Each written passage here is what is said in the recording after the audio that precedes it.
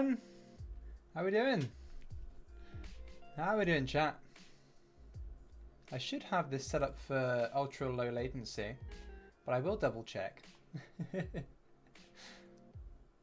Let's have a little look. I should have probably checked this before I started the stream.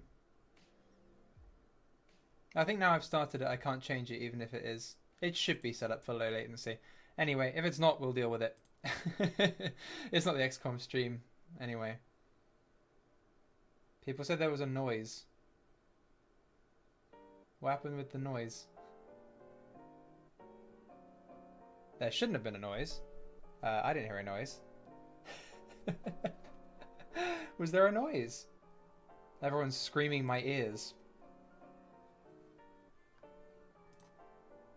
I'll turn the weird lo-fi music off for a minute. Did not sound normal. The music was so loud, the real intro was so loud. That's strange. Okay, it shouldn't have had sound. I will check that before it plays again. Volume 0. Well, that didn't work, did it?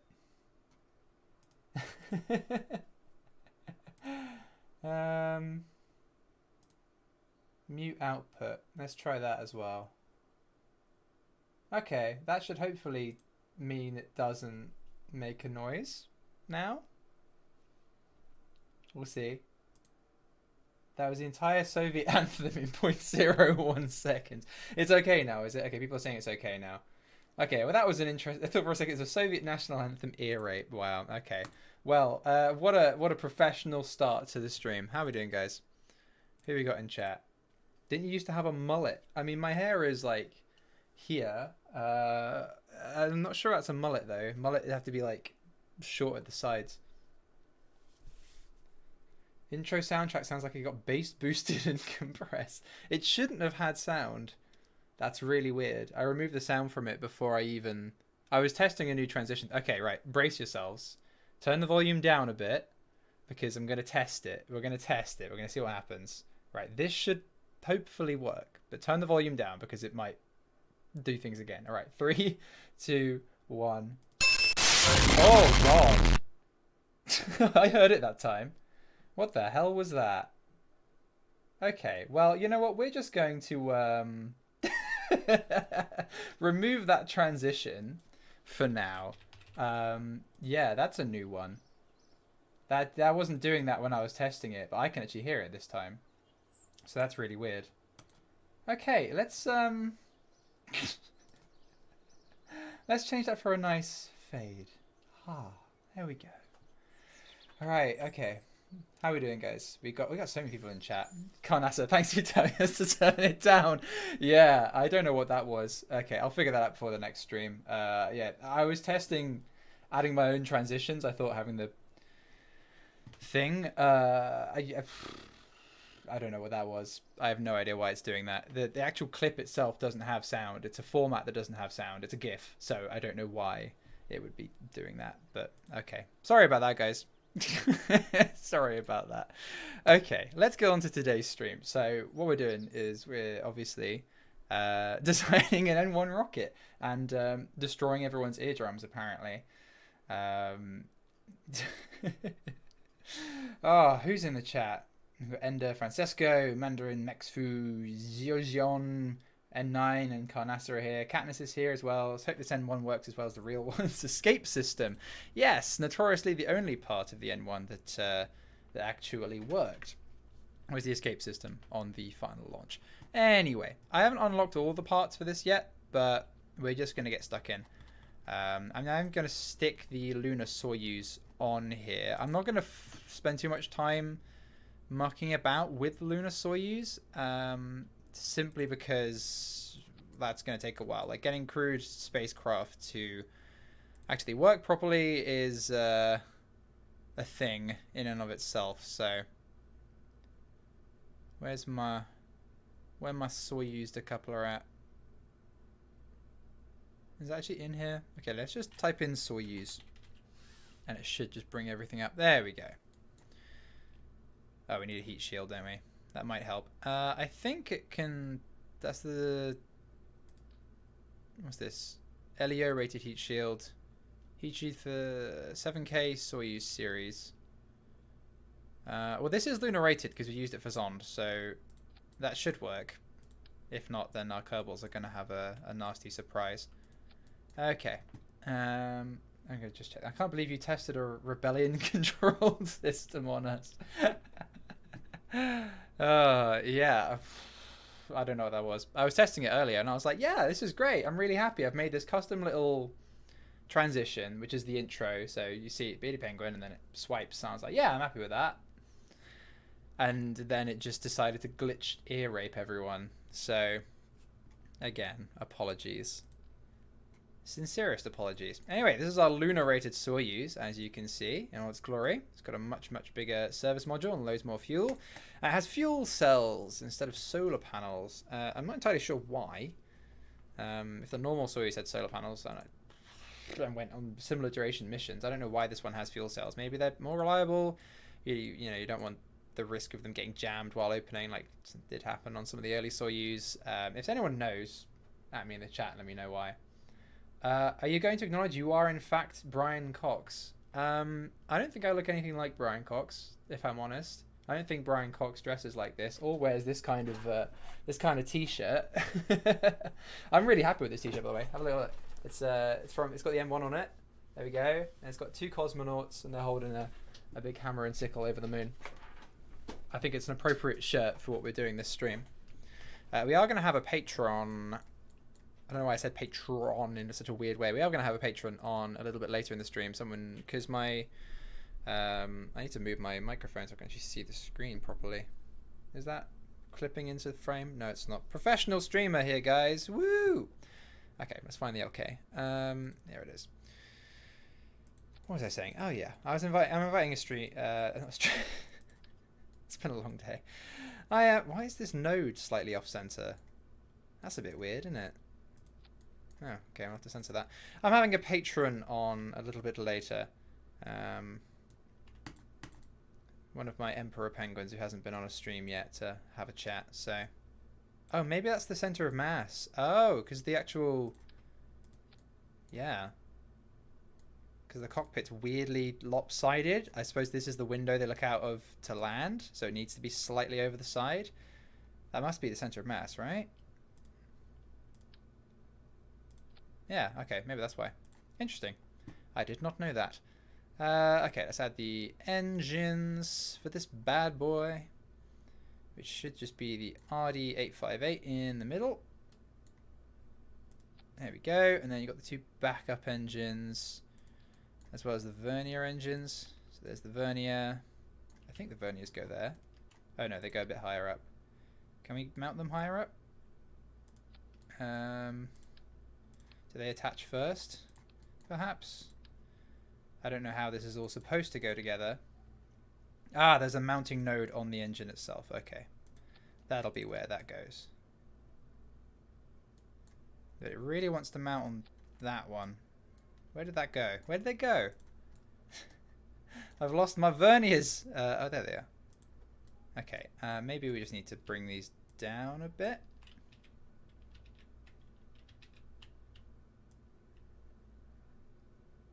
There we go. That works. Okay, and then we have the backup engines on the side, which is the 859. Wow, these really want to attach to the bottom of the engine, don't they? I feel like this is the node that... Okay, maybe there's an order you have to attach this stuff in, because maybe this one goes on like that. And then this one... Aha! There we go. You have to attach them one at a time. Okay, for the nodes to stack properly. Okie dokie. N9 is spying. To be fair, I didn't watch N1. N1? We're ordering an N1. That's going to get confusing.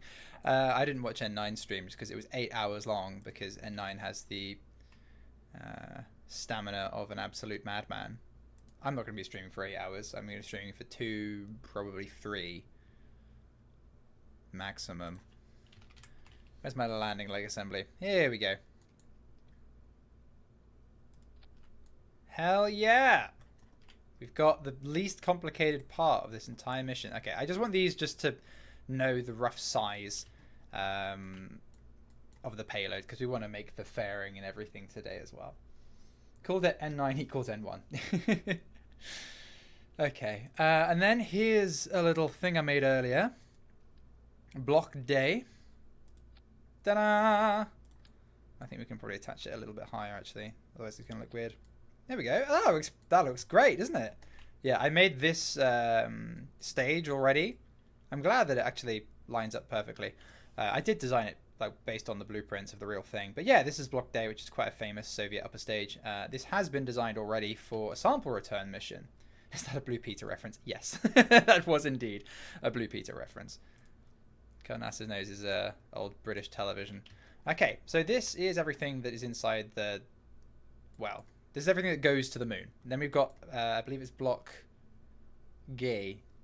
I know people are immediately going to make jokes. Ah, Beardy's Block Gay. I've still got my nails like rainbow because I went to Pride yesterday. I don't know if it shows quite on the color balance of this stream, but yeah, we've got red, orange, yellow, green, and blue. Anyway, Southampton Pride was yesterday. For some reason, it's not in Pride Month anymore. I think because COVID, it got offset and they've just decided to keep it a yearly thing. I don't know. Don't ask me. I only work here. Okay. Fuel tanks wise, so we are going to use the prefab ones just because they look cool. But I had a little chat with N9 because they do cost a bit of money to build, but you don't have any tooling costs, and it costs basically nothing to buy them. But to tool tanks of this diameter would cost a lot. So what I'm going to do is I'm going to buy the tooling for large spherical, all the different spherical tank diameters that are in the N1 in conventional structure aluminium tanks, which is what these are made of. They're separate structures. You see, you've got the fuel tank and then you've got the outer skin. So I'm going to pay for the tooling for those tanks. I'm just going to use these big, there we go, radial. No, we went inline. There we go. Spherical conventional structure tanks. And just pay for the tooling, even though we're using these prefab tanks. Words. How do they work? Yeah, because we thought that would be fair. Because N9 had to spend, what, 750,000 funds tooling his. So yeah. So we've got Block V, B, and A. A, B, V. But we don't have Block G. So we're going to have to build that. Okay. Let's have a little look-see. My headcanon is that the Peter Kerman that N9 started FAQ with is the same Peter Kerman as Beardy's Endurance/Beyond Kerbal and got to for all Kerbalkind via precursor shenanigans. Peter in Beyond Kerbal was actually named after Tape Gaming. That's Tape's real name. I mean, that's how he came up with Tape. His name is Peter Taylor and he reversed P-E-T-A. Reversed that. He was pretty open about that. But yeah, he was actually named after Tape Gaming. Back in the day, just FYI. Anyway, let's have a look at the M1's stages. I need to bring up the M1 rocket blueprint because I've completely forgotten what engines it uses. Again, professional streamer. M1 rocket. No, I don't want the blueprint. I want the engines it used. Gimme. Okay, here we go. Abe Gay, here we go. NK19 was what it used. Okay. And this one...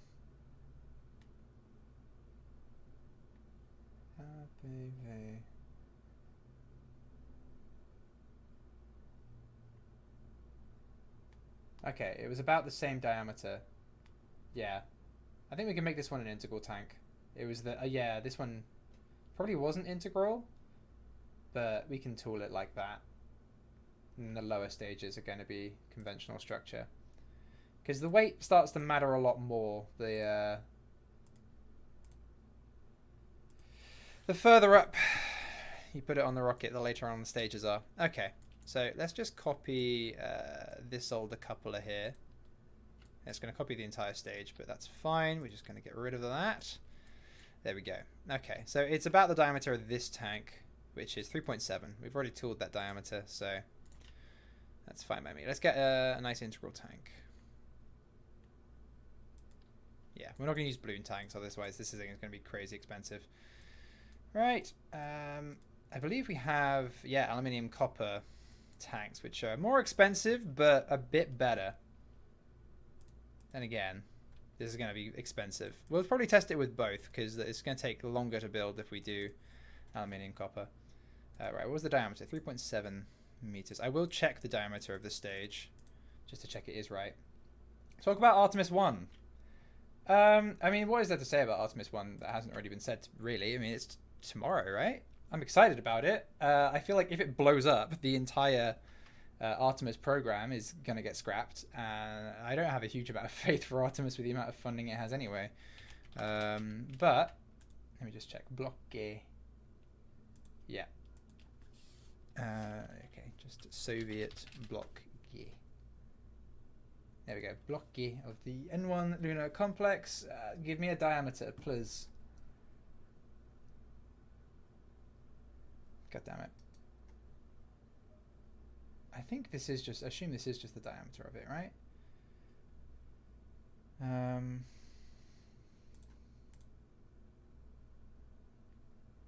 It's the same diameter as block day, it seems. So I've got the burn time, so yeah, we'll figure it out. If anyone else can, yeah, because it's got diameters and everything of other stuff on here, but it doesn't have anything else. But we've got the burn time in the engine, so we can figure it out that way. Yeah, I'm excited to see the SLS go up, but I don't think it's a rocket with much future. People are saying, oh, Starship's going to make it obsolete in like 2 years, and I don't think Starship is going to be like human rated for quite a while, honestly. I think it's going to take longer than people seem to think it will. But I think it will get there. But yeah, the SLS is not a sustainable rocket. What is it, like 2.5 billion per launch? Like, it's crazy.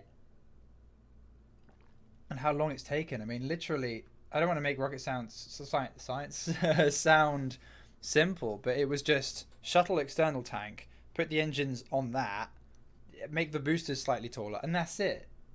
You know, and it took them over a decade to do, you know, and it's just everything that's wrong with NASA's old contracting model.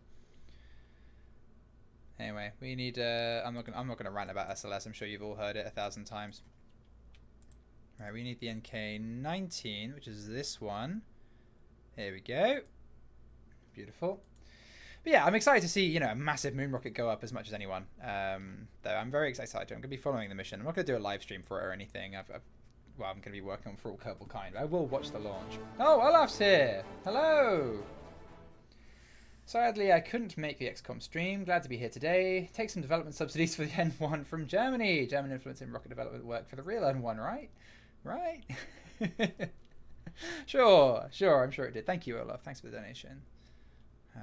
Really appreciated. Right. We want. There's so many engines on this already.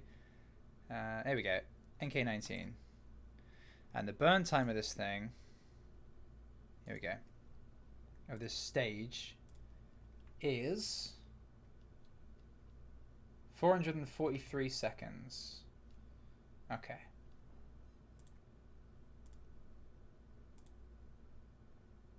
People saying it's not the shuttle external tank, it's a complete redesign. Yeah, okay. It's a big fuel tank. I don't see how it takes 11 years and however many billions of dollars to make a big fuel tank. I'm sorry. It just doesn't. The cost plus contracting means it earns Boeing more to run over budget. Well, it gets them more money to go over budget and go over time, and there's no penalties for it. So they do intentionally. Like they could have done it on time, but they didn't because it makes them more money under the old contracting system. Under the new contracting systems, they can't get away with it anymore. But under the original SLS contract, the development contract, they could. It's as simple as, unfortunately. Right. What did I say the burn time was? I started ranting about Artemis again. 443 seconds. I wish this was in seconds instead of minutes and seconds. It means you have to do maths. I can't. I'm too tired to do to do mental maths. Not that I'm really any good at it anyway. People assume because I'm an engineer that I'm actually good at mental maths. No, I really struggled with maths in school.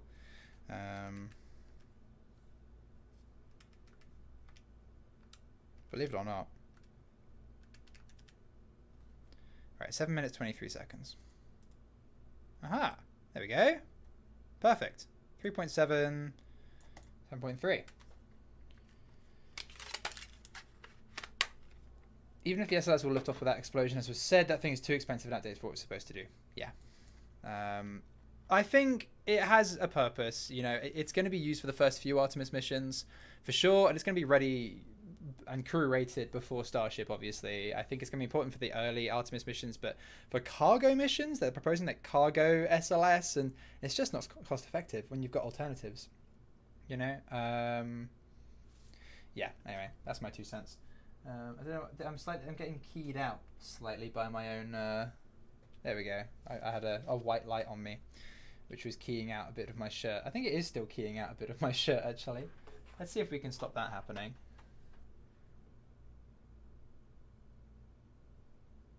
Is that better? That was keying out my my chair. It doesn't need to key out my chair. I'm just messing around with my green screen right now.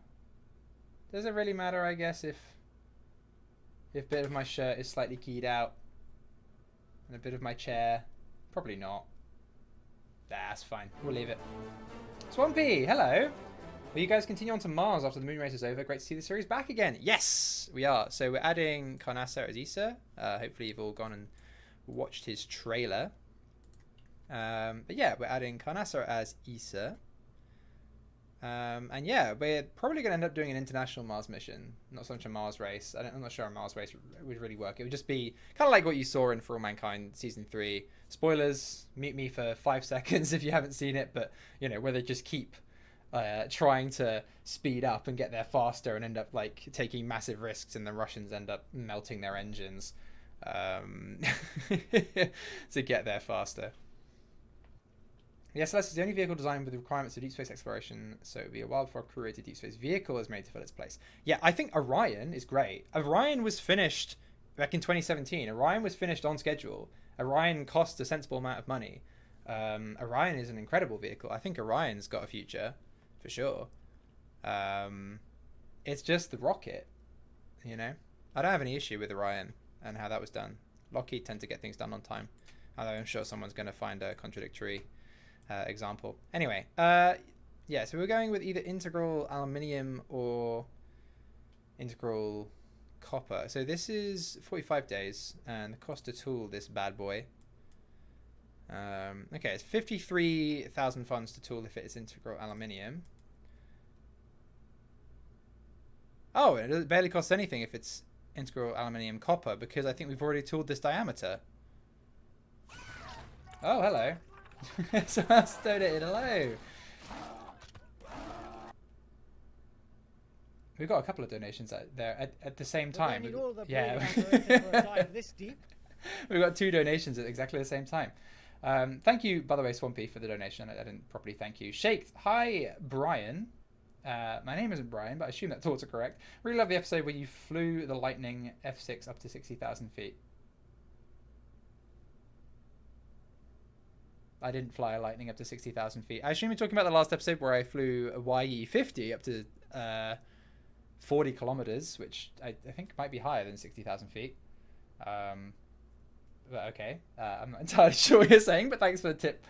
Shake, are you going to build a bus so your Kerbals can wee on the tire for luck before launch? Thanks for the donation, Paul. Also a donator on my XCOM streams. That's a little bit of superstition.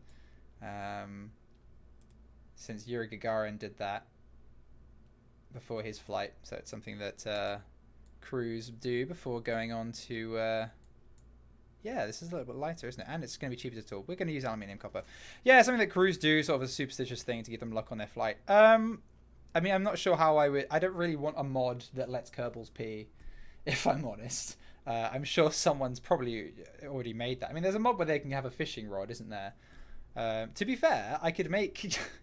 all you would actually need to do is model like the stream, right? And you could use Kerbal attachment system and equip it and shift the position where it equips, and you could have a stream appear. I can already imagine how it could be done, but no. I'm not doing that.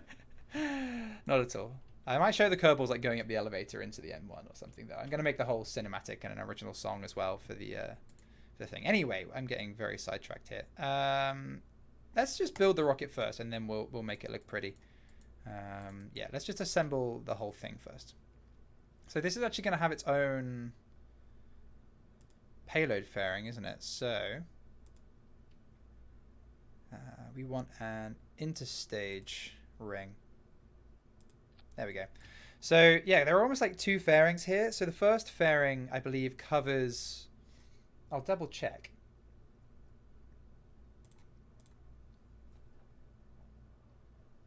Okay, actually it just... maybe there isn't another fairing.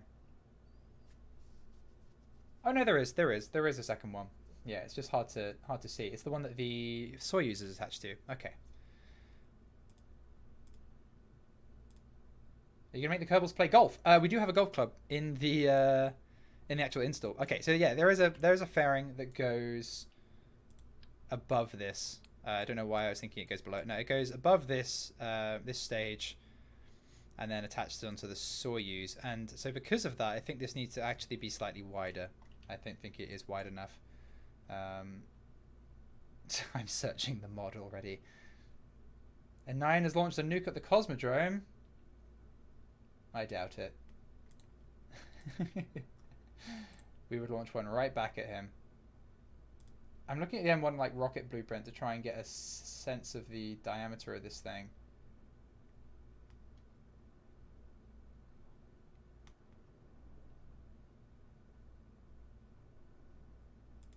I want to get this as accurate as possible. Okay. Yeah, this needs to be a bit wider. Actually, yeah, we don't need this decoupler. The fairing actually goes on here. Okay. So it's going to need to go out here and then into the Soyuz here. It covers these two. I believe it deploys after the translunar injection. I'm going to imagine if N9 just nukes Beardy and the series ends. I'm just going to double check. I remember Kevin Gustafsson did a video where he made an N1 on YouTube. Great video. I'm just going to quickly check that and his staging. Oh, there we go. Let's mute that. Okay, so he's got the...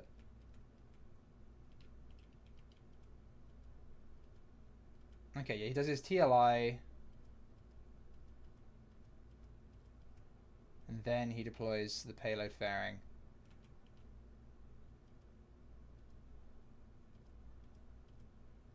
Exposes the LK and the block G. Okay, yeah, so it is the TLI stage. Don't mind me, just copying other YouTubers for my inspiration. Well, something goes terribly wrong in the mission. Will that be present in the music video? So I'm going to do what I did on the Sever lunar mission. I'm going to stream the mission live. And then I'll go back and make a cinematic. So I'll do what I did with the lunar orbit mission. So if something goes wrong, the cinematic mission is going to be the first mission that doesn't go wrong. Otherwise that would be a bit bad. The nuke disintegrates due to Soviet anthem ear rape. Hello, I'm from Russia. You make great videos. Thank you very much. You're one of my favorite foreign YouTubers. Thank you. Thank you very much. I'm glad that I do pull in an international audience, actually. What's your favourite For All Mankind song? Mine is Black Hole Sun. I love Black Hole Sun, but for me, it would probably still have to be Everybody Wants to Rule the World. That's why we covered it, because it's so good. Anyway, I'm going to bring on my patron for this evening, because they've got plans this evening. So I'm going to bring them on. And I'm going to chat to them, so hopefully I stop getting distracted by chat and they can interact with the chat for a little bit. Anyway, let's give them a little ring and let's have a little chat with NX74656. Bring, bring.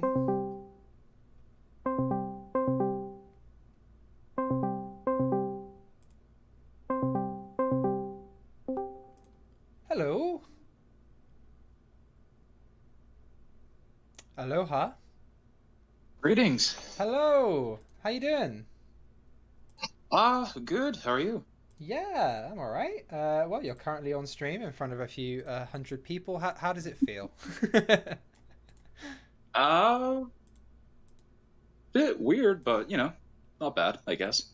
Oh my God! Sorry, I just saw the tooling cost of this fuel tank, 131,000 funds.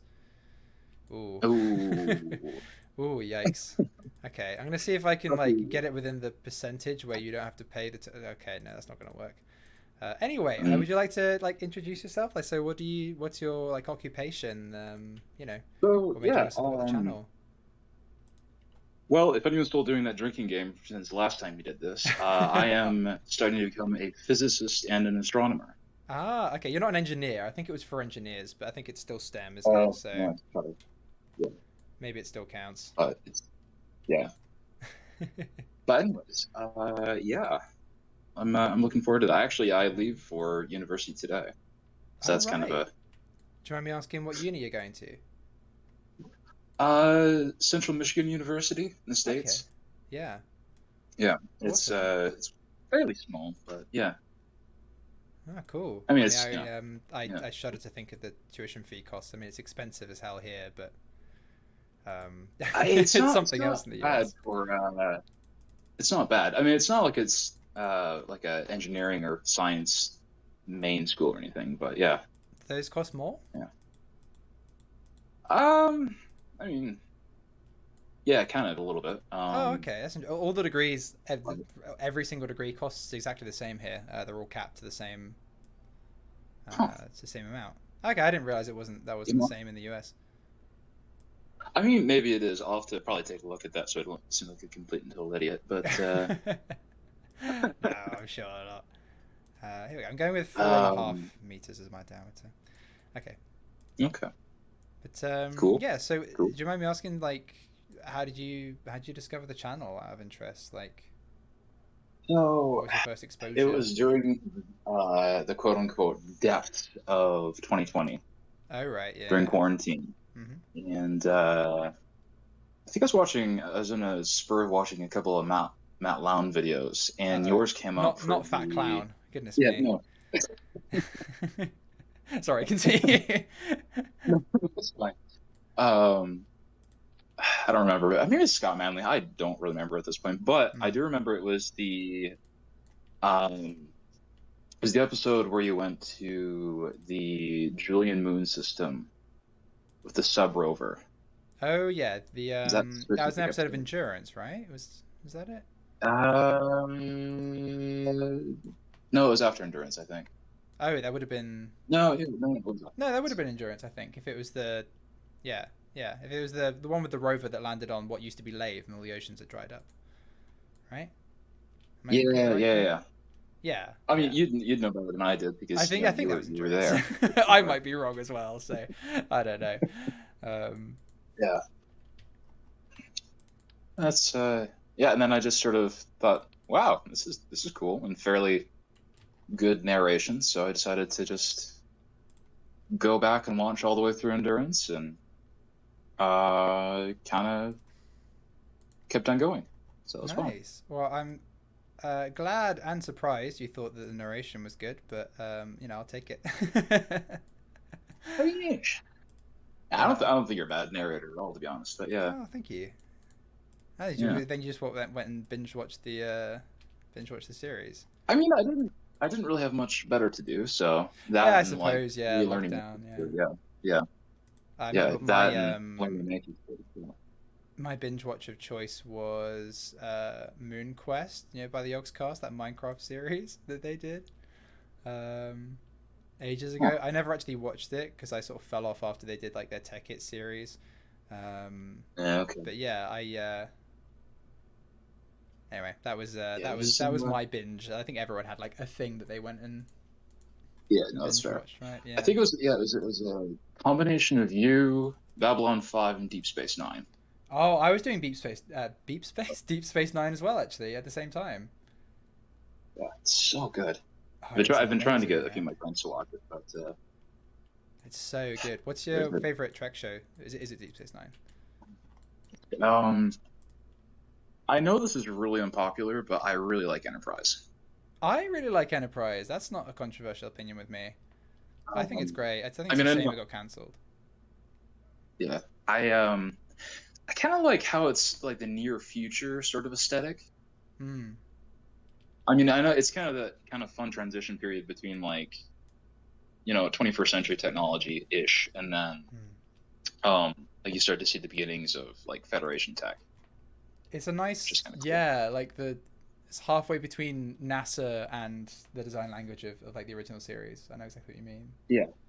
Yeah. Like every once in a while you'll see them, I don't know, using like an actual wrench on something, and then you'll just hear like a beep from like the original series, and it's just kind of like, okay, I'm done. Like I'm happy. But yeah, probably also Voyager as well. But I'm not as keen on yeah, Voyager. I think for me, the rebooted Battlestar Galactica was like what Voyager should have been, or like the Enterprise Hey, that's season fair. 3. You know, where they were stuck in the Delphic Expanse, like that to Oh, me you was mean what like you Voyager want to should have get been. more like customization to the ship and whatnot? Yeah, it was just the fact that they were stuck. Like the whole Yeah, premise of the show is they're stuck in the Delta Quadrant, right? Like yeah, thousands of yeah. light years away from home, and yet the ship is like looks pristine every episode, and they don't like keep the damage episode to episode. Whereas in Enterprise, there's an entire episode just Yeah, about no, that's true. repairing the damage they had from the previous episode, which I think is like one of the best episodes of the series. Um, Well, I've been thinking about that actually, and I was thinking about replicator technology hmm. being a possible explanation, and I just like guess the sheer so, level of the. but I mean, again, like the Equinox had replicators, and that didn't work so well for well, them. So well, to be fair, they did kind of have a rougher time of it than the Enterprise, than Voyager, goodness. But no, that is a good point though. Hmm. Yeah, no, that is a really good point. yeah, that was my only issue with Voyager really, but yeah, I think it's Yeah, like no, it's great as comfort food, but I can't really binge yeah, it. no, it's the mac and cheese of Star Trek. Yeah, exactly. In the same way that like Next Gen is, it was just kind of like Next Gen light, you know, Yeah, in my yeah. opinion. Um, Yeah. I should go to next gen right now. Actually, it's pretty. It's a lot. I always kind of remember Picard as a little bit of a wet blanket, but yeah, I but think it's gotten a lot better yeah, the as I've first two rewatched it. seasons are a bit rough, but then Yeah, huh, um, after that, it's pretty great in my opinion. yeah. Um, No, I agree. I Oh, have you guess if taken a look at?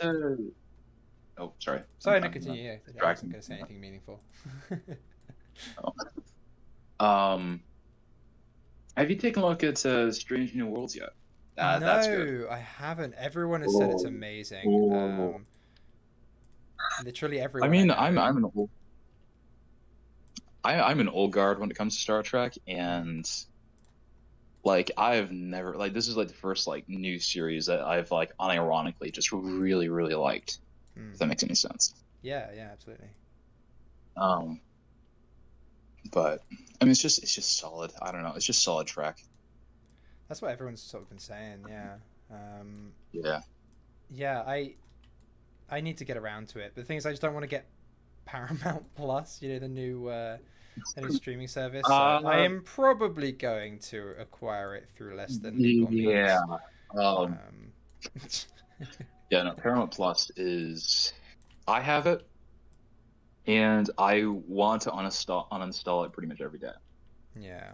because it's just crap. But I mean, it's not bad, but it's just if the interface was just less from the 90s. But Hmm. I don't know. But let's see here. Did you have any like Is there anything else? huh?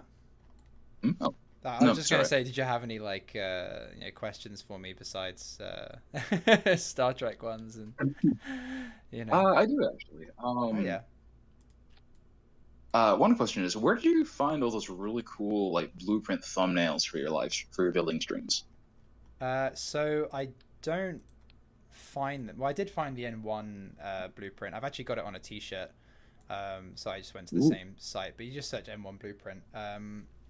But for the ones that I make myself, I literally just drag Ooh. like a craft into GIMP, which is like free Photoshop. It's the image editor I use.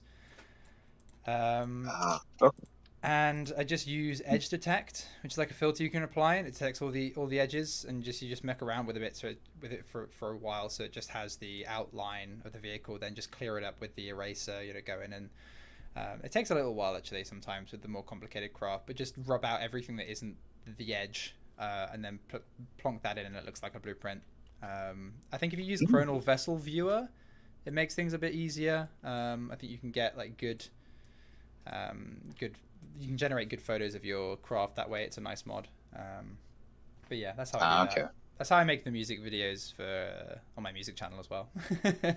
Well, I mean, there's a bit more to it, but that's how I get the outlines. Yeah. No, no, they're pretty solid. Have you seen the music videos and stuff? Yeah, no, I have. Okay. Yeah, they're really good. I really like the one with the Clark, and that rendition of Saturn is really cool. Oh, thanks, man. Yeah, I put a lot of time into that. Yeah. It's pretty cool. Yeah. Yeah. I need NK15Vs for this stage, so I'm just like, there we go, NK15V. Each stage uses a different engine. Okay. For some reason, my keyboard hotkeys for symmetry and everything aren't working, but yeah, I think these might need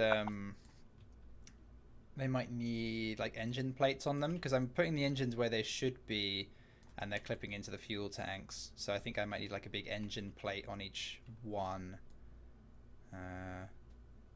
or some kind of fairing that just extends it a bit further, because at the moment, otherwise the engines are. Yeah, you're not supposed to be able to see the engines through the interstage, the coupler. But yeah, having massive parts that are pre-generated for this does certainly make building this accurately a lot easier. True, yeah. What's the mass of this thing already? Cool. Oh, it hasn't been fueled yet. Okay, I was going to say 200 tons for the N1. That's a bit light. I haven't fueled it yet. Okay. That it is, yeah. But yeah, the music videos. I was really proud of the Clark one actually, because I was happy with the. I was really embarrassingly proud of like the engine lighting at the climax of the song, and then turning off again. I was happy with that. It took a little while to write the code in Fusion, which is like a node-based After Effects thing. It's part of DaVinci Resolve, which is the editing software I use to get like the particle effects thing down. But once I did, it's relatively easy to plug new images into it. So I just thought it looked kind of arty, and that's what I've just gone for with my my music videos. They look excellent. Yeah. I thought it looked interesting at least, and now I can relatively low effort just plug new images in, so generate new music videos. Yeah, well, all right. That was the sort of reasoning behind it. I was like, I want to do something arty, but something that's easy to then just generate new videos without much effort. Yeah. That makes sense. Right, first stage is 30 NK15s. I think it's 6 in the middle and then 24 on the outside, I want to say. I think that's how it works. I've got a Lego model of the N1 behind me, but now I've set up a fancy blue screen. People can't actually see it while I'm streaming. But I did do a video. 30 was it? You said 33 engines in the first stage? That's 30 engines. I think it's 24 around the outside and then 6 in the middle. Jeez. So there we go. Maximum symmetry should be 30. Save. Giant traffic cone. It's not letting me raise the symmetry count higher for some reason. Huh. I'm going into settings.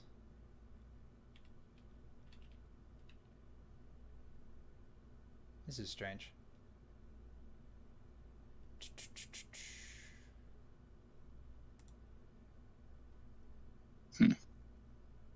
No offset limit, fine adjust enabled, angle snap.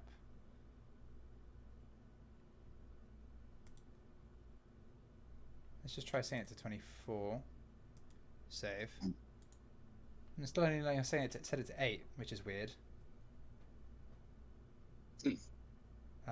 Yeah, it's just editor extensions I'm trying to work with here, but for some reason it's not working properly. Use the stock symmetry cheat thing. Yeah, I don't really want to use glitches. This is supposed to just let me up the symmetry, but it's not working. And I don't know why. And also I've noticed that I think half of my eyes are getting chroma keyed out right now, which is a bit weird. Indeed. I've been meaning to ask you, what did you think of Project Hail Mary? Yeah. So wait, sorry. Let me just fix my chroma keying right now because for some reason it's having an aneurysm. Yeah, no worries. I think it's the color of the screen. Actually, I think it is the color of the screen. That's it's because I turned down the brightness. That should hopefully fix it. Okay, but I might need to just mess with this a tiny little bit. You just got to. You can only really do this on stream. I tried to do it beforehand, but then when you're opening different programs, it changes the color of your screen, and then yeah, that's going a bit too. I don't have any trains. Oh, someone donated. Hello. Olaf. If you look up and slightly to your left at the perfect angle, the green screen catches your eyes and makes them light up and sparkle. Just saying. I'm not sure if that's a bad thing or not, but anyway, we're going to turn this down to 650. There we go. That's better. That's better. That's a lot better. Okay, it was just a bit too high. I think that's fine. Yeah, okay, sorry.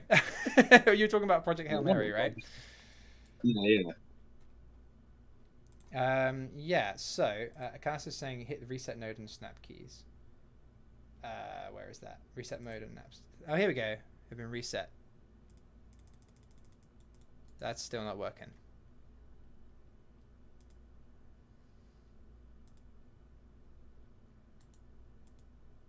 Still not working. That button fixes everything with the EX like most of the time.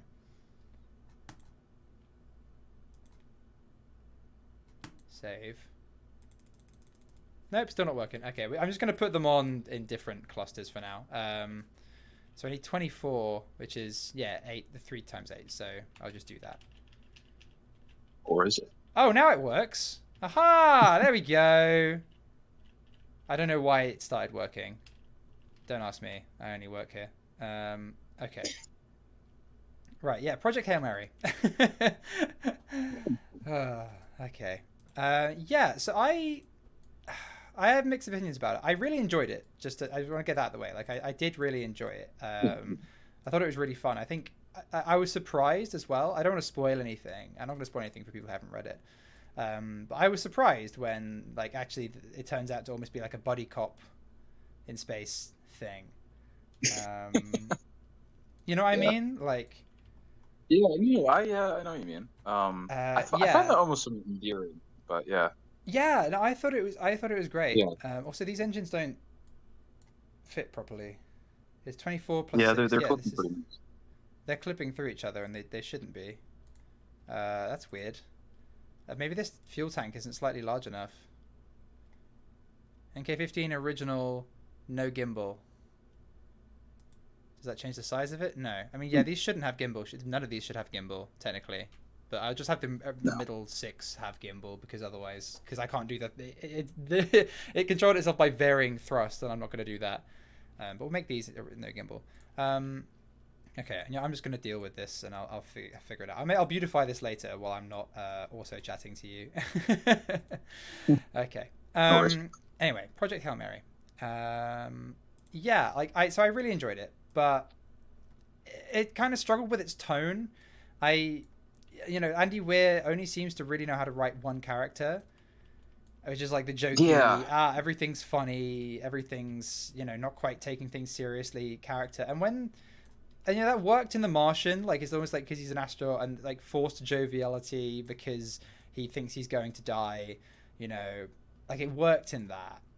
But it just didn't work for me in Project Hail Mary. It just felt jarring, like the world is ending and he's just like cracking jokes at things and being a bit of a weirdo. I don't know. I think there Yeah, was a I know. weird, conflict of tone there, and the pacing was a bit strange. I know it had the amnesia thing, plot point, which I did Yeah. like. I liked the twist with regard to that. That was. Um, Yeah. I quite enjoyed that. I thought Oh the twist was cool.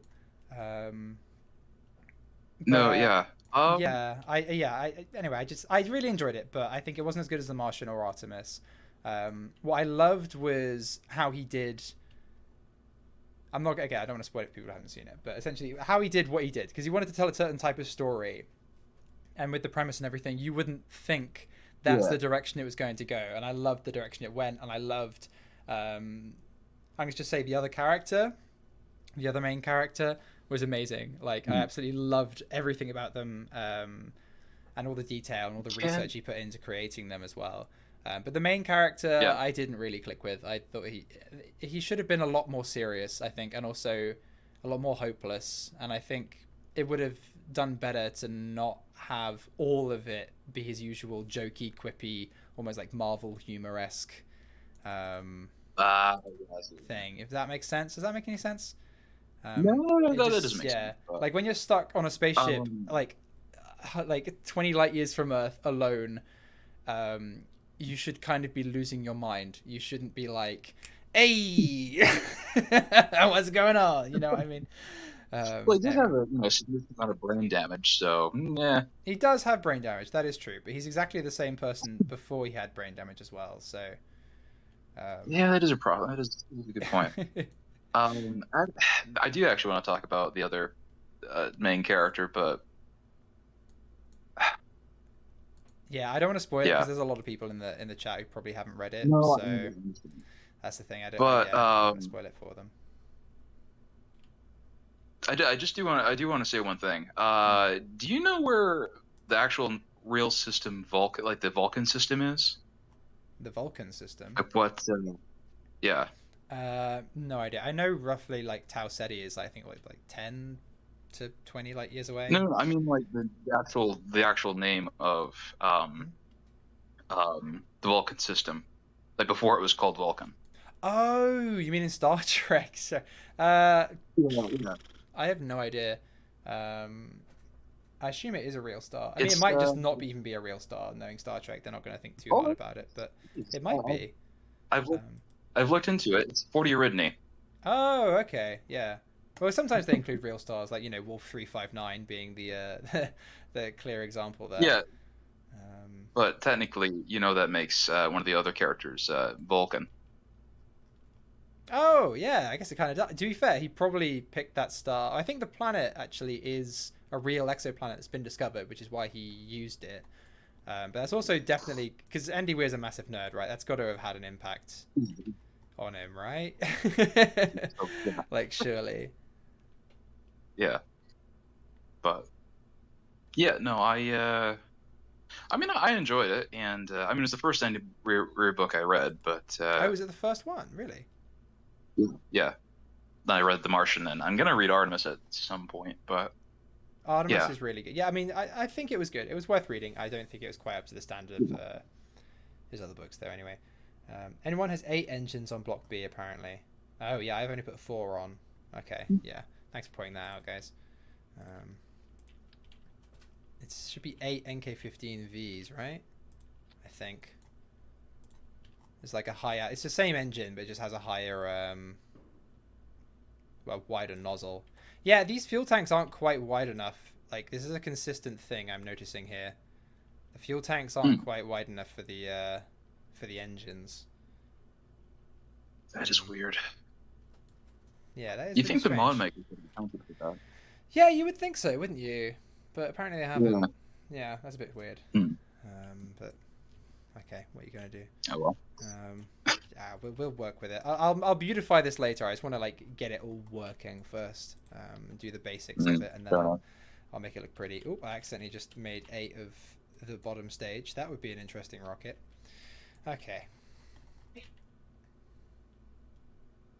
Very interesting. I think we have all the engines.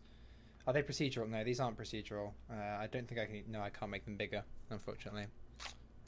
I'll work it out. I think adding an engine, like I think fairing, some kind of fairing attached to these, which just extends it out a little bit wider, will probably work on each stage. I could always just go and manually scale up the parts a tiny little bit. That would work, but we'll see. Fair enough. But anyway, yeah, that's my opinion on Project Hail Mary. I enjoyed it, but I think he could have done better. I think he should have written a different kind of character. I think maybe he got a bit of pushback for having a different kind of character in Artemis, so he just wrote Mark Watney again. That was my issue with it. I think if it had taken some things a little more seriously, I think the joviality with the other main character is fun. But when he's alone and like a lot of things going wrong and the fate of the world's hanging in the balance and he's just cracking jokes at stuff, it didn't really work for me. But yeah, a good book though. Good book. I mean, he could have done better for Andy Weir's standards. It's still a great book. Yeah. All right. Do you want to ask me anything else? Because I'm going to need to go for a break probably in the next 10 minutes or so. So, have you ever considered scuba diving? I have been scuba diving. You have? Yeah. So I've been a few times in Tenerife because they've got a bay where all the turtles go swimming, and it's less than 10 meters deep, so you don't need a PADI license or anything. Oh, wow.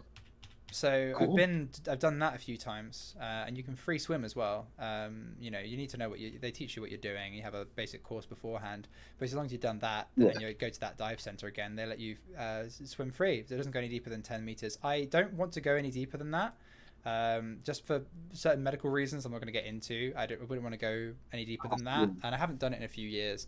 I did enjoy it quite a bit, but I'm not interested in going deeper potentially because it could kill me, and it would also freak me out a little bit. I think I'm slightly claustrophobic, and something about going deep underwater does slightly freak me out. So I enjoyed shallow scuba diving, but I wouldn't want to. I enjoyed like cuddling turtles, which are they're really, really friendly, and they love the bubbles and everything. That was a lot of fun. It is some fun. But why'd you ask? Are you into scuba diving? Or? Yeah, well, actually, I got my full certification here last year. Oh, no way. And I've been going on wreck dives up in. Well, anyways, I live in Michigan, and it's the giant mitten-shaped state. Yeah. Sort of towards the middle. Yeah, with all the lakes and. There's a ton of wrecks through sort of the northern tip of the state, and I've been this summer and last summer I've been going with my dad and my friend of mine, and it's been really fun. Nice, yeah, but it is fun, yeah, as I said, but it's wait a second, what have I done here? To be fair, if you do want to see the big, I mean, there are a few things like in. Wait, how deep is 10 meters? 30 feet ish. Good question. Well asked. I think about 30 feet. Yeah, about 30 feet. I don't think in freedom units. No. Sorry about that. No, it's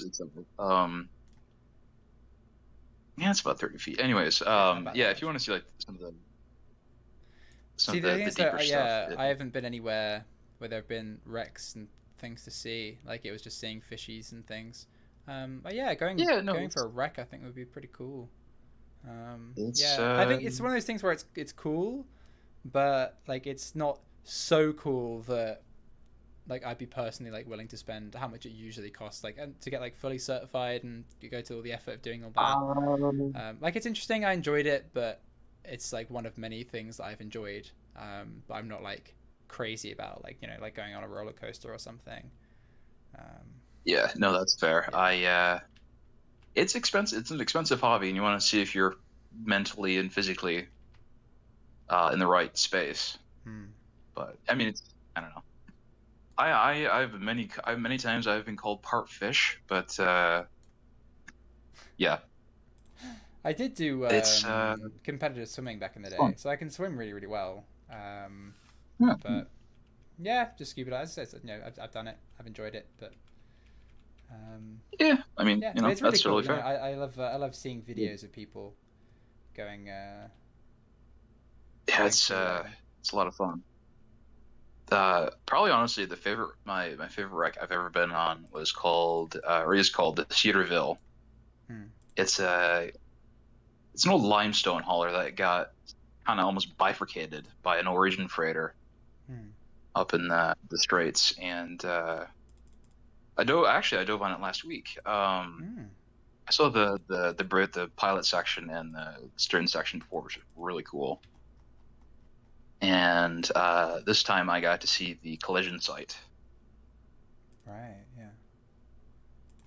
which I mean, you really don't understand like the force, like you don't fully understand like what that sort of force requires to just Yeah.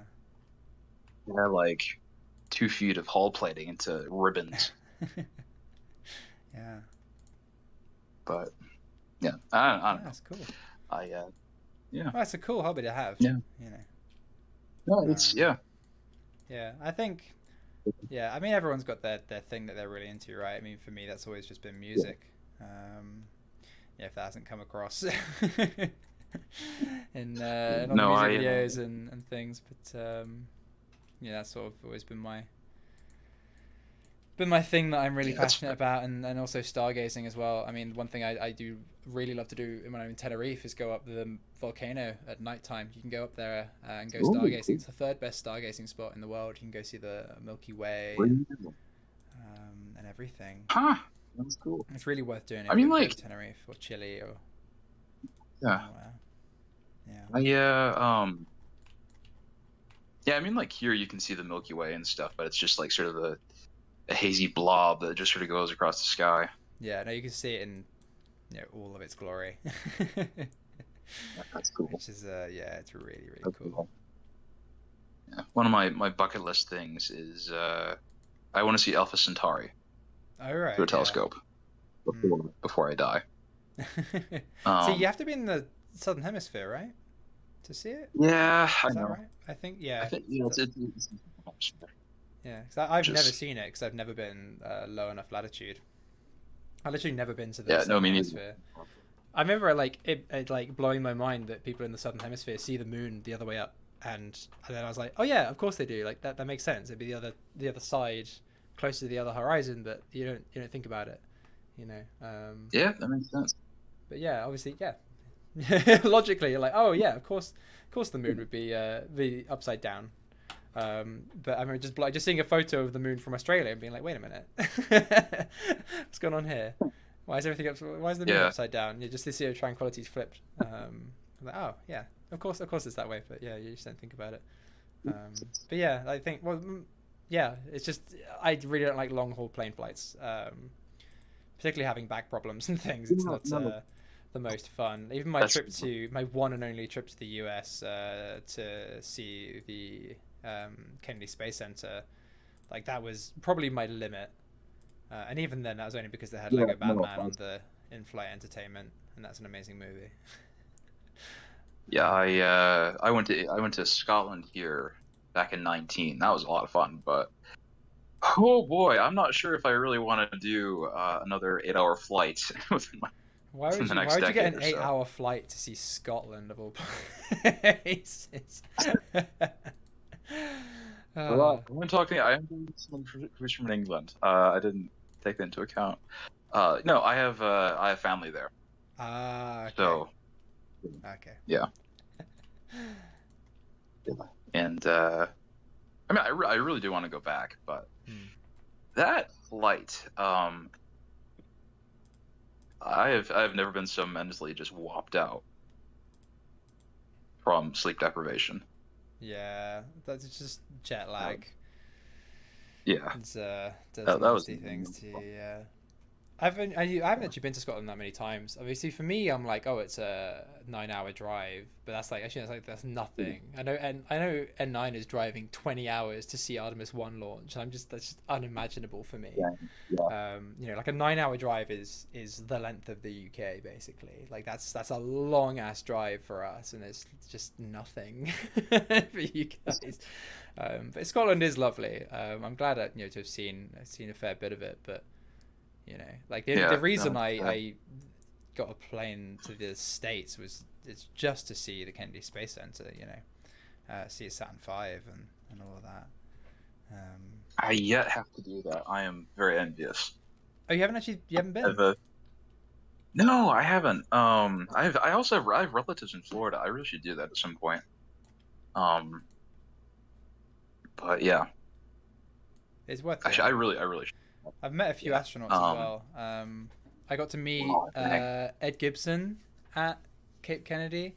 I've met Chris Hadfield as well, and I met one more guy who was he was a British American astronaut who was on Mir when it got hit by a Progress resupply vessel, which is a pretty cool story. But so I've met three. But yeah, Ed Gibson, he was on Skylab. He was on the Skylab mission that supposedly mutinied. So I asked him, and I was like, "Hey, is it true that there was a mutiny on Skylab?" And and I was the last question of the evening. It had been like loads of kids asking, "Oh, how do you like poo in space or whatever?" And then I'm just at the end like, "Is it true that you mutinied?" And he like started laughing, and he was like, "Yeah, I think the term these days is fake news."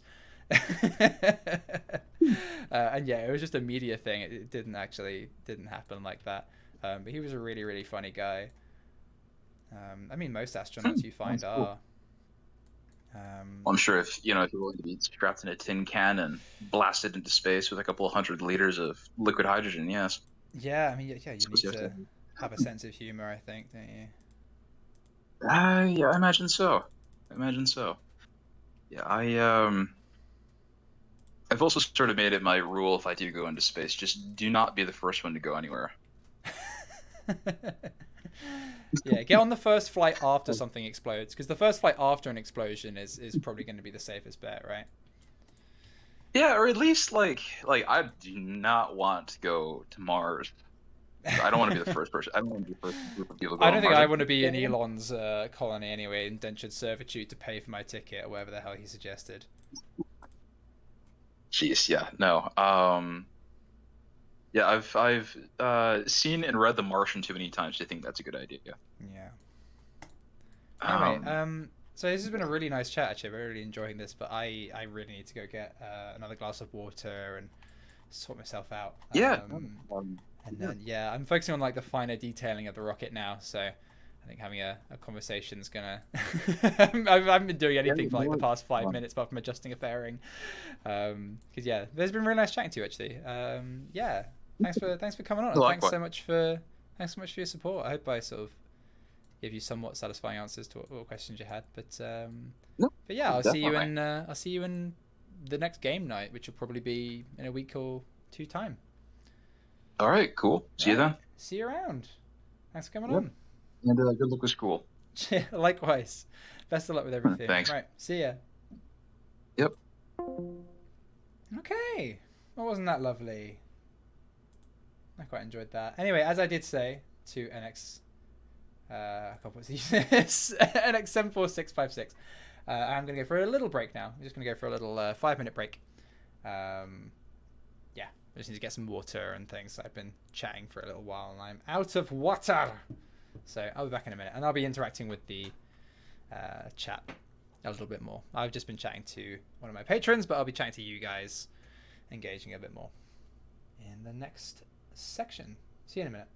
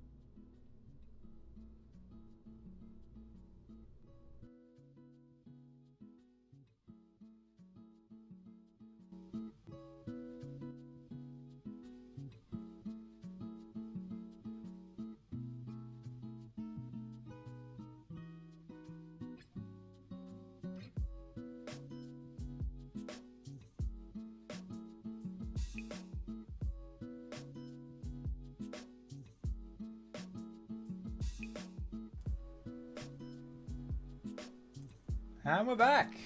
And my microphone is slightly in frame. There we go. That's fixed. How we doing, chat? How we doing? I hoped for an ear rape transition. I'm going to turn this music down a little bit. I just turned on some lo-fi music. Can you guys hear that okay? Hopefully you can hear that. Can you hear the lo-fi? Should be able to hear some lo-fi beats. People are talking about weird things in chat. They're all shouting sus for some reason. Right, I need to make this goddamn fairing sort of stay at the same width to here and then go in. I think the way to do that is actually with a conic one. Like so. Okay. Is the shape in... Oh, here we go. No, this is the size, height. Auto shape.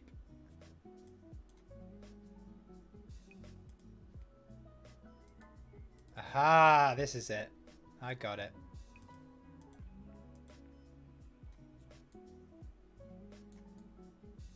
Okay, and then the leg still sticks out. Irritatingly.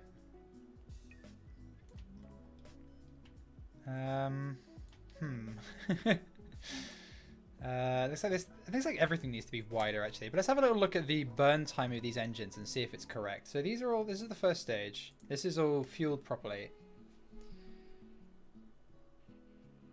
You can hear the music. I turned it down a bit. I might turn it up a bit. There we go. Let's try that. Let's try that. That's a little bit quieter. Okay. What was I doing? Also, you can see a tiny bit of my blue screen for some reason. Let's fix that. Be fixed, dang it. Has that fixed it? That's lighting me up now. Ah, pro streamer. Hell yeah. You see, I haven't quite got this whole streaming malarkey down yet. Okay, there we go. That worked. Okay. What was I doing? Oh yeah, I was going to check burn times on this damn thing. So yeah, let's check the thrust away and everything, the burn times, and check that these fuel tanks are actually the correct scale.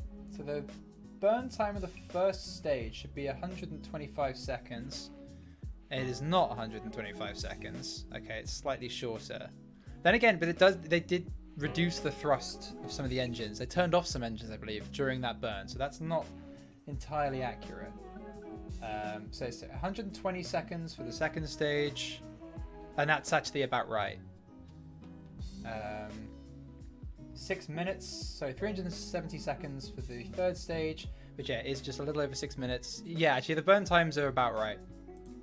The burn times are correct. Okay, so they have enough fuel in them. They're just slightly weirdly scaled. So we're going to put some engine plates on this damn thing and make it look prettier, but first let's sort out these diameters. Because it's looking a bit weird. Okay. So this needs to be a little bit wider. Do you know about Mac Rabiz, the artist does amazing hard sci-fi air? I have no idea who that is. Put an engine plate to make it cleaner. Yeah, I am going to do an engine plate. Mic muted. I don't think my mic's muted. Can people hear me? Really need an engine plate. Yeah, I know. I need engine plates. I'm doing an engine plate. Chill. I was checking burn times and things first. But I'm going to fix these. I'm going to work my way down from the top. At the moment, this bit all looks fine. This bit, not so much. Does not look fine. Also, I've decided we're actually going to do an interstage payload fairing to the launch escape system up here. I'm going to do it a bit differently. I've just got a YouTube-friendly lo-fi playlist on right now, but if the music's terrible and anyone can recommend a better playlist which is copyright free, then I'll use that. Anyway, let's have this interstage ring here. There we go. What was the width of this one? 4.3 meters. Right, let's make this one, oh, not 9 meters. Make it a comfortable 5 meters. We can't hear you. Oh, okay. People are taking the piss. Okay. They can hear me. The mic's fine. People are just annoying, as usual. So people are like, Beardy, Solar Storm, ah, when I was doing my lunar mission, just to try and annoy me. We heard you list your favorite slurs. I'm sorry. I can't hear the music at all, so no worries there. How's that? You hear that? You should be able to hear that. I'll turn it down a bit. Music's overpowering your voice. Okay, and now I'm getting mixed messages. Okay, I'm just gonna leave it there. It's gonna stay there. Those are the audio levels we're going with because people are taking the piss. Solar Storm in VAB.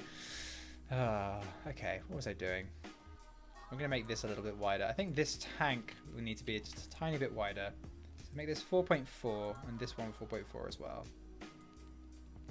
Oh, the base is already larger than the fuel tank. Okay, well, let's make this one 4.5. And then this one...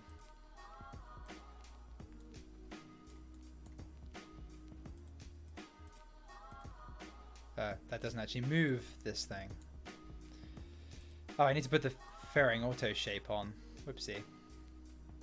That'll be why. Okay, put this 4.5 and let's see what that does.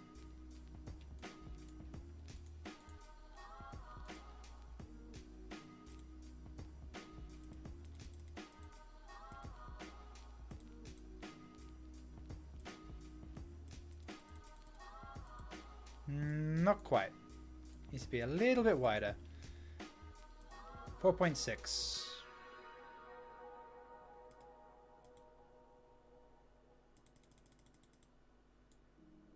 Still not quite.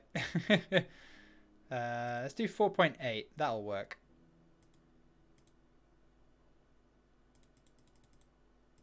Oh, come on. Is that still clipping?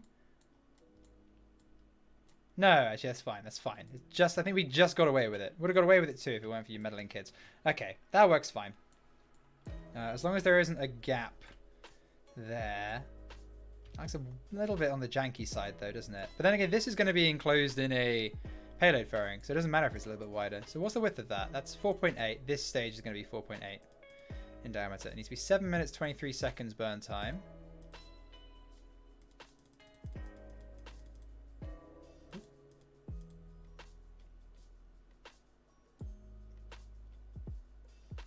Solar Storm under your chair, Beardy. Oh no. N9 warheads are rapidly approaching your location. I like using Everyday Astronauts catalog for my KSP streams. That's a good idea. Is Everyday Astronauts stuff copyright free? Let me check. Because that's a really good soundtrack. I've got caps lock on. Everyday Astronaut. I just got the first results. Are Everyday Loans legit? Are Everyday Astronaut songs copyright free?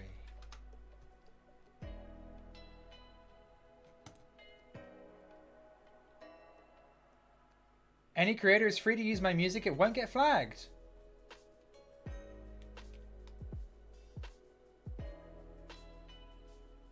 Awesome. You are correct. I can use Everyday Astronauts music. There's no copyright on the state anthem of the Soviet Union. Yeah, let's not have that in the background. Everyday Astronaut. Yeah. Let's put Everyday Astronauts music on. Is there a good tutorial for RP1RO? There are two good tutorials. Well, there's the RO Wiki, which is the first stop, and then Karnas's made loads of really good ones. Okay, there we go. We're Everyday Astronauts music, which is very quietly on in the background, just to have something. Okie dokie. Right. Continuing on.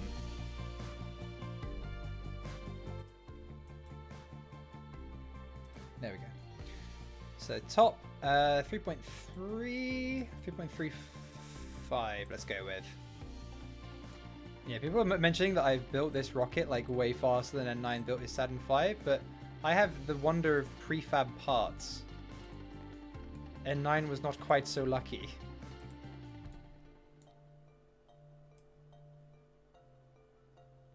He had to do all his stuff from scratch, decals and everything. I think the N1 would have been harder than the Saturn V if I hadn't had all these very well modelled, if possibly slightly the wrong scale, prefab parts to work with.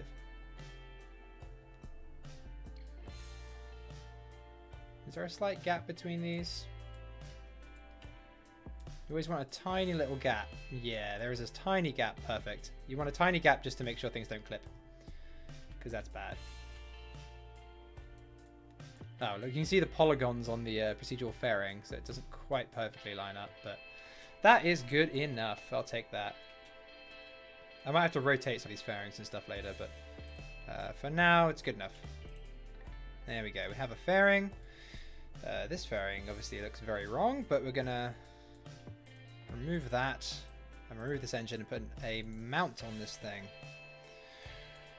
Let's remove the payload fairing for now so we can have a little look at this stage. So what does this stage actually look like? Let's have a look.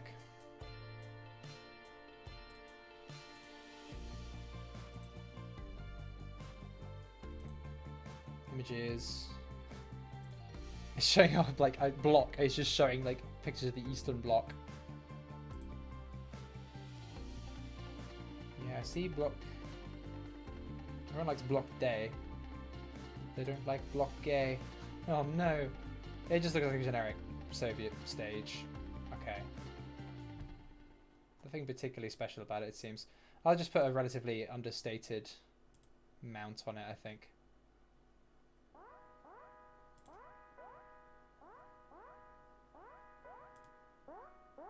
Okay. Warsaw Pact stage. Yeah, maybe not. Okay. What am I doing with my life?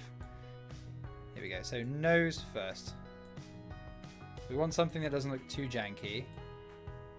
To be fair, I like it where I like this one where you can see the sphere inside, because that's what most of our tanks look like. But the actual engine mount. Or should we leave the mount like that as well?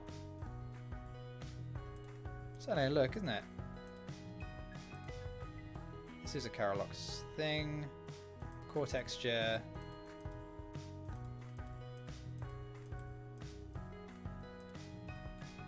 There we go. We'll do the Karo Soyuz texture. Like that. That looks pretty good. Is it speedy because his voice doesn't even match? I'm sorry? This is me. It's him. Doesn't seem that different to me. I mean, my mic is further away from my mouth, so it doesn't, you know, obscure your view of my beautiful face. What's your favorite Star Trek ship? Probably the NX-01. I'm not gonna lie. Yeah, I don't think this actually needs a fancy mount. I think this actually looks pretty cool as is. Because we want it to be relatively Oh, hello, I didn't want to do that. Relatively understated, you know?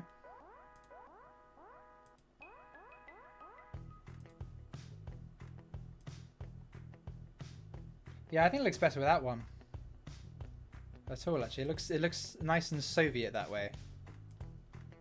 Unless we go for a skeletal one. Where's the skeletal one? Where are you at? Oh, that looks interesting.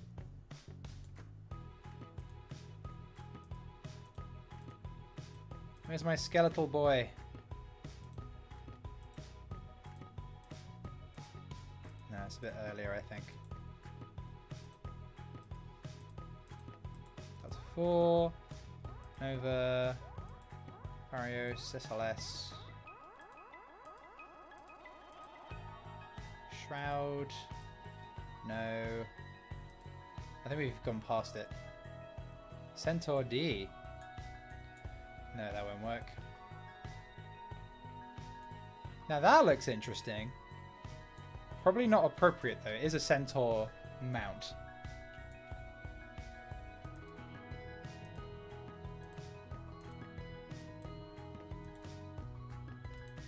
Dome. Aha! There we go. Framed dome. 1.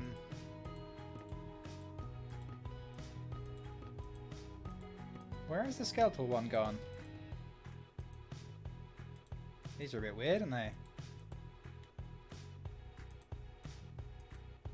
Maybe it's nearer the beginning than I thought it was.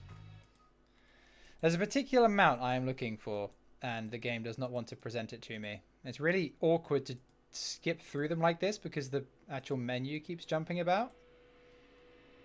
You have to keep moving the mouse so you don't change the core texture. Oh, there it is. I found it. There we go. It's just after the RD108. What do we think of that? I'm not really a fan of that, actually. It doesn't look great with a single engine. I liked the Centaur one, actually. I know it's probably sacrilegious for me to use it. Not this one. But I think it looked really cool. Not that one.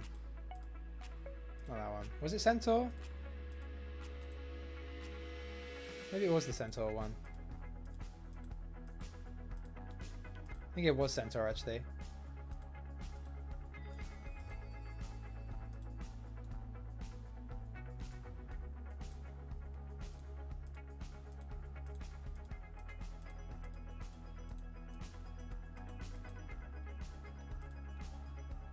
Which one did I like? People are saying...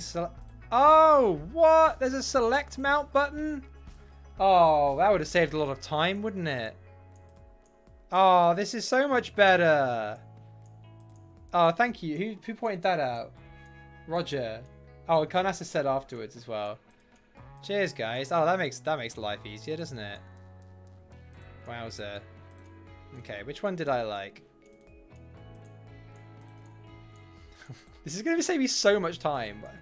Oh my god, how did I not know this was a thing? Okay, Centaur D does have the sort of dome look to it. Oh no, Centaur V, that was the one I liked. Yeah, okay, we got it. We got it. I think that looks pretty cool, right?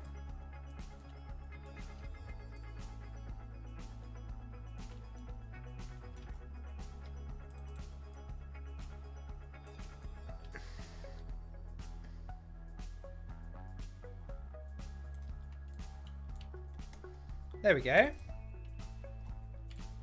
Doesn't the Block G also have a toroidal tank by the engine? Maybe, but we're not going to add that because holding an extra tank, like it ain't free. It costs money. Right, core texture. We want Kero Soyuz. There we go.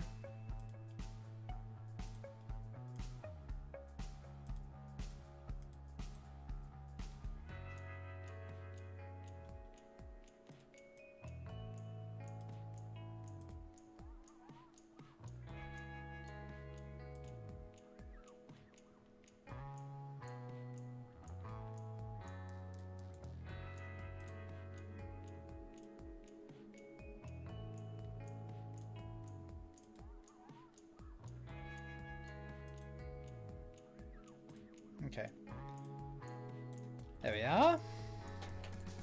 Beautiful. And then we just need to make this a little bit shorter because now it's massively oversized. There we go. 7 minutes 23 seconds we want, so we have it slightly oversized.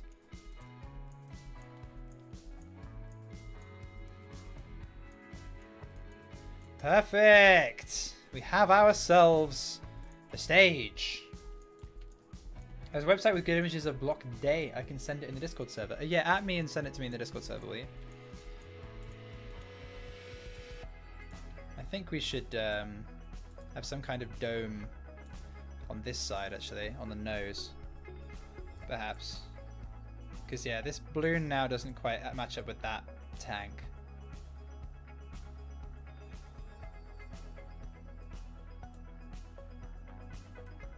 What texture do we think for this one? Recolor or BDB? I think we just leave as is. Not only do you not have a beard, you also fail to resemble a penguin. Well, I used to have a beard. I had a beard for about 3 years. There we go, someone's added me on the Discord. Perfect. SpaceRockets.com. Aha! Ah, yeah, so it's similar to Block Day in that it's... Wait, is this Block Day? Has it got Block Gay on here? We're doing Block Gay right now. We've done Block Day. Block Day is doing block gay. It's still funny every time I say it. Yeah, this is block day here. We've done it. See? That was a picture of block day you sent me. This is block gay.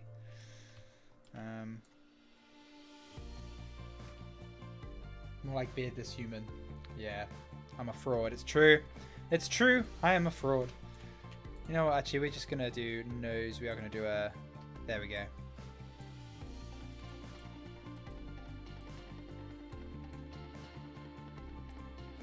Do a flat mount.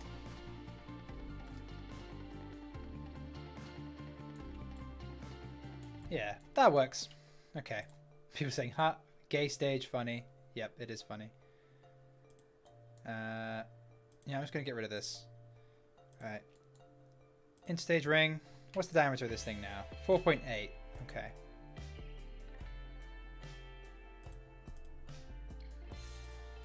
There we are. Let's strap the payload fairings onto this thing. There we go. Starting to come together. This one is just the adapter.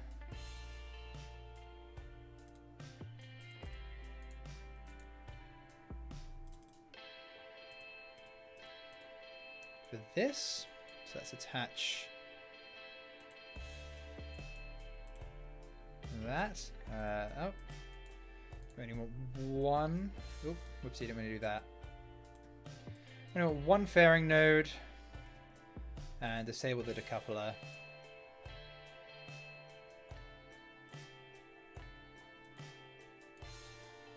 Actually, it's the fairing decoupler we want to disable, isn't it? So maybe we still want the decoupler?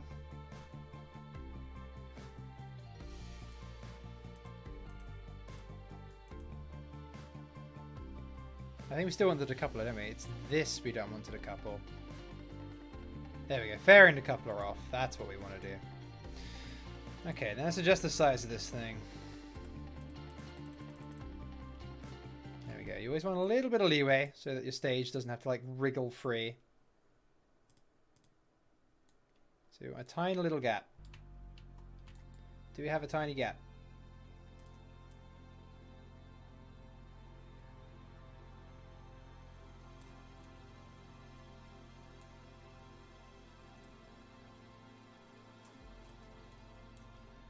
Now we do. There we go. Tiny gap. Cool. That should stop us having any issues with that. Okay. This is going well. Next stage. So that's the little ring there. Now we're going to have a much larger ring. And this one we're going to make 5 meters in diameter. Actually, possibly a little larger. I'll see where this fuel tank sits first. We want it to go like down here actually, so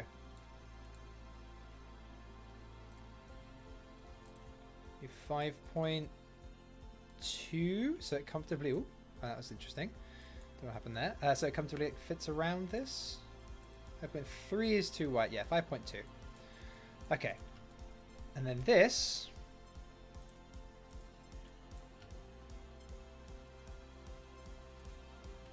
Gonna go there.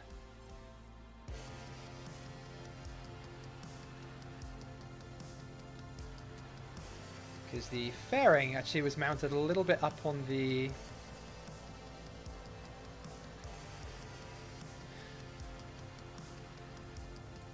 actually maybe this can be a little thinner actually. Let's make this just 5 meters flat. Yeah. Just realised you're basically an older version of myself. You're an aerospace engineering student, KSP player, Star Trek, which are in the Martian leather.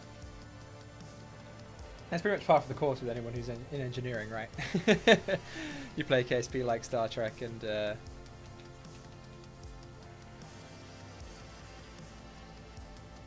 like the Martian particularly.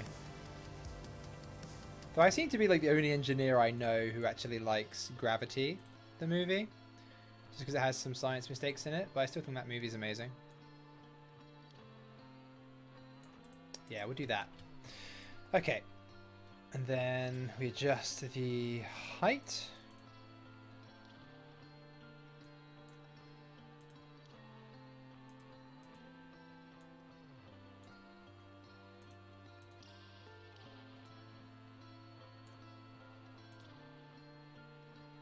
we go. 0.7 meters. That works fine. Okay. And then we slap a... Well, we want 2 fairing nodes to start with. And then we're going to whack on a big old conic fairing. It's going to look really weird until we configure it properly. Oh, let's clip ourselves in here. There we are. Procedural hollow insta-stage ring. Wunderbar. Right. Oh, wrong button. We wanted extra height, not height. The height is 0.7.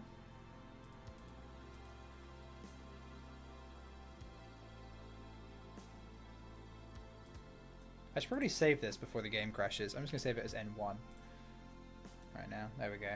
Okay, extra height. There we go. Oh, and the top should be wider. Okay. This is going to be a big boy.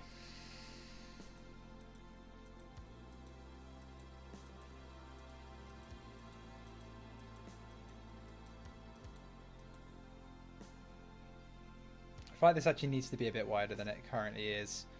It's a bit cozy with the other one, isn't it? This one is a width of 4.8. Yeah, it really should be 5 meters wide, just to give us a bit of leeway and make sure they're not too snug. Otherwise, that could cause some problems. Right, is there a gap down the side here, or are they clipping? Let's just do 1 first.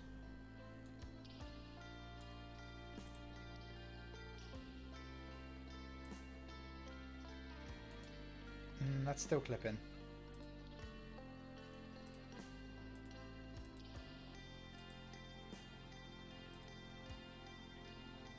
Why are fairings so chonky? Why are they so thick? For real.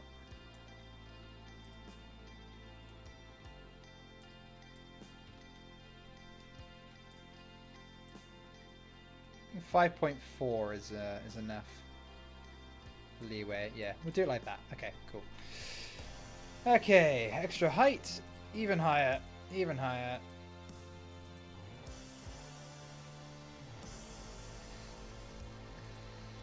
Let's just have the top be 5.4 just while we're calibrating all this. Yeah, that works. Extra height, extra height, extra height. Okay, and then we need a launch escape system. So, where's the launch escape? We're going to use the Apollo one, just because we need a massive one. It's not going to look quite right, but... Oh, look at that! It fits perfectly though, look at that. Awesome. Was there an aerodynamic cover on the top? I think there was, wasn't there?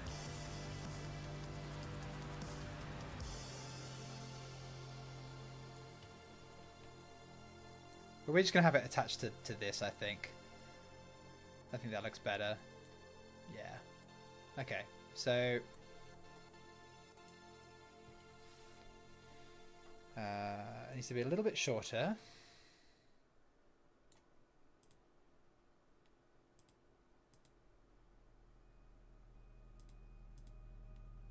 There we go, onto this sort of cone with all the docking equipment and the like. Very nice. And then the top width needs to be the width of this thing. And then we'll adjust the point at which it starts moving inwards in a minute. But first things first. That's going to clip into the Soyuz and... Actually, no. If we put the cone section like there, it'll look fine. We just have to mess around with it for a bit, but that's fine. We can do that. Diameter-wise, that is A-okay.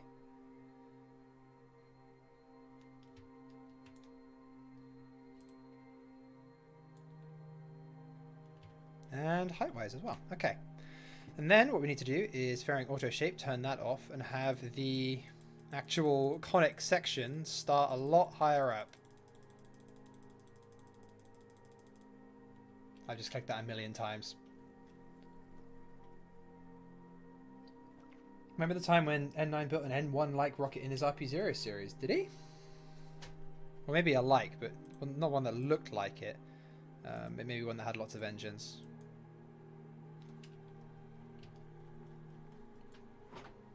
That's actually looking the part already, isn't it?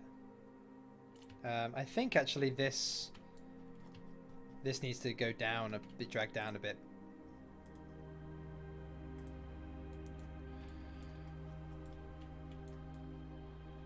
How much further down is this going to have to... How much further was the fairing down? Actually, let's have a little look at the M1 blueprint. Oh, actually, the fairing starts a good, like, quarter of the way down the stage.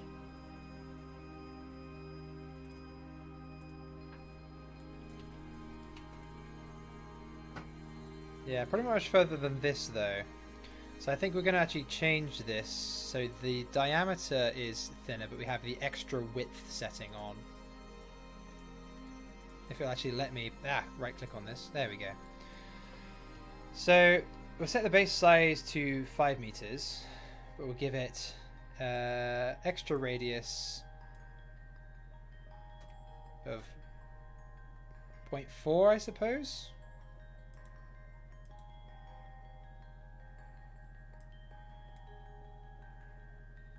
Is that working?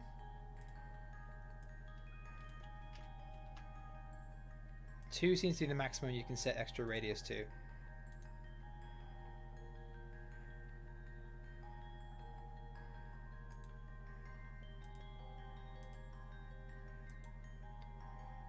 The extra radius setting doesn't seem to actually be doing much.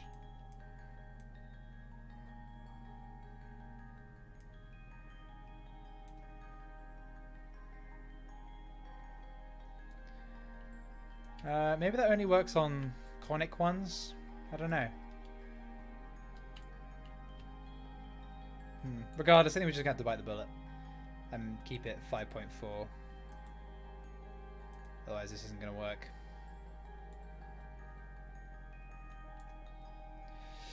And just drag it down a little bit.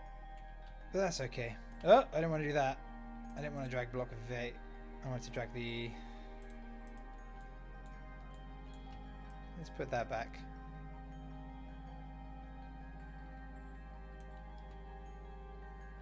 Oh wait, what am I doing? Yeah, no, this is attached to block to this, isn't it? Yeah. So we need to move block V to actually match this. There we go, we'll do it like that. So these things like feed into it. So it almost looks like it's supposed to be there. This giant metal ring.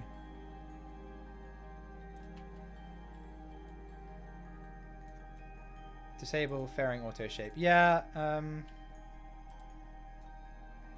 oh, the max size is... Aha! That's what that was doing.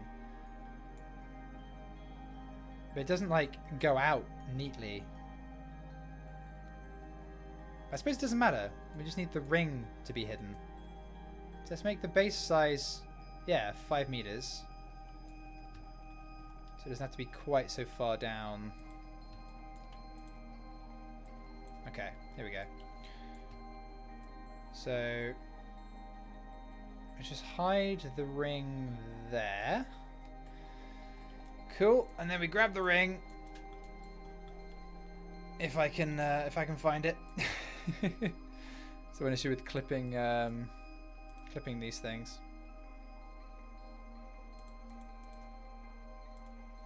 There we go. Oh, damn it. I clicked it. I clicked it. Oh, there we go. I just tapped out. Didn't mean to do that. Okay. Cool. And then we adjust this back to the height it should be.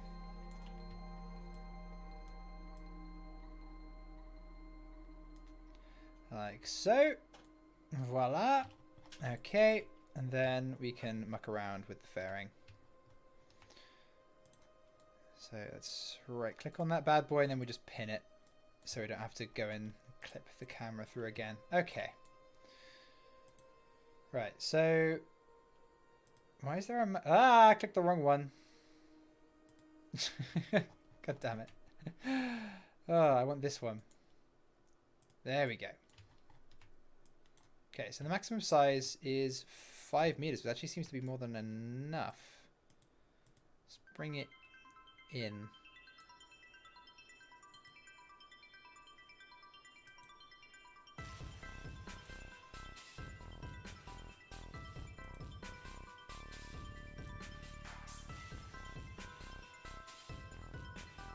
Is that gonna work?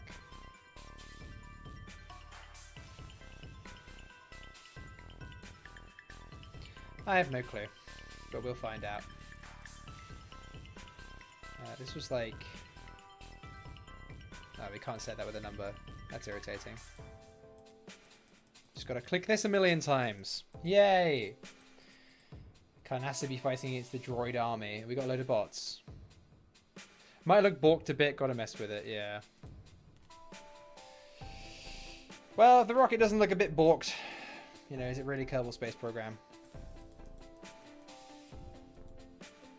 Why don't you use WASD editor camera? Continue. Lets you fly the camera in no clip in VAB. I'm just used to the normal camera controls, if I'm honest. There's no better reason I have than that.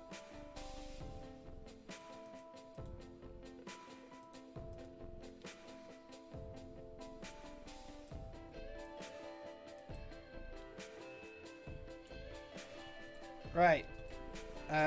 That looks about right. And look at the ratio of the actual fairing when it starts to taper. Oh, it does actually taper in, and then there's a second fairing at the top, which actually covers the Soyuz. So actually, I want to get this fairing shaped right. So I might add another fairing actually.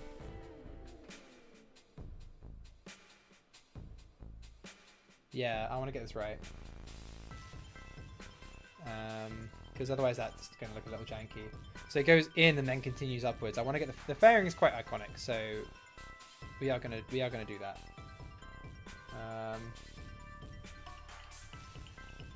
Okay, so it tapers in pretty much exactly at the base of the LK, which would be there. If we remove one of these things, we just put this one back on that side. There we go. Now we can see. Okay, so it starts tapering. Yeah, at the bottom of the. Oh no, actually at the bottom of. Yeah, bottom of the LK. Okay. Okay. I'm sort of referring to blueprints here. Is Beardy trans? No offense. Beardy is not trans, no. If I had £1 for every time someone asked me, though, I wouldn't need a Patreon. But no, I'm not. This is just how I like to dress. And then it finishes at the bottom of the descent module. Okay, cool. Yeah, I am what is referred to as a femboy. So I'm very comfortably a man. I just like to dress femme.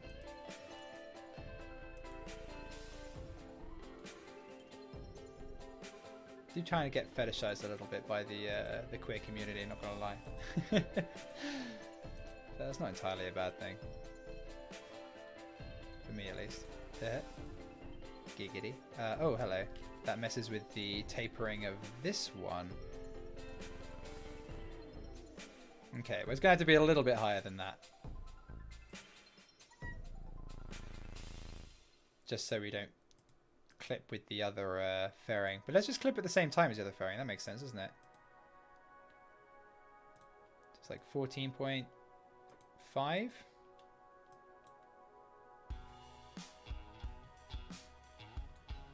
Yeah, that's about right.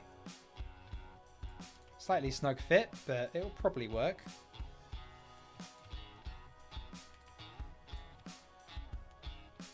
Just needs to be a bit higher. There we go. Keep doing what you're doing, ignore the haters. I haven't actually had any haters. At least on YouTube or anyone really. Everyone's been really supportive. Yeah, nobody's had any kind of issues. Which has been really heartwarming. No, there haven't been any haters, YouTube or otherwise, thus far. I mean, obviously I've had a bit of biphobia in my life, but nothing to do with the way I dress. In fact, almost overwhelming. It's been very positive, which is lovely.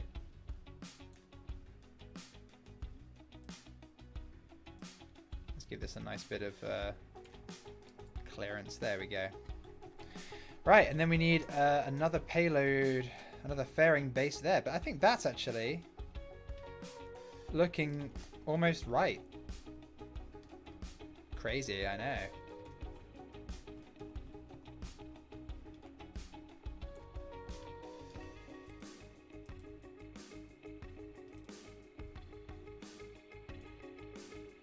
Wait, is this if the start where this starts? Is that how I can get get this to taper at the bottom?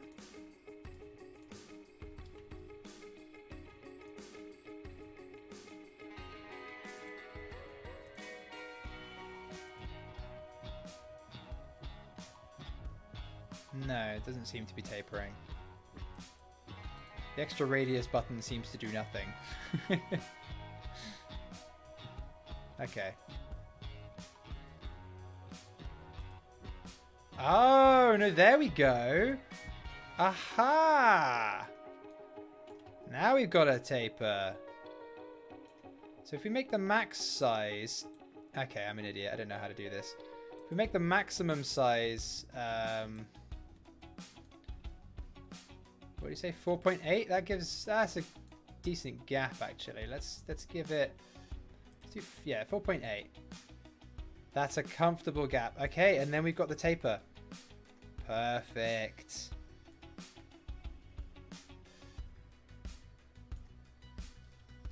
Right, that's what we needed. We needed to move this a bit. Okay. That's really looking the part now, isn't it?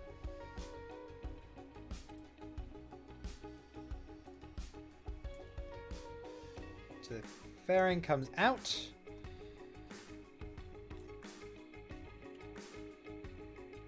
Envelops the upper stages. Cool! Could you do us a favour and leave some girls for the rest of us? Did someone Google femboy? Yeah, maybe don't Google that. I don't know. I mean, it shouldn't have NSFW results, but the world is a weird place.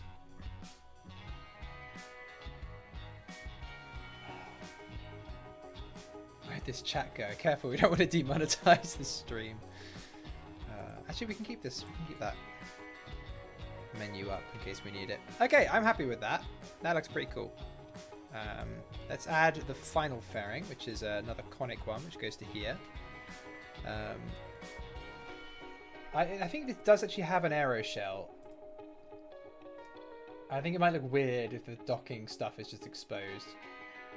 So yeah, we are going to do an actual payload fairing, I think. And attach the escape system to that. Because otherwise I think it's going to look weird. Oh, well that's convenient. There's an aero cover.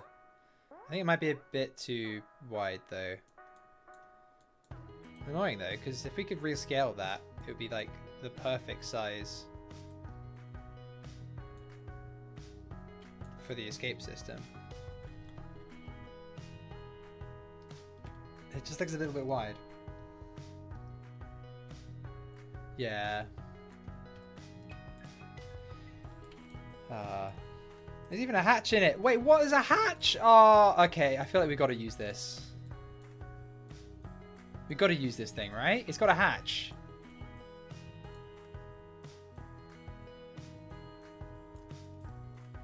Where's that? Is this that airlock for the LOK? Yeah, okay. We got to use this now. It's got a hatch that lets them actually get in. This is so... Yeah, people say it's really, really cool. I think even though the dimensions aren't going to be quite right, I think we have to use this thing, right? We have to. We're going to just widen the top of this one until it fits whatever the scale of this is. It's a little under... It's probably going to be 3.75, isn't it? knowing KSP. That still looks the part, actually. Yeah, we have to use this thing. Absolutely.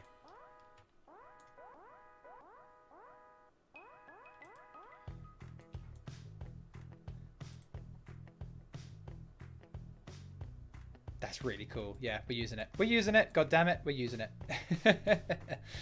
Okay. Now we just need one more. Actually, we could use this as an attachment mechanism for the cover and the escape system, can't we? Actually, so actually we'll leave them on here for now, but we're not going to have them attached to the Soyuz. I just realized we can use this whole thing as a decoupler. Okay, payload. We want a payload adapter ring. If we put this the other way up, it should decouple. Yeah, it will go with. So we're putting this upside down. Unless we can.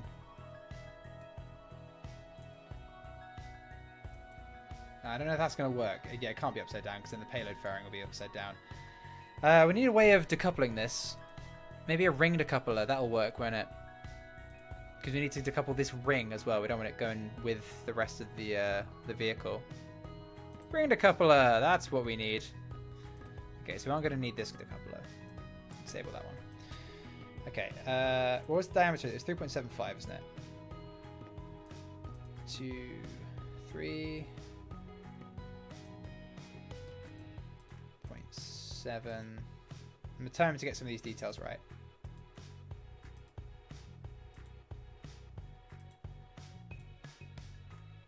There we go. I'm just going to make it teeny, teeny, tiny.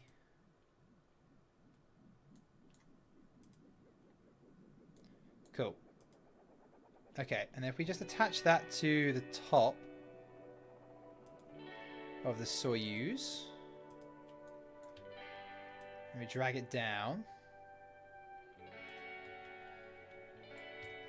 Actually, if we make it a little bit smaller, so it's like a support ring almost.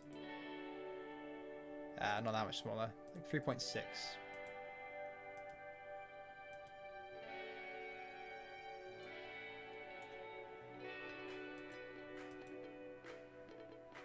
There we go. So, oh yeah, we can do bottom staging. Oi, disable top staging. There, because we want it to go with. My face is a little reflective right now for some reason. I'm going to turn these. Oh, turn the lights down a bit. There we go. That's better, in my opinion. But I am very orange because flux has just turned on. So let's readjust that. So I don't look quite so. There we go. That's better, right? Yeah, that works. What in the world's happened to the chat? I don't know what has happened to the chat. This part of space is owned by the Hentai Empire. Okay, please keep it. Not safe for work. Keep it safe for work in the chat, please, guys. I'd appreciate that.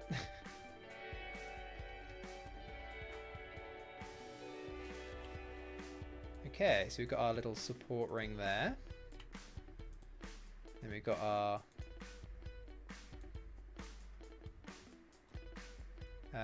we want an interstage adapter now, don't we?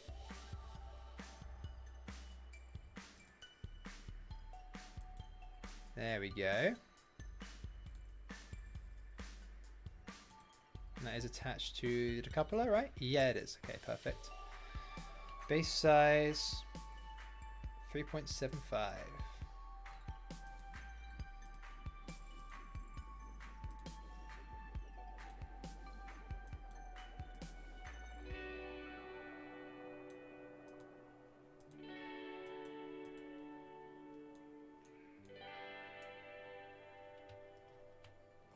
Okay.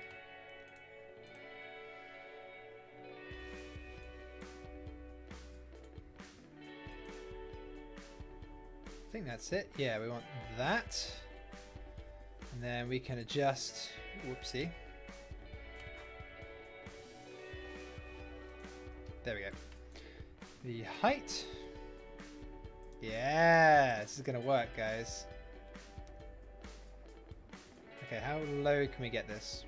How low can you go? Can you go down low? There we go, that helps.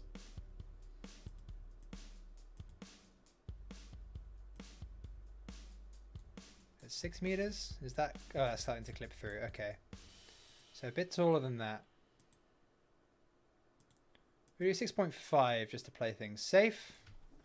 We'll assume there's some kind of ladder on the inside of the... Yeah. There we go. We can always recolor these fairings to make them stock white instead of pure white, which they are at the moment. Okay. Fairing nodes. This is just going to blast off with the launch escape system, right? So I think just one for this one. Like these, we want 2 to split open, and then this to just carry these ones off the top. I think we're going to not have the decoupling. Need a coupling here.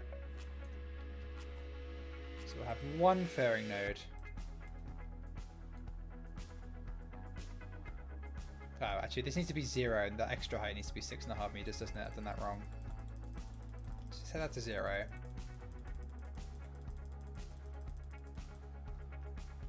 Okay, and this to 6.5.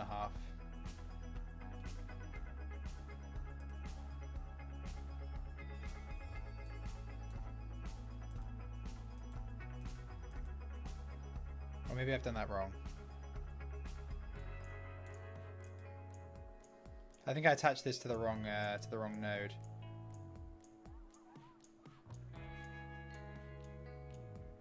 We want the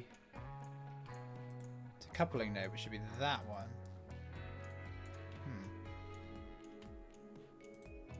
Remove the pod. Where's the decoupling node? That node decouples. That one doesn't. Okay, so if we attach it to here, it should be the extra height slider that moves it. But that isn't working for some reason. Am I an idiot? Oh no, I am an idiot. Yeah. No, yeah, you attach it to the thing above. Yeah, no, I am an idiot. No, this is fine.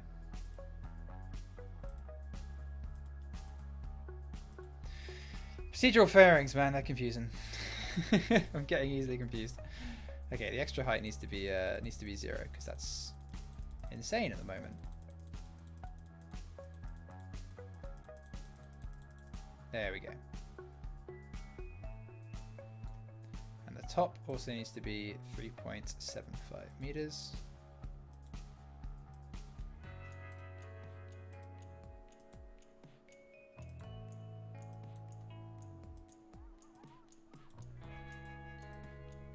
There we are.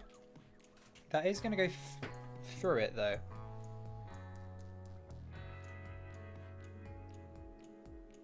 This is strange. Okay, someone's spamming, so I'm just going to time you out. There we go. Let's, what is chat doing? Chat is being weird at the moment. Okay, I'm just gonna... What is happening? I'm trying to build a rocket here. People are being really strange in chat. I don't know why.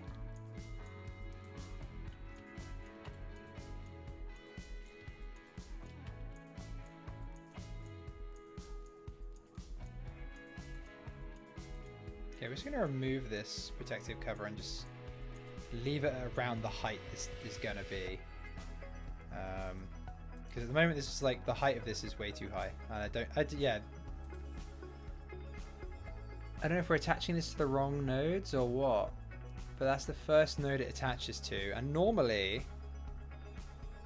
we attach to an engine. I'm trying to think I'm trying to remember how it works. So when you use an interstage decoupler, you attach it to the decoupling node.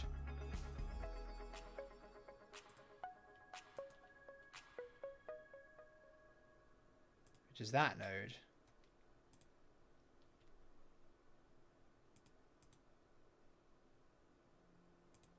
Okay, I don't know. I think it's just because it's attaching... yeah, because of where it attaches halfway through the model. That's why we're just going to have to clip it upwards to about there. That's fine. It's just the way it attaches. I'm used to attaching engines. I'm just getting confused. That's why. But no, there's nothing wrong with it. I'm just getting confused because I'm used to attaching engines onto these things, not a protective cover thing.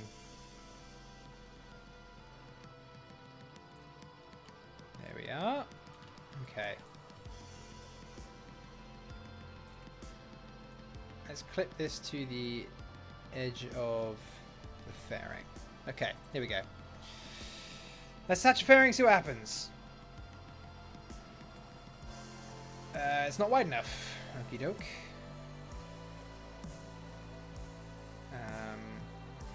How wide does it need to be? 4 point... like 0.5? It's a bit of a weird diameter. That seems to be the diameter it is, so okay, interesting. Okay, we'll set the base to the same thing then. Okay, cool. And then we just need to adjust this, which we already have up here. Perfect. Top needs to be 4.05.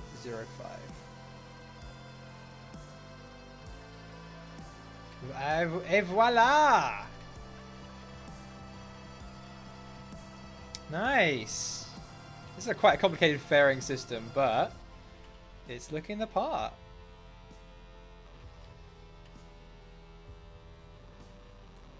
Hell yeah. Awesome.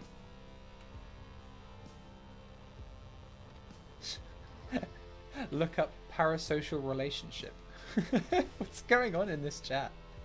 I'm clearly insane after reading chat. Yeah, I can believe that. What is going on over there? Is the beady penguin your first owner? No. Is all I can say to that. Okay.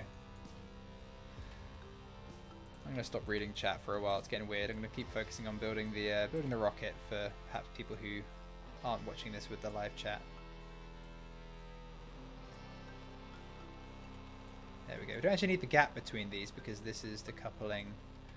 Well, it's not decoupling from this fairing.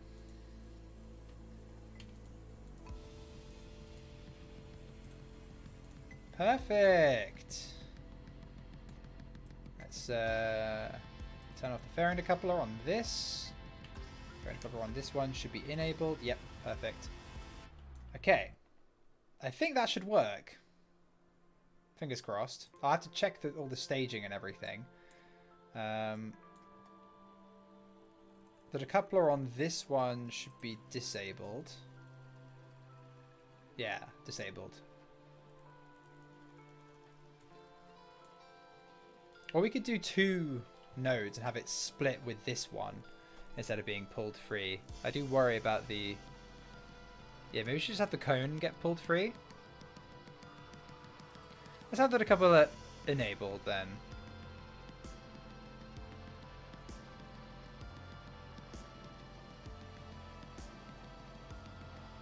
We still got this ring decoupler though. Yeah, and the ring decoupler needs to be pulled free because we need to have a way of pulling all of this whole thing free. And this is a way of decoupling nodes from the Soyuz. I'm trying to think of an easier way to stage this whole thing. I wonder if we just attach this, can we attach this just to the top of the Soyuz?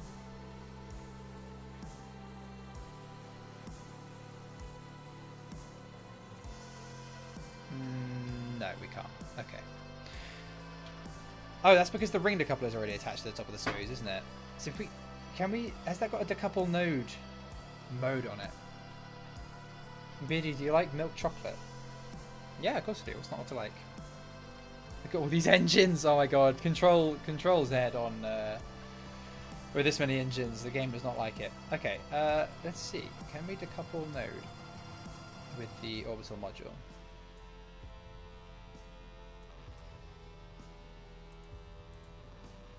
Or enable staging.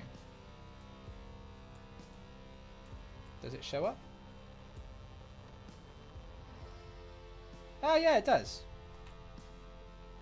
I think.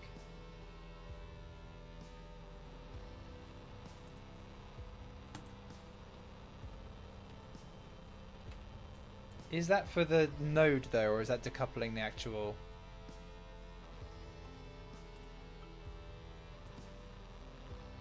Yeah, changing the staging on this doesn't seem to work. I think this is a coupler for the actual module. We're just going to leave it as is. We're going to leave it as is. We're going to have this just pull the whole thing free. I think that's just the easiest thing to do. So, fairing a coupler off.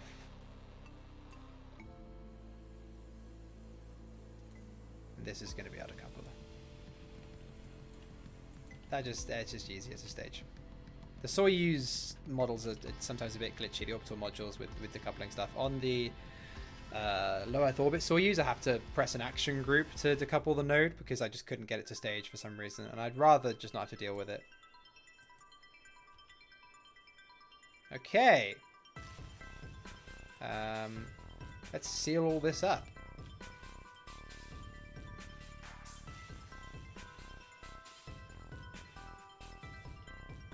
And see what happens.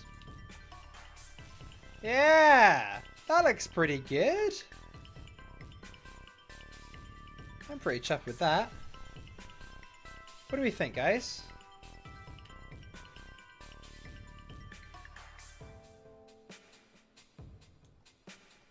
I think this should actually be a bit higher. I'm just looking at the proportions against the blueprint.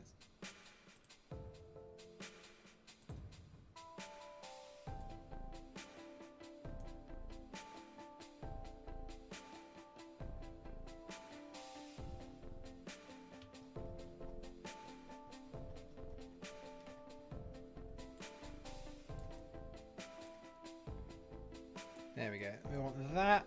I want to adjust a few things. So first of all, it's too smooth going out. It sort of like juts out almost at a right angle. Wait, that's not the right ring, I don't think.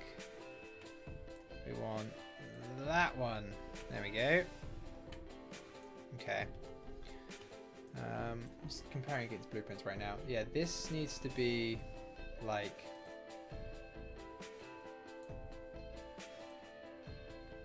Literally like that.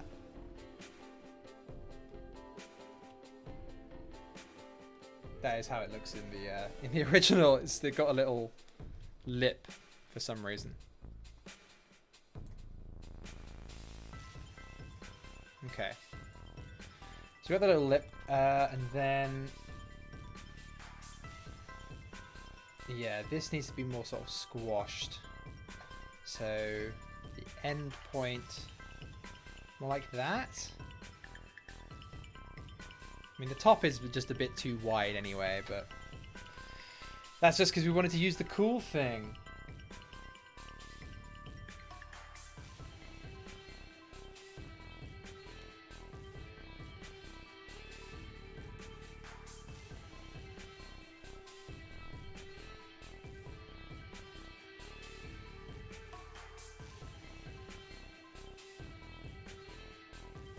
Not sure actually, that looks better. See, the top should be a bit thinner than it is, but I really want to use that protective color. I think it looks great.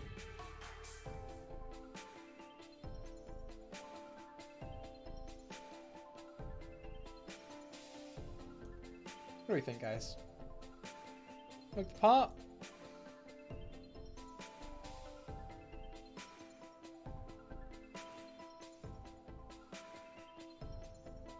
What are... I'm asking you guys if the rocket looks good, and this is... What is going on?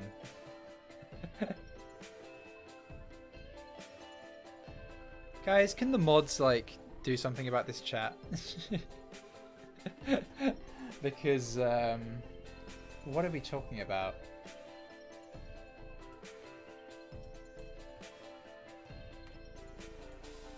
People saying it looks good. Thank you, Dasbelg.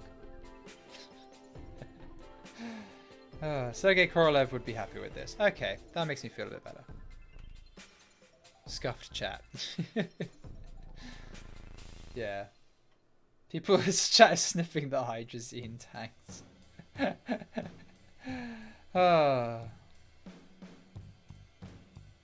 launch escape will rotate, won't it? Well, it should just pull it up and away. We'll have to test it. We'll see what happens. Anyway, here we go. N1 block V. So I believe this is... Aha! So this is what shows us the shrouds. So this is an actual engine. It's a 1-block engine, and that shows us that we should have like a fairing around this that extends the block out a bit. So that would go there and contain the engines. This is counted as an engine itself. But that, if we just remove it, the easiest thing to do here is actually attach an engine there. So I don't think the parts are wrongly scaled. I think I just forgot about... Yeah,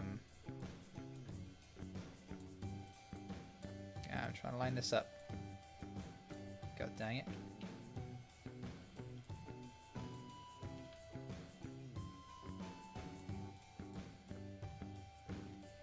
Trying to get this not to attach to things is irritating. Can I offset parts that aren't even... No, I can't. Okay. Well, that gives us an idea.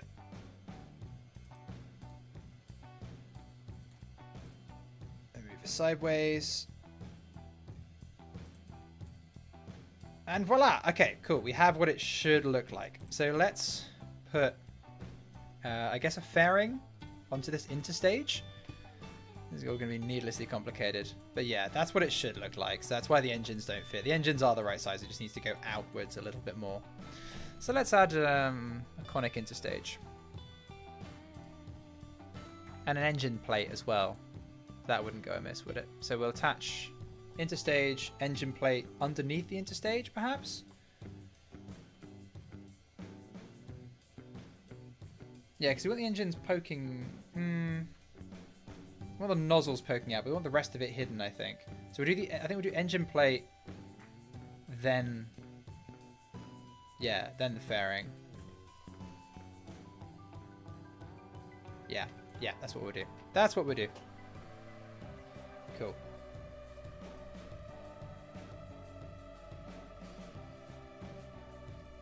Spam bots. Why are there so many spam bots? That's how you know you've made it as a streamer. Thanks, Garnassa. Thanks for moderating. Okay, where's my engine plate? If I just do plate, come up. Thrust plate, procedural. That's what I want. Okay, that's actually irritating being in the way there. We just have it so we know the rough height. Already know the diameter. Aha! There we go. Right. How do I make this thing a bit thinner? Is this the right thing? Yeah, it is the right thing. It's a little bit on the janky side, but it doesn't really matter, I suppose.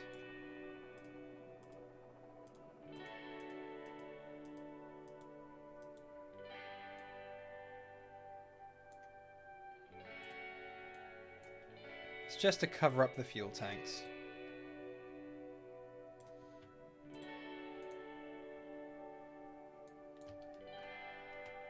Now I can't select it. Great. Thrust plate. There we go.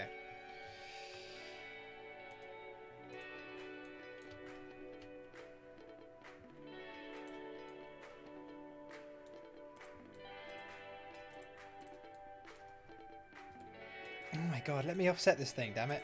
There we go.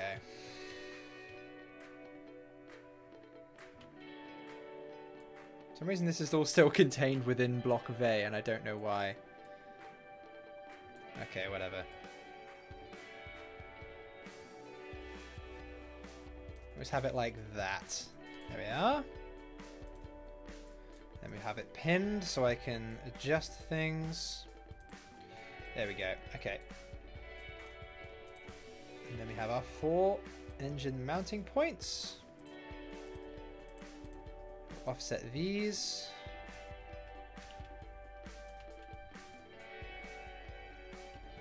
It's annoying they can't have like holes in. Use a boat tail adapter.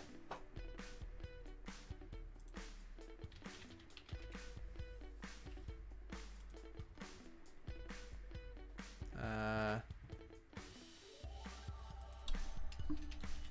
I've moved my mic. Let's see behind the scenes.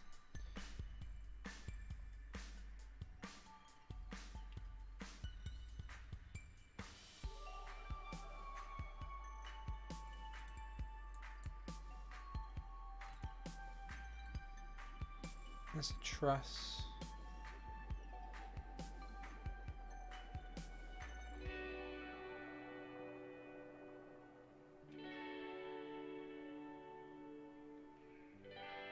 Suppose the flat one? Like that? Leave holes for the engines?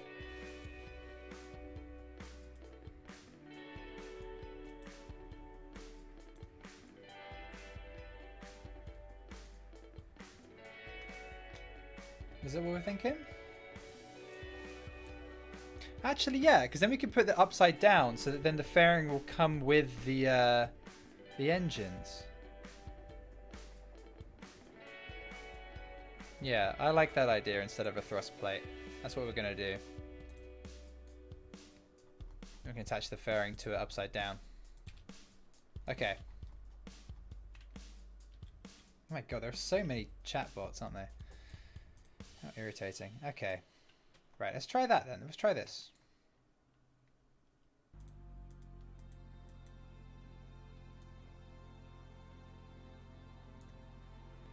We've got 4 engines. Can we actually change the way this thing looks? Hollow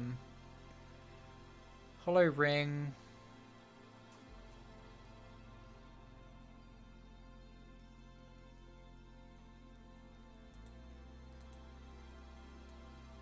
I just want to see if we can change the number of spokes.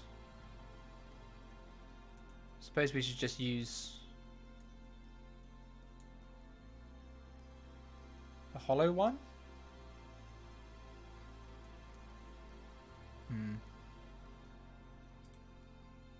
I actually think the thrust plate worked better. We're going to Control Z a few times while I read the chat.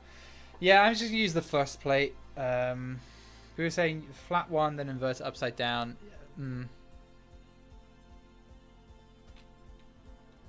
gonna get rid of the. We're gonna use the thrust plate because it hides the fuel tank.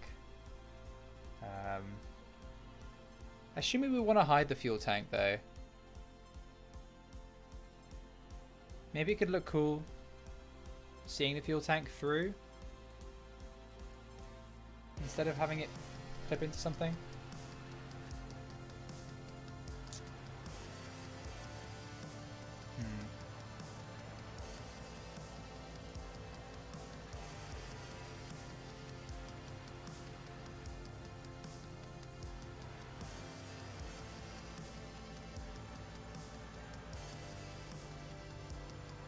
People asking what I'm trying to do. I'm just trying to have a cool mounting for 4 engines, really.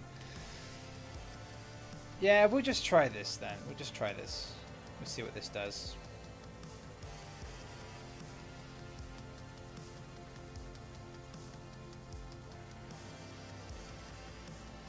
Okay. Attachment nodes 1. Yeah, we're just replicating this essentially. And I attach the 4 engines directly to the fuel tank to make sure they get fuel properly. And then we're gonna mount that there. Clip the engines in a bit.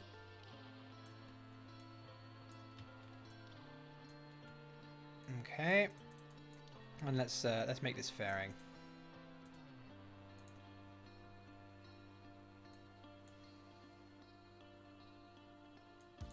Okay.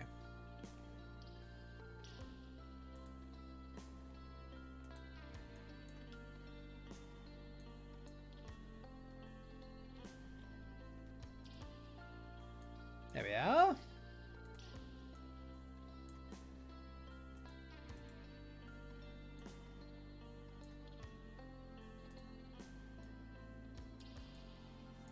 This doesn't appear to be attached exactly in the center. That's a bit weird. It is in the center of the fuel tank, but the fairing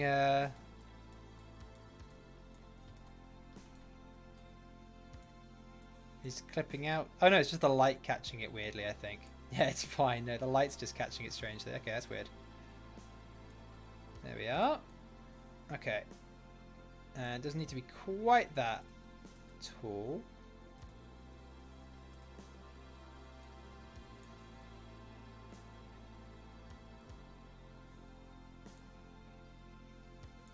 Okay.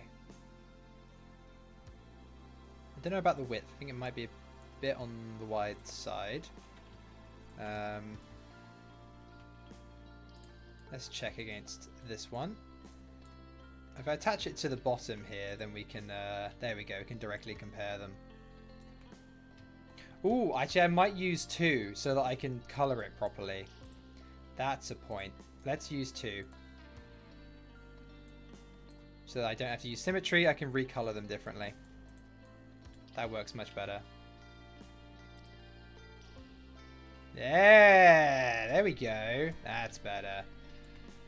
Okay. Yeah, it's not quite the right width. You can turn off. Yeah, I'm gonna make it more conical in a sec. Thanks, Kanasa. Yeah, I'll turn off auto shape in a sec. I'm just getting it all right first.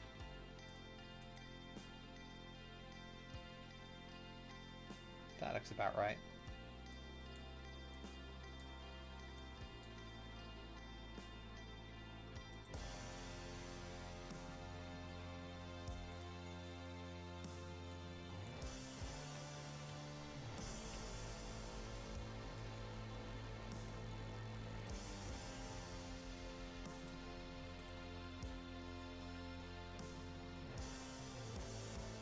Okay, and that's the height it should be. Let's reduce the height now. Yeah, there we go. And let's check the engines are in the right place actually. So if we just attach this, then we can just drag these engines into the right place. Which they are currently not. Currently not in. See if I can attach them directly to the... Oh no, that didn't work. I just clipped them. There we go. Actually, I think I can enable crossfeed on this thing, can't I? Oh, it's already got... It's for the bottom of the stage anyway, isn't it? So, yeah, we can just attach 4 engines to this. Okay. That's 5. We want 4. There we go.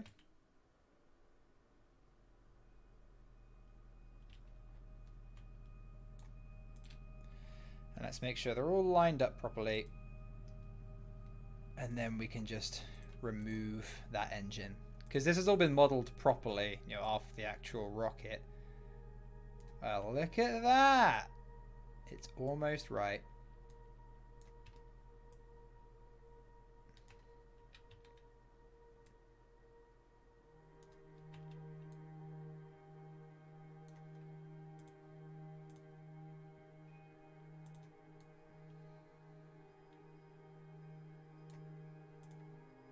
Then we just shift them up so they're in line. And voila! We have our stage. Beautiful. The only problem is the bars going through. Oh, I should have used a hollow adapter, shouldn't I? I should have used this one. Right. Let's just quickly copy these settings. And then we'll, okay, right, so 6.5. You know what, I'm warming to the idea of being able to see the fuel tank. I think it's fine that you can see it. I'm not too worried. Okay, top 6.8. Height 1.3. 2 fairing nodes.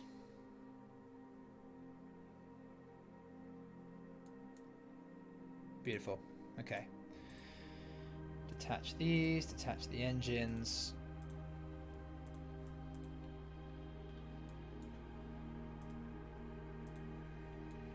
There we go.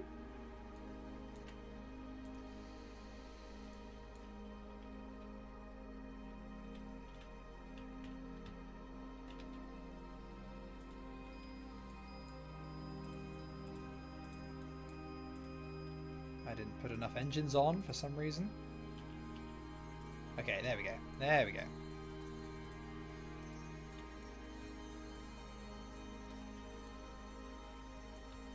Ah, they're not in the right place again now, are they? Let's put that engine back on.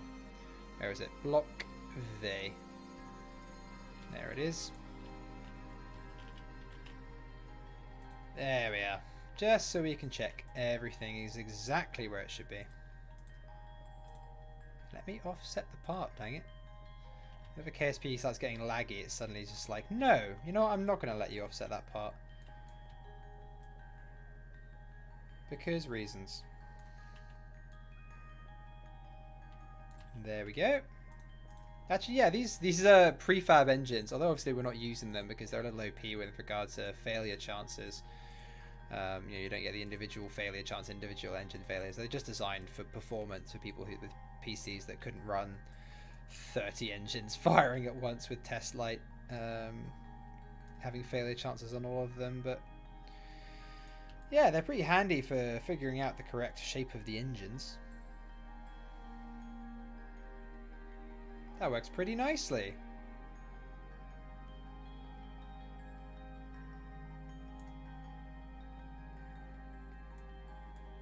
Yeah, perfect. We have a first stage. And we can even remove from symmetry, open the recoloring GUI, and give it a colour. Oh, like it's almost correct just from the get-go. It's a little bit darker though.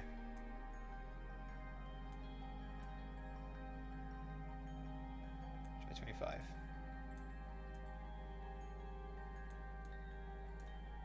A little bit darker. 20, 20, 20. Darker still. That's lighter than that. God damn it. Okay. 14, 14, 14. That's a bit too light. Try 5. 5 and 5. That's close enough. Look at that! That looks the part. Hell yes. The SXT models are probably nowhere close to reality. Yeah, but they look a lot better than, you know, with the detailing than I could make with procedural parts. So I'm happy. I'm a happy chappy. I wish you could make like an engine plate with nozzle gaps in it, you know, to suit the engines. Got my mic poking into the frame again. It's sort of gradually moved away from me throughout the start of the stream. Throughout the start of the stream? Since the start of the stream, I should say. Let me readjust it. Filter in the right place. Oh, okay. Now it's determined to be a part of the stream. There we go. There we go. That was a bit better. Okay. Yeah, so I wish, you know, you could just see the engine nozzles poking out, but you can make a flag as PNG with transparent holes in it so it looks like a plate with holes to cover the tank. I could do that. I'm not going to do that, though.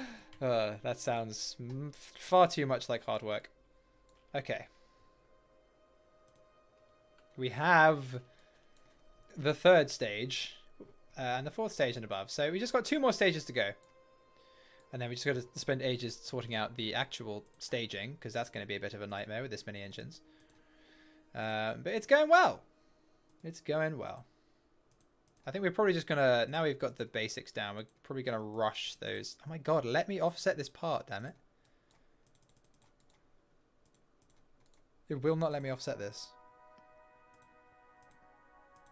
It won't actually let me... Oh, I've got this open. That's why. Got the colouring GUI open. That always messes things up. Apologies to anyone who's screaming at me then. Okay.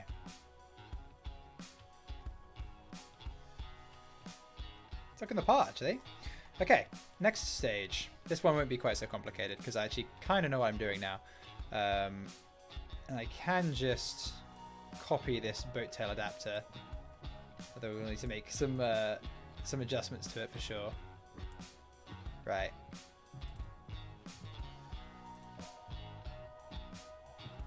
There we are. Let's just delete everything else. Include the engines. Okay, right. We'll work on that in a minute. In the meantime, I'm going to have another little break. I'll probably be streaming for another maybe half an hour or so. I just want to get all the engines on, and then we'll give it a flight test, and then we'll call it there for the stream. But there's not much more to go, to be honest. Now I've got the tricky stuff, the fiddly stuff at the top done. Shouldn't be much longer before it's ready for a flight test. Anyway, back in a minute, guys.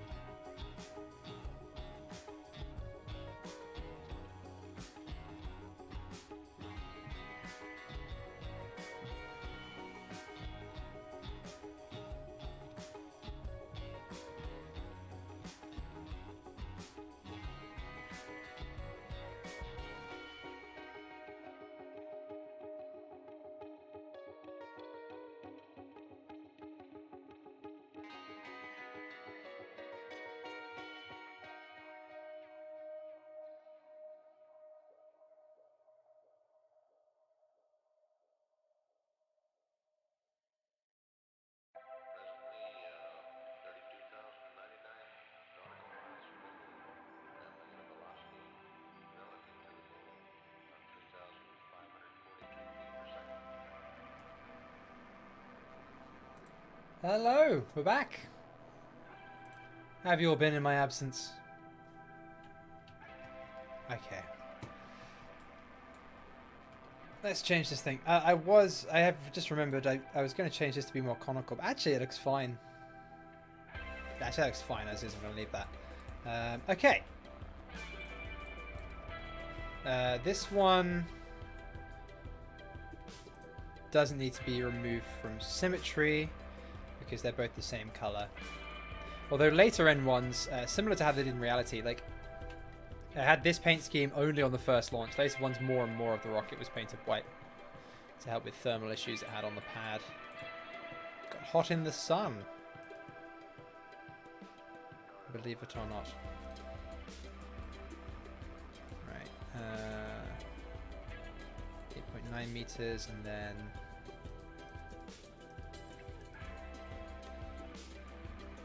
11 meters is probably too much. Maybe like 9 and a bit. Let's have a little look at the block bay engine to double check. Oh, okay, this one actually goes a fair bit further.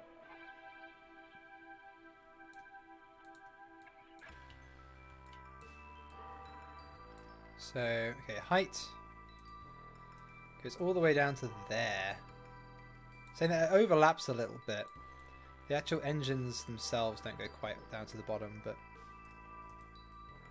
there we go. It does widen out quite a bit.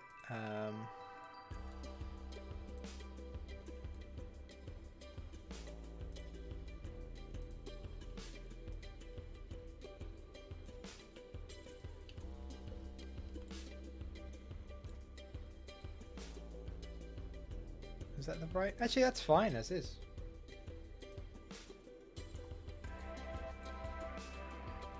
Yeah, we'll leave that.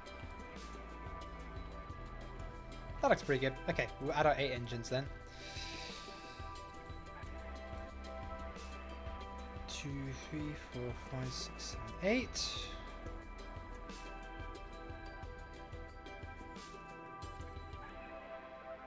And they don't clip with each other again. Oh, actually they might. I guess we'll see. Let's find out.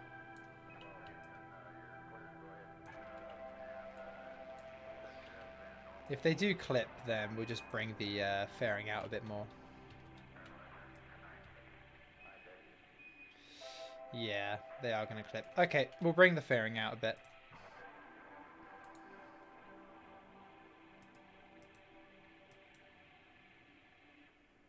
9.5?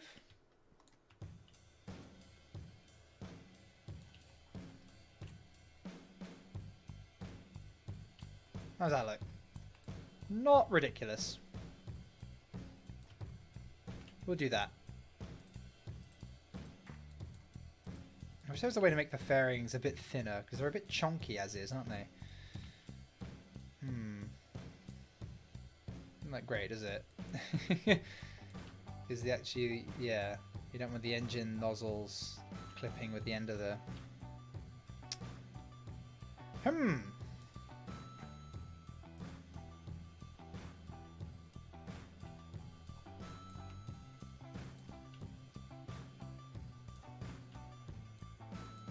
Okay.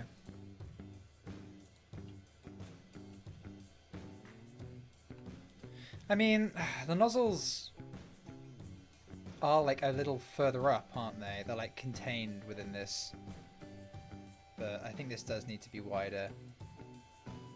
At least so the inside of the nozzle isn't clipping. 10 meters? Yeah, I think any more than that is going to start to look silly. But we'll like lessen the how sharp the cone is there. I'll move the NK-15s a little further up inside. Oh, actually it doesn't work because we've got the ring there that clips into them. Could we make the ring a bit wider actually? Because you can change the...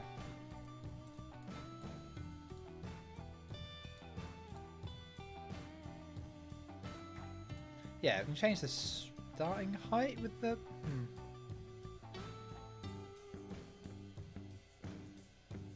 I'm wondering how to do this.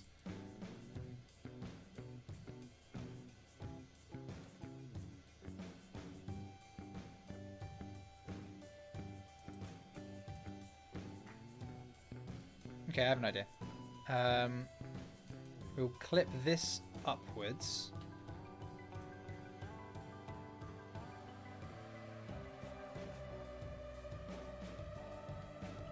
And then the engine's down.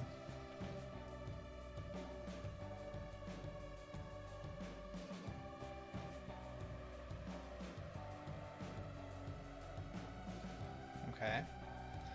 And then the fairing's down over it. There we are. Oh, it doesn't seem to like that. Okay. It doesn't seem to like that at all. But that's okay. We can just make this a little bit longer.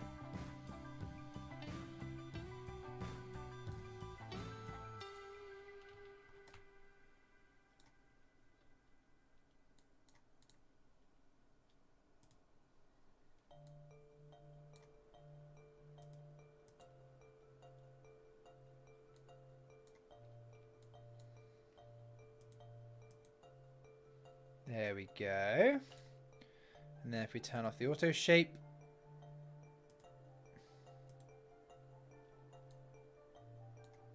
How's that? Is that clipping anywhere? I don't think so. Right, does that now look ridiculous when we attach this or not? Yeah, it does. Oh, I almost attached 8 of those. That would have been a lot of engines.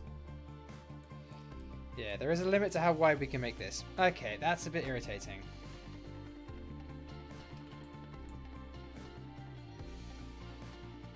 Where are these engines? We've got 8 of them. There we go. Because these are meant to be NK15Vs, right? No gimbal, differential throttle. Yeah, we're going to keep gimbal because I can't be asked to do differential throttle to steer. What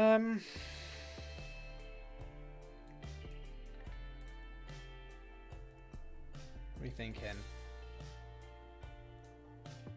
I think we just have to deal with a bit of clipping. Have the engines far up enough that we just don't look directly down them. Because this is silly. Unfortunately. Okay, we're just going to have to deal with it. Just because of the thick-ass fairings. Even then, the engines go slightly over. They're just going to have to clip slightly. Which is a bit of a pain. But that's the way the cookie crumbles. I don't know why I just said that. Am I being chromed out by my own... I am again. Why am I being... light from my own blue screen is hitting me. Let's try that. Is that better? This is a bit of a temperamental...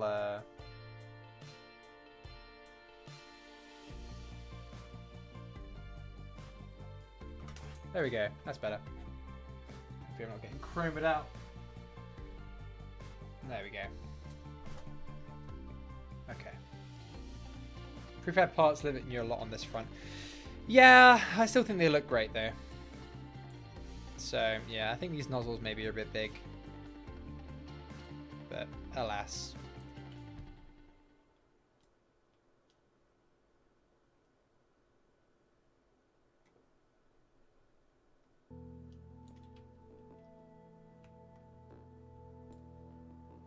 I don't know what the best way to see where their clipping is. There we go, like this, I think.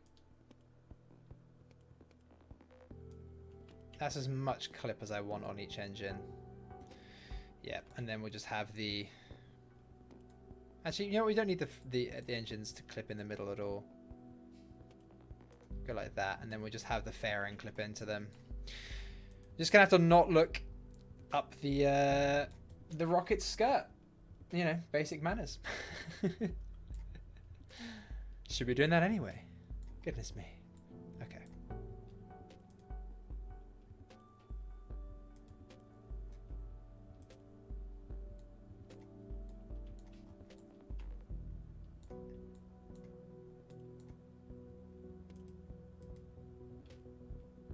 There we go. So the fairing is going to clip into them a bit, but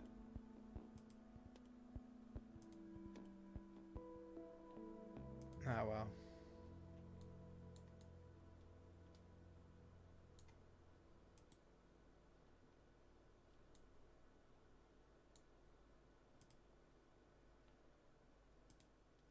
Oh, I'm changing the wrong thing. I was trying to change the base size. There we go, 8.8. That's better. Then the top needs to be 9.2. Okay. Cool. Is that the right size for...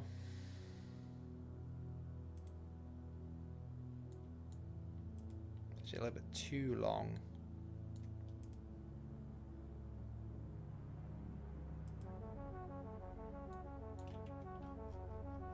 Yeah, we're going to have loads of clipping anyway, so, you know, we're going to move this.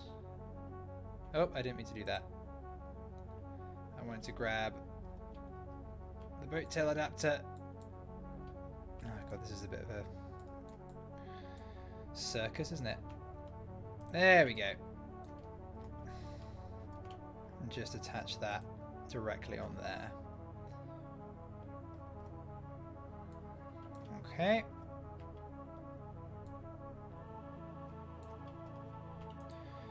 Then shrink things a bit.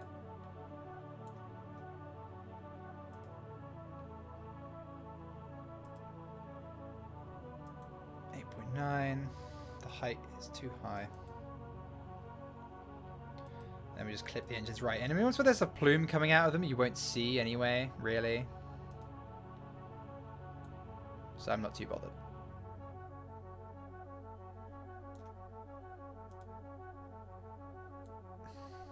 Okay.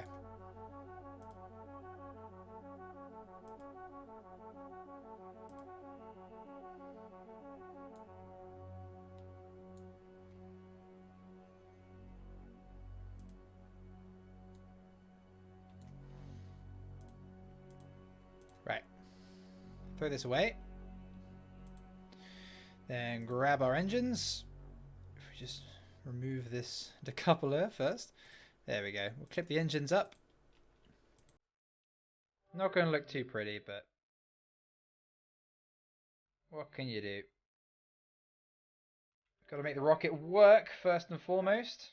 Once there's a waterfall plume coming out of those, they'll be fine. But yeah, they're nicely hidden in there anyway. I think that's about right for how far in they are. Actually, they're not quite that far in.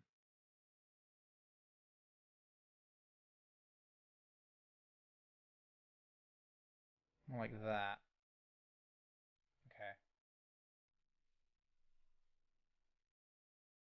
I don't know how these rocket nozzles are so tiny in the model. Mine was a massive! The NK-15s. I have used the right engine, right? Block Bay, N1 rocket, Block Bay, 8 NK-15Vs, yeah. It's the right engine. Maybe it's not the right model, but I don't know. I don't know, Governor. There we go. Right. Why isn't he using the engine plate? Because I'm not. I like being able to see up through to the fuel tanks. I think it's interesting. I don't know, I think it's how it would have looked anyway, right? If I have an engine plate going across, it doesn't have holes for the nozzles, so that means it's just something blocking the nozzles. And it looks really weird. Because it will clip through the nozzles. Like it doesn't have holes in for some reason. I wish the engine plate did. It should do, really. You'd think so, but yeah. Color the inside of the fairing to match the inside of the nozzles. Oh, that's a good idea. Full of bright ideas.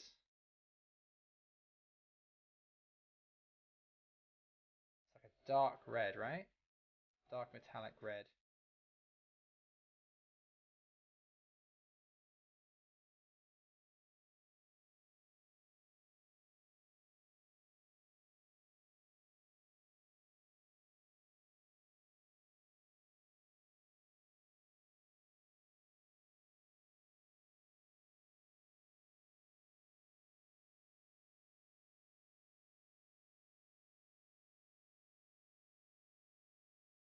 That's about as close as I can get it.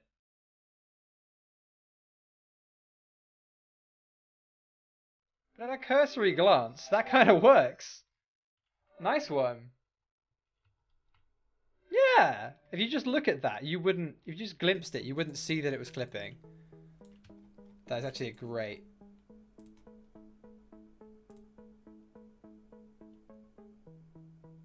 Oh, it was another bot. Oh my god. So many of them. Really, YouTube needs to do something about it. Never used to be a massive problem. Okay, that looks good. I'll take that as a stage. That was a really good idea, N9. Thank you for that. I am gonna store that color as well. And on these ones on the inside, just load as well, because it looks better dark. Oh, I didn't want to do that. The inside load. There we go. Much better. I had to make this all stock white as well to match the top of this. So let's have a little look how that will look. Because stock white paint is on here. There we go. It's closer to a grey than a white, really. What do you think, guys? Are we fans or not fans? I'm not sure how I feel about it. Just because I can't recolor this. So I might just have the top of it be slightly grayer. I think it looks better white.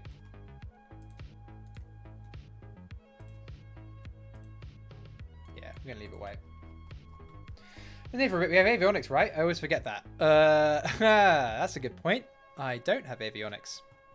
I'll add them. Like probably at the top of block of A, to be honest. I just have one set of avionics. We haven't got around to launching yet, though. We're just doing engines at the moment. Okay, and now we have the bottom of the rocket, where a ridiculous number of engines are. I'm gonna set. Just for ease of use. Actually, can I get to the descent module through here? No, I can't. Okay, I'll set the Soyuz service module as root. The root part. Ah! Okay, let's undo that. Don't know what happened there. It didn't seem to like me setting the service module as the root part. Let's reload that and then save the game. Yeah, minor panic. That's cool. Look at all these engines. Goodness me. Okay, right. Let's try that again. Let's just set block of A as the root part for now.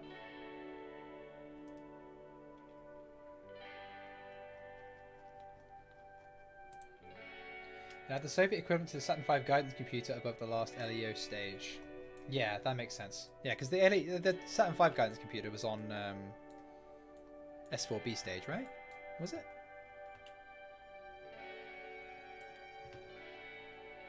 I'm not sure. I just remember the scene in For All Mankind where they attempt to repair it. Well, they do successfully repair it. A little too successfully, perhaps. That's why the engines didn't fit. So this is actually quite a wide boy.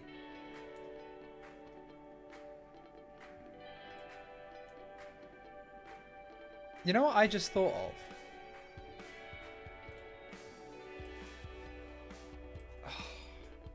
I'm actually such an idiot. You know what I could have done this entire time?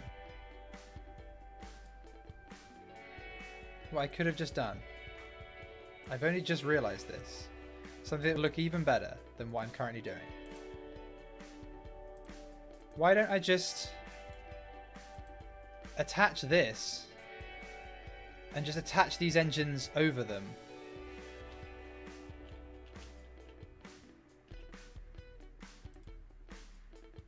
And just not use that engine. Why didn't I just do that? Oh.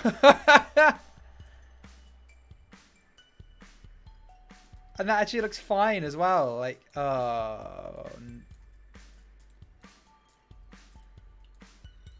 Why didn't I do this earlier? Because that looks so much better for the bottom.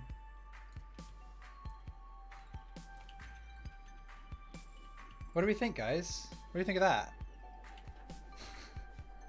Some people are saying no. These engines are slightly bigger, so we can actually completely clip them.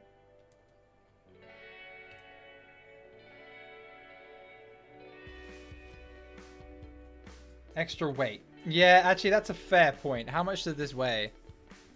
30 tons. Yeah, that's a fair point. I might just take the L for this stage, though. For these stages, they're fine. But for the bottom stage, it's going to be such a massive empty fairing. Right?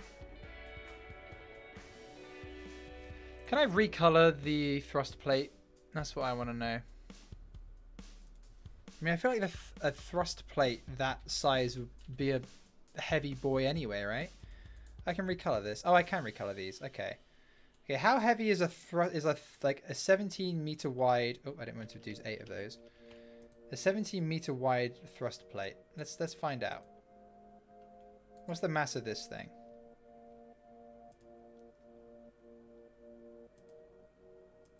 Does it have a mass? It does. Okay, let's whack this up to 17 and see if it weighs 30 tons. But yeah, 30 tons on a first stage shouldn't make a huge difference in Delta V. Yeah. So I'm not actually going to use those engines. I'm just using the model. People are asking if those engines work. They might work. I think they do work. I think they are balanced, but they'll be a bit overpowered because it's all counted as one engine. Okay, what's the mass of this? 2,761.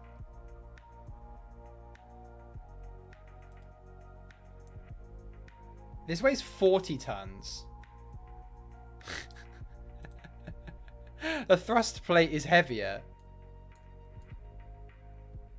I'm doing it. I'm doing it. I'm going to do that. Not for the other higher stages, because that would really impact our Delta V. But for the first stage, why not? And it means it looks so much better as well. Like, just look at that. A lot better. We're doing it. Is there any point along here where this would snap properly? No. Okay.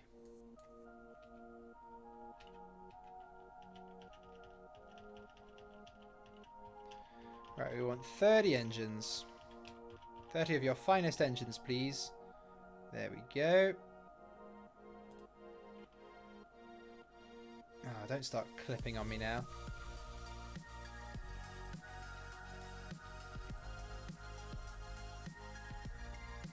They do slightly clip.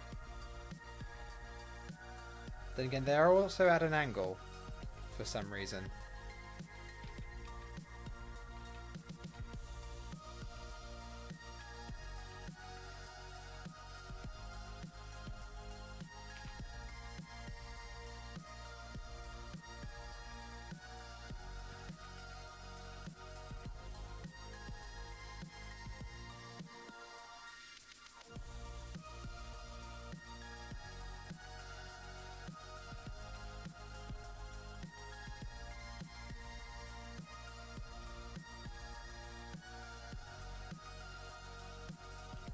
Move them out far enough that they don't clip.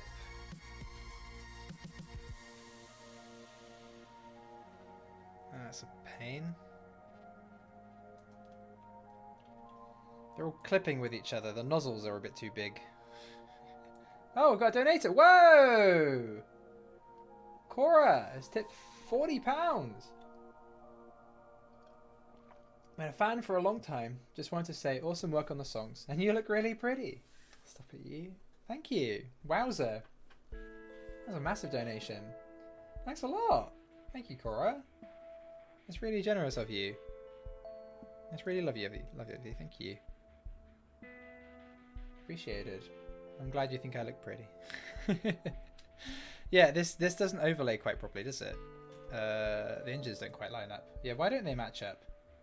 Oh, it's 24 and 6, not 30 and 6. I put 30 on, didn't I? Yeah, it's 30 on the... That would be why. That's why they don't fit either. There we go. Yeah, thanks for pointing that out. Sorry, I'm an idiot. Yeah, it's 30 total, but not 30 on the outer ring. Too many engines. That's why. Okay, that works so much better. So much better. Okay. Perfect.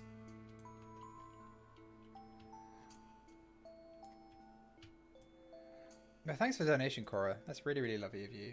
And thanks for the kind words about the songs as well. I put a lot of effort into those, so it's nice to have them be appreciated.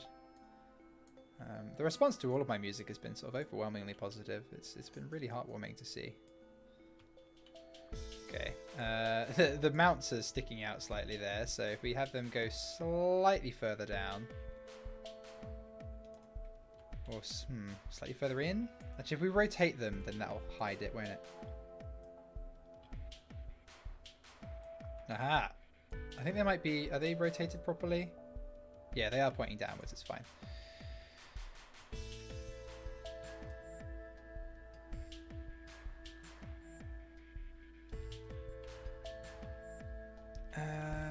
try like that. There we go. That works. And how high up can we move them? The answer, not very high. I want to get these perfectly lined up actually.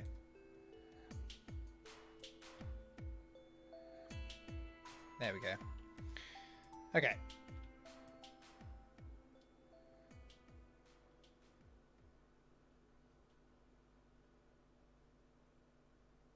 Actually, that looks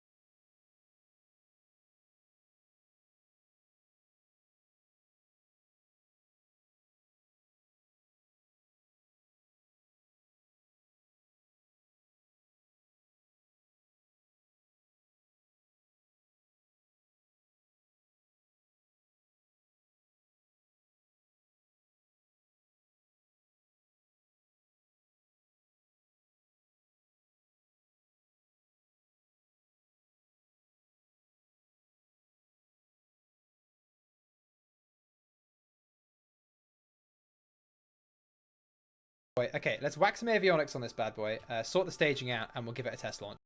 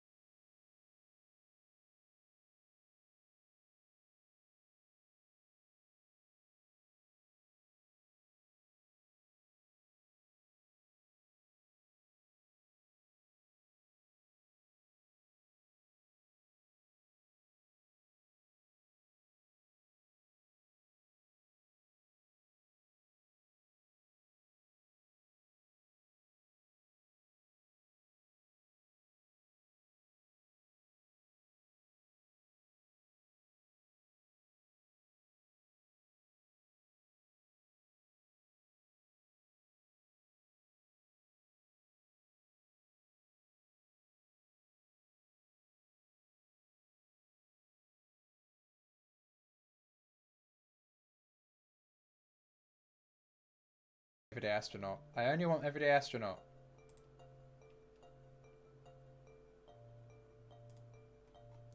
Hopefully that wasn't copyrighted music that it just swapped to.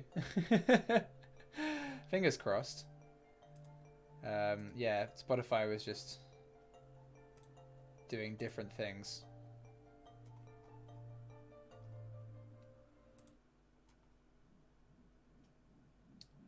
Whoopsie. Hopefully that wasn't anything copyrighted. Otherwise, this is not going to be a monetized stream. Fingers crossed. I didn't know. I was just listening to chill background music and forgot that it wasn't Everyday Astronaut anymore. Okay. We want avionics here. Oh, this is the I forgot this is the root part now, isn't it? Let's reset the root part to the descent module of the Soyuz. There we go. Okay. One block of V.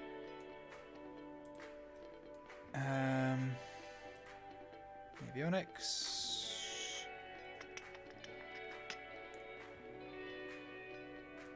There we go.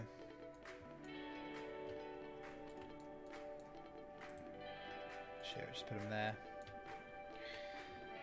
How wide is this? This is 4.7 meters wide.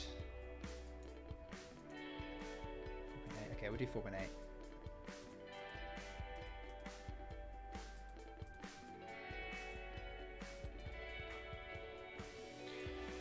Okay, controllable mass is going to be a lot.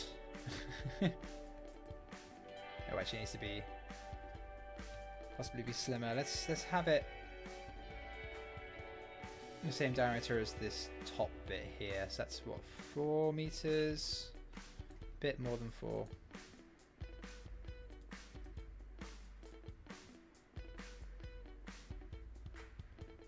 .3. We'll do 4.3. Okay.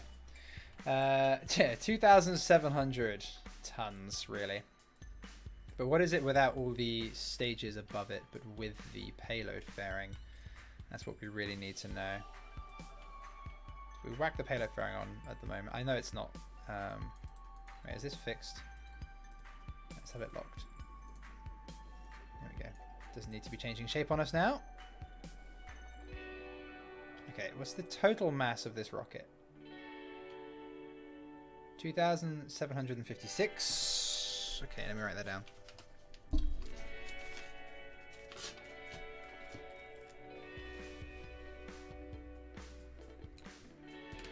Okay, and then remove those.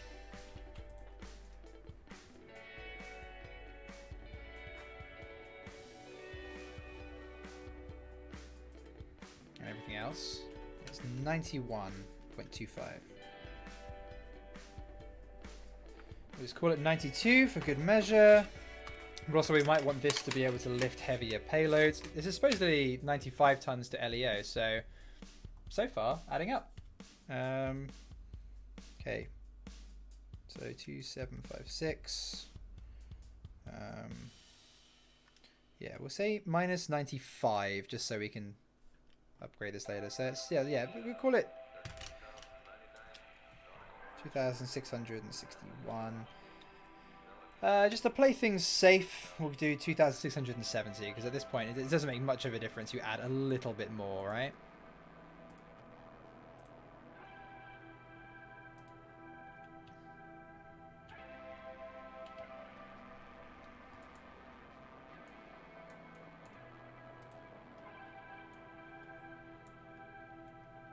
Okay. Controllable mass 2,670 tons, and I want to call it 50,000 electric charge. Shouldn't need much more than that. We are controlling a lot of engines, but it'll be fine. Apply. There we go. It's actually surprisingly only weighs about a ton, the avionics. Advanced mature avionics for the win. Do you accept fan-made rockets? No. Not for this series. I mean, most of the fun of this series is designing the rockets. doing streams like this. And yeah, it's like quite integral to the series that we design our own stuff. I think using fan-made stuff would eliminate like the competition element of it. You know, it's between me and N9. Let's spoil it a little bit, I think. Okay. I'm happy with that. So now just need to do some clipping. Actually, I think we'll leave the avionics where they were, and then we just clip the fuel tank.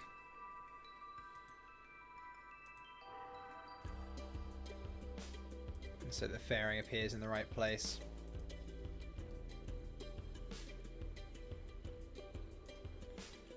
There we go. Wunderbar.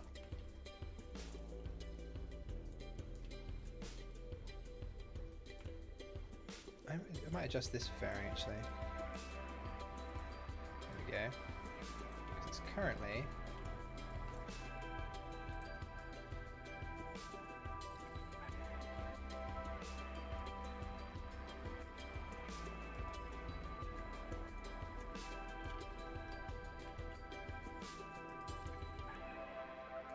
there we go, that looks better.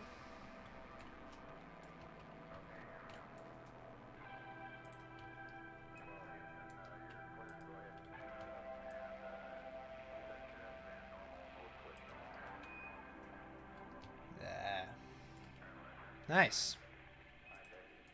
Okay.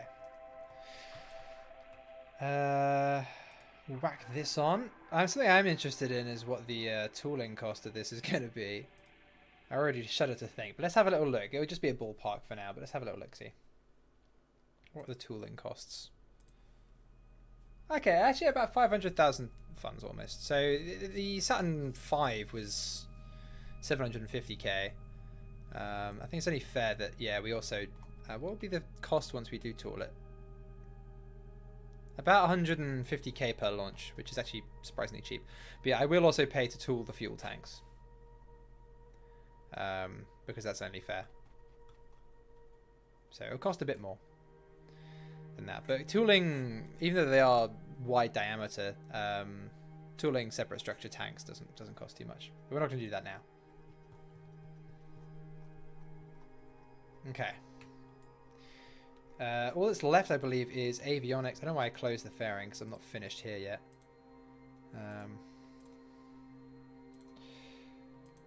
What's left is the avionics on block G, I believe.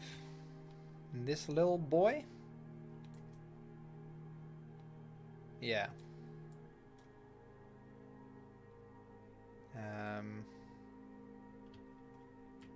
So we're assuming like 95 tons to orbit. I think Block Day can already control everything. Let's just double check. Okay, if we remove the... There we go. Remove that. Okay, what's the mass of all of this and can it all be controlled? I don't want to remove that stuff. We'll remove that stuff in a minute.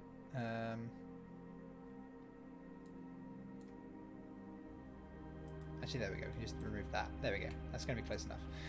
This whole complex weighs 31.552 tons. Okay. How much does this boy control? 17. How much does the Soyuz control? And the LK? The LK controls 30 tons on its own. So we probably didn't even need the avionics on Block Day, but we're just gonna leave them.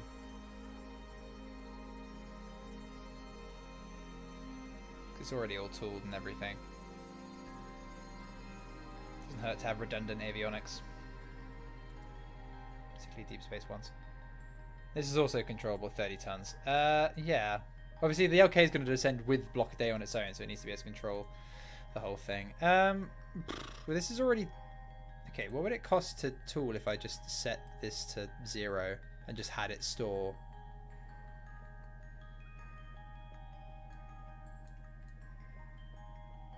I just used it like a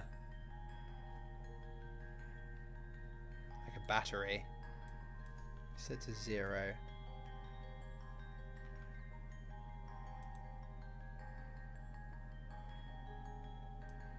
Would it save us much weight? There was 0.1 tons.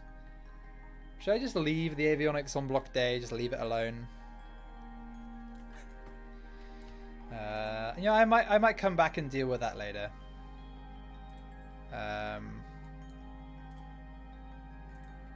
I'll sort it out later. Because yeah, it looks like it doesn't actually need to have its own avionics. It can be controlled by the lander, which makes a lot of sense anyway. But that's fine. This can all easily control itself. That's the important thing. So we just need to add avionics onto the translunar injection stage.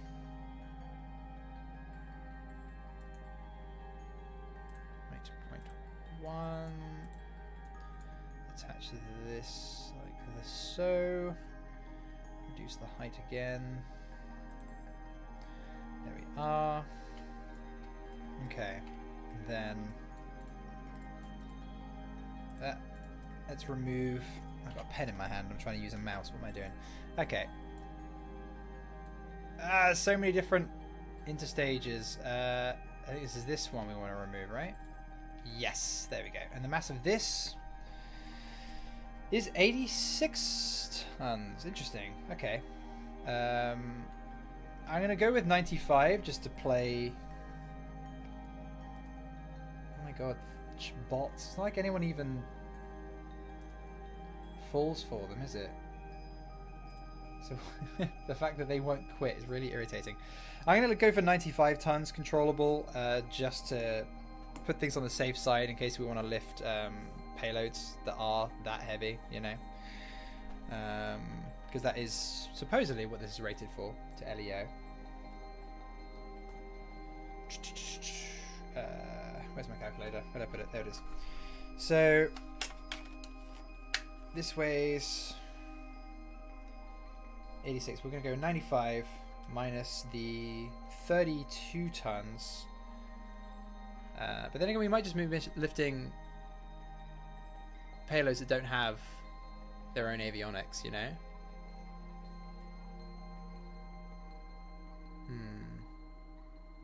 So we could just set this to 95 just to play this safe. And that's what I'm going to do. Just so we don't have to like tool more avionics in case we up. Because avionics is expensive as stuff to tool, but not very, you know, it doesn't add much weight now. So we might as well just set this to 95 tons and just play it safe. So that's what we're going to do. So we've got a bit more controllable mass than we'll probably need, but that is fine. What's the diameter of this? 4.8. If we set the other one to 4.8 meters, then actually we can save money on tooling costs. So it'll be the same diameter. This one's going to be in orbit for a while, so it's going to want a little bit more in ways of electric charge. And this has high electric charge requirements, so we'll do 100,000. Just so we know we have loads and loads and loads. And yeah, perfect. We can store even more electric charge in there if we want to, but yeah, that barely weighs anything. So that's fine. Okay, we'll colour this all properly later. I'll colour probably these fairings different colours and yada yada yada yada yada. But I want to get this flying. I want to fly this thing. I want to give it a go and see how fast it explodes.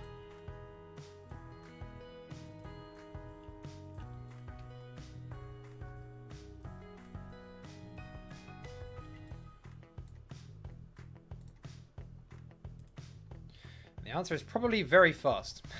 And that's part of the fun.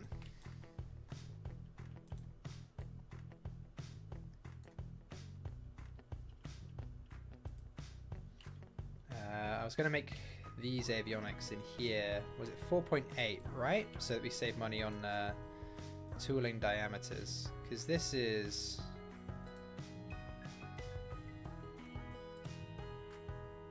4.8, yeah.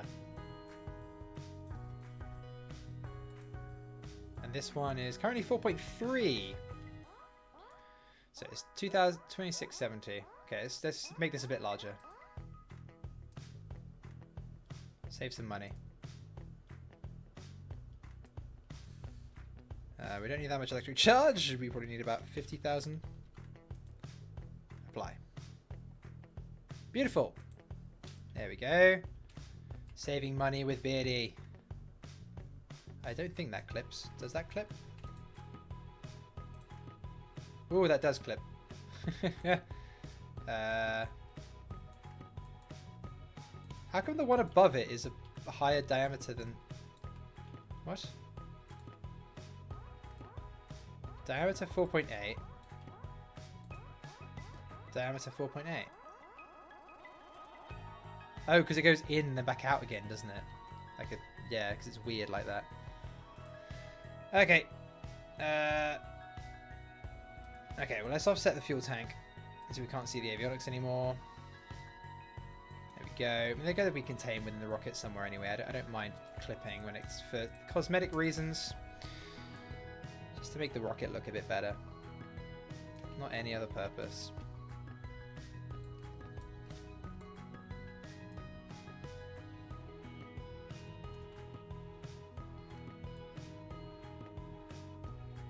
Okay, and there is a little gap on the outside of this fairing here, so we're going to reduce the size of that base a little bit. Which base is it? It's this one, right? I think. Yeah. 0.5. There we go. 4.4 just for safe measure. Safe measures, yeah. Okay. Right. We do also need a coupler here somewhere to just lift the entire stack with the launch escape system.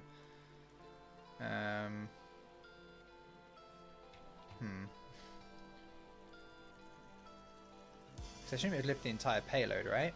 I do actually want to test that somewhat. So that would need to go below the interstage ring. Below this upper one.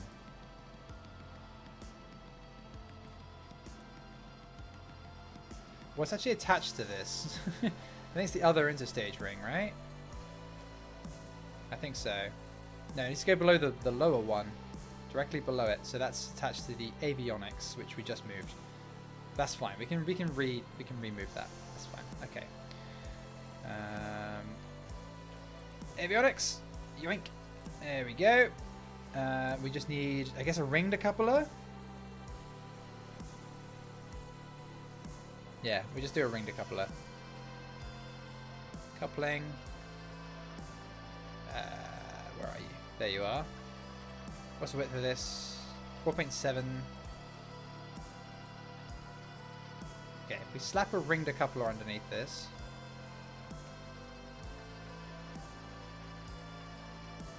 Make it 4.7 meters in diameter.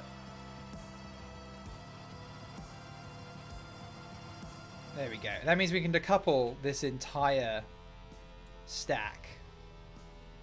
Which means we can fire the launch escape system. Oh, I've got it set on 2 right now. There we go. We just need to drag that down a bit so it's not clipping. Or is that exactly in the right place? I am not sure.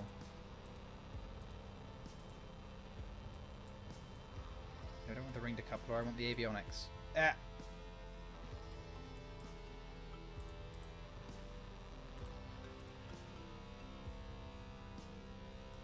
Actually, the ring decoupler works too, doesn't it?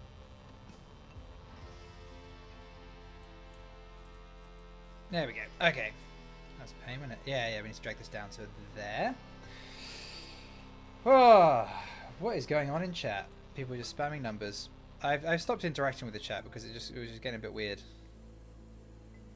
It was all getting a bit too weird for me.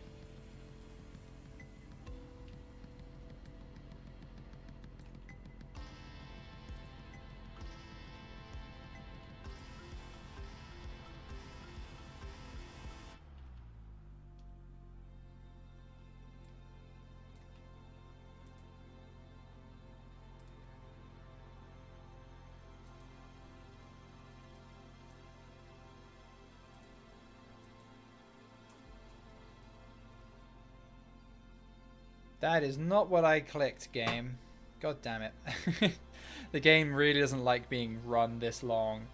There are some memory leak issues with this install. Well, with any install of KSP, really.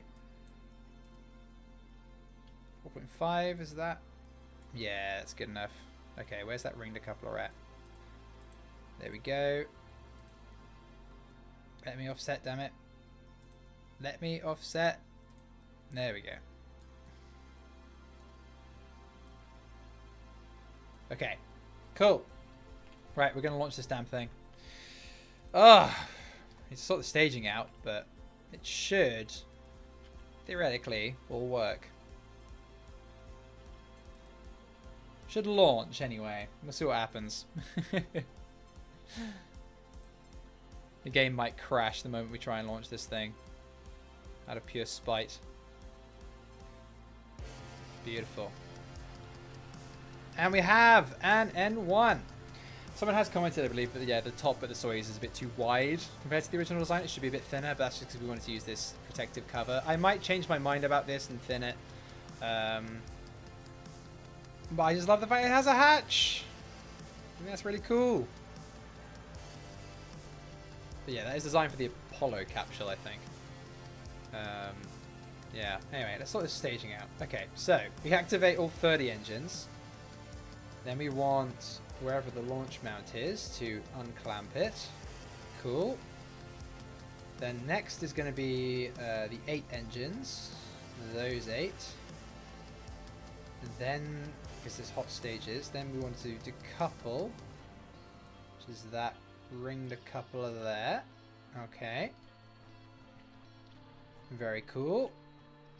Next up, the 4 engines. And then this decoupler, wherever that is. There we go. Look at the attempts KSP has made to try and stage this for me. Oh, yikes. Okay. And then I assume it's when it's on this final stage that it decouples the, well, third stage that decouples the payload fairing. But regardless, so it's going to be, oh yeah, these fairings don't decouple. Let's turn the fairing decouplers off. Off. Fairing decoupler off. Check that these ones are off as well. There we go. You have no need to decouple. Thank you very much. Okay, cool. What was I doing? Okay, decouples that. So we're on to this stage now. Next should be the main payload fairing. This boy, we're going to want ejection power 100%.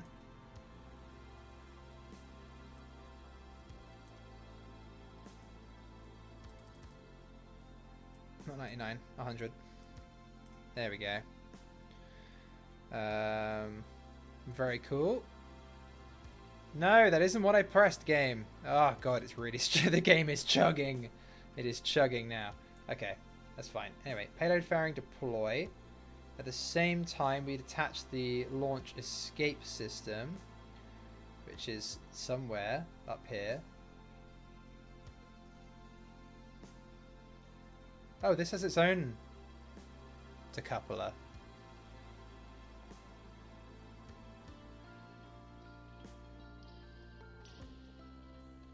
We're going to disable that decoupler, because otherwise we'll be stuck with this ring around the thing for this one. So yeah, we'll disable that decoupler. We want the ring decoupler, which is this one. There we go. With the launch escape system. So it's 1, 2, 3. This fairing decoupler should be disabled. Yeah, it is. And that should pull this lot free. Okay, so that should be the payload clearly deploying.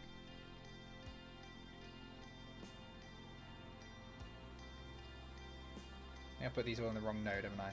Yeah, I have. Need to go down there. There we are. Okay, cool. And after that, the next node is that engine. And then this decoupler. Actually, we don't need this decoupler. This is the decoupler for the abort motor. We want the decoupler above it. So we'll swap these around. So it's actually a redundant decoupler here. Actually, we'll disable the staging for it because we're never going to need it. It's going to be just for an action group. Okay. Oh, this is for the main one. Actually, we don't need this one to have decoupler either. We want that decoupler. Okay, there we go. That's a decoupler with the engine on top of it. Perfect. Cool. Okay, and then after that, the block day engine would fire, but I believe if we have a little look inside, yeah, this covers block day, doesn't it? The inner fairing. Okay, let's just remove this fairing. It's going to mess up our staging, but so remove this fairing temporarily. If the game will actually let me remove it. There we go. Just so I can see what I'm doing. Okay, cool. Yeah, when the block day engine fires, everything will be stationary. So we'll just activate the engine and decouple and remove all this stuff at once, I think. So engine activate, that, and also decouple all at once. Then after that, after block day is expended, well actually, it's going to be the LK lander. Does that have a decouple node? Port enable staging. Staging doesn't work on that. Okay, interesting. That's fine. Where's the decoupler for block day? There it is. That's going to be next. Because we'll decouple this from the Soyuz, and then that'll decouple. And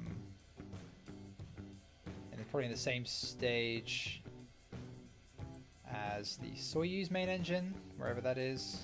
There we go. When that decouples, we want the RD858 engine to activate, but not the 859. Oh, we want RCS quads to turn on when block day is deployed. So this is, I'm sure this is engaging watching. Just watching me muck about with staging. 859 in case we need to activate it, but we shouldn't need to. We can deploy the OK landing legs, that's fine.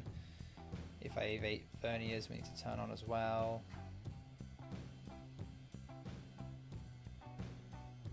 LK lander needs its RCS on once it's deployed. Very nice. This doesn't need a decoupler. The ring decoupler here. I thought we already moved that down here. It's part of the launch escape system.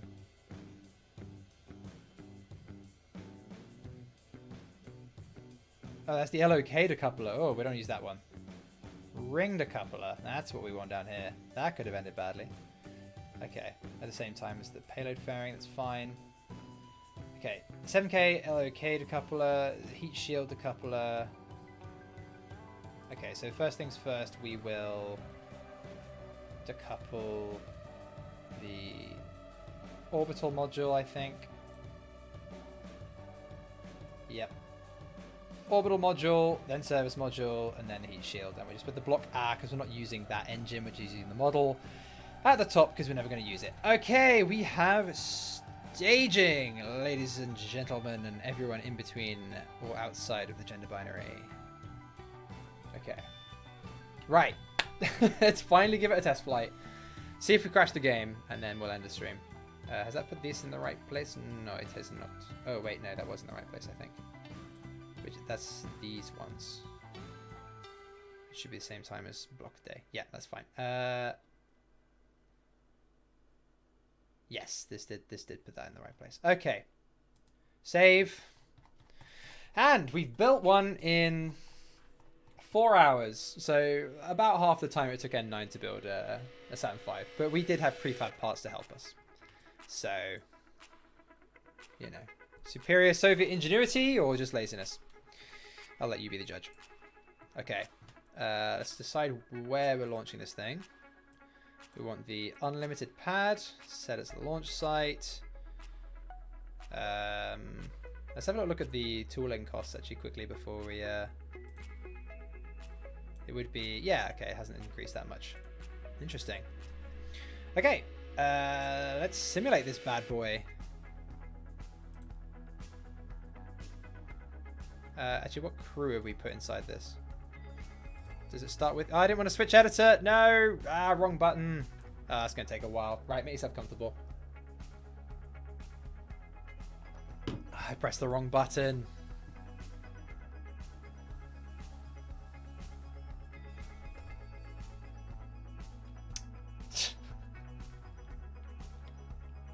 This is going to take a while.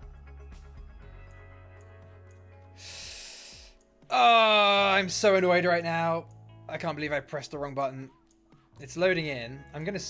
Oh, there we go. I'm going to save. Then switch back. Oh, people want engine failures on for the test. That's a bold idea, but also a hilarious idea. I am absolutely doing that.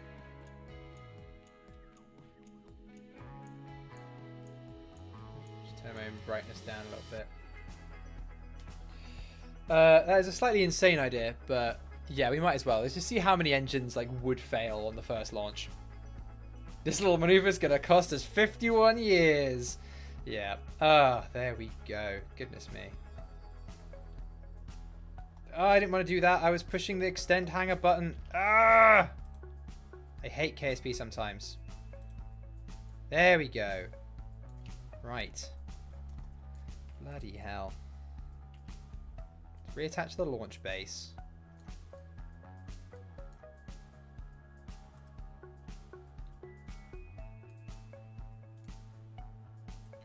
Right, this time it's not pressed the wrong bloody button. Ah, the game is really screaming in pain right now. It does not like me having this many engines and having the game just running for this long. It is chugging away. Probably eating all my memory, but I don't have time to restart the game.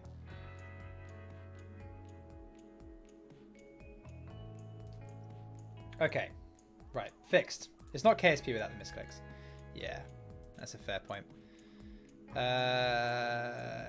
It would be Yuri and Alexei on the crew, but yeah, they're in the descent module. Pavel and German, sure, why not? We've set the launch site, right?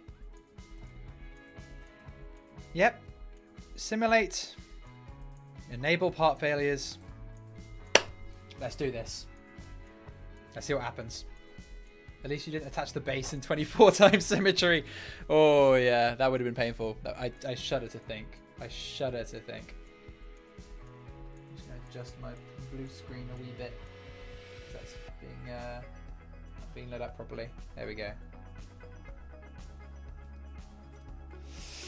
Oh, we're finally going to have this shirt live up to the hype. We've got our M1 rocket shirt on, so here we go. You have to leave them on. NK15 begs for it. Yes. Having failures on would totally not go wrong at all. I want to see what, like, when like 5 engines explode as soon as we try and launch it. I want to see what happens. It's going to take a while though. This little maneuver is going to cost us 51 years. Are those grid fins? No, those are barbecue grids. Of course. Let's see a great explosion. Yeah, I wonder if this is going to fall back onto the launch pad. Apparently, because I've got symmetric auto cutoff enabled, but that doesn't like the editor extensions mod, which adds the extra symmetry. Sometimes, so I've been told in my Discord that if an engine fails, sometimes with the 24 times symmetry on, instead of shutting down the opposite engine, it will shut down all the engines. And I was like, you know what? I feel like I'm just going to leave that on because that's exactly what the control system actually did on the N1.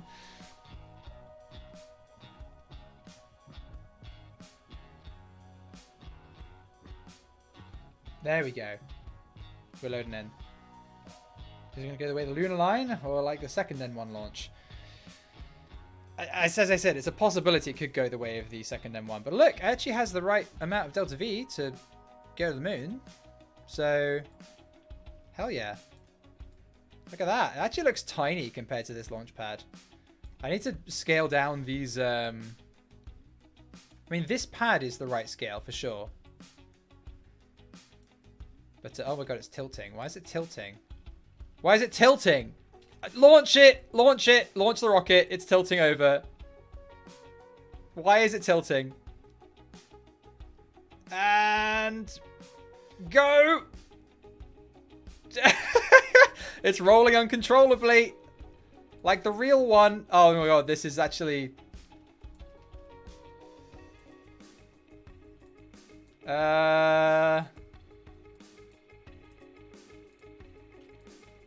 why is it rolling?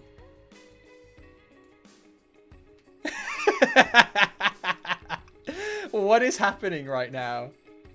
I mean, this is actually what happened on one of the launches, isn't it? Force roll, 0. Kill rotation. I'm not sure what's happening right. People are like, yeah, just like reality. I'm not sure why it started tilting over. Probably because I didn't have the launch clamps on it, to be fair. But I don't know what is making this thing spin. And I can't just disable gimbal on all of these engines, can I? On the outer ones. One of the 24s. No, it won't disable it on all of them. I assume that's what's making it spin.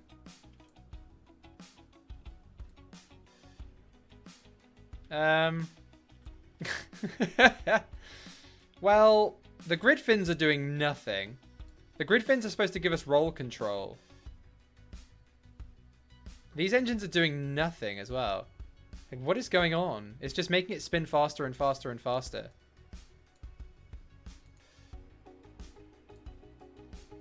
None of them have exploded, though. Which is weird. You'd think some of them would. Let's try SAS instead of Smart ASS. Oh, we have an explosion! We've ripped off the grid fins as it goes through this. Oh, I think the whole thing's about to explode. My computer is bracing itself. Oh! Well. I didn't even get to test the launch escape system because I didn't make the action group. What happens if we just fire it now?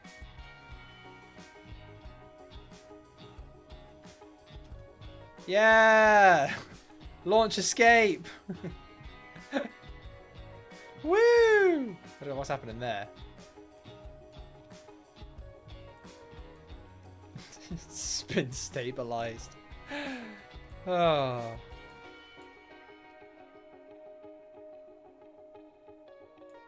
Well. That was certainly something. Hey, it's actually got a different IVA for this one. See what our Kosmonauts think. Well, I guess let's just test the staging for the rest of this. Does the payload deploy work? I assume if the launch escape system actually fired, it would remove that without glitching out.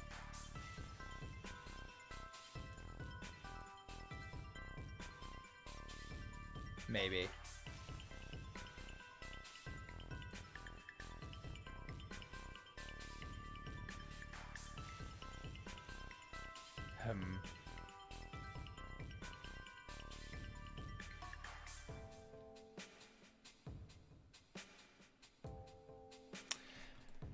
Well, that was certainly something, wasn't it?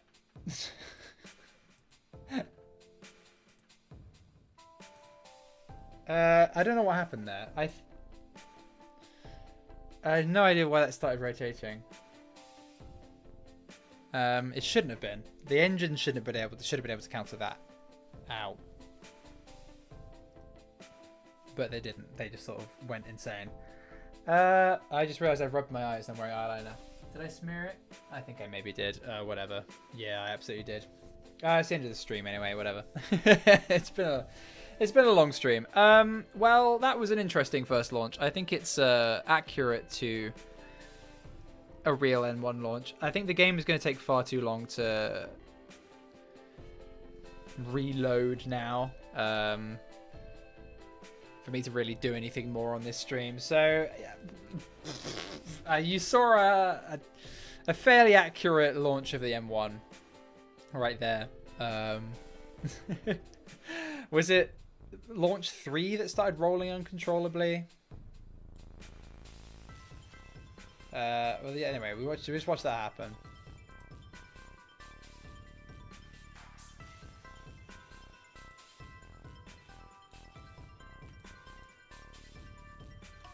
Okay. NK15 original. We can have it on original no gimbal and see if that does anything on the outer engines. And then the inner engines, the inner 6. We'll have gimbal on those. The grid fins didn't seem to do anything.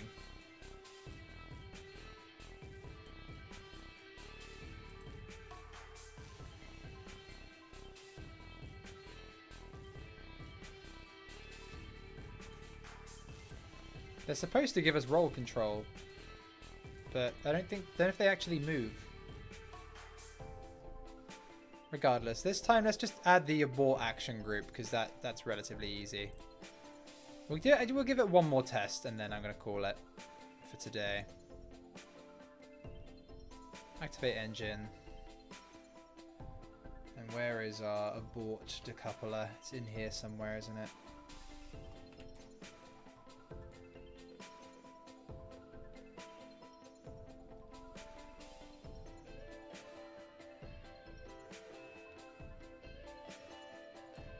Ring decoupler, there we go.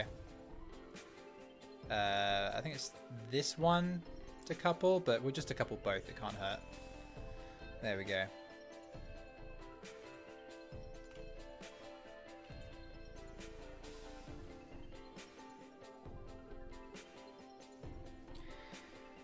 We'll see if that works as an abort system. Okay. Let's see what happens this time. Also, this launch stand didn't really stop it moving much, did it? We just put some temporary launch clamps on it. Where's a nice big launch clamp? There we go. This isn't going to look great, but just to stop it doing silly things.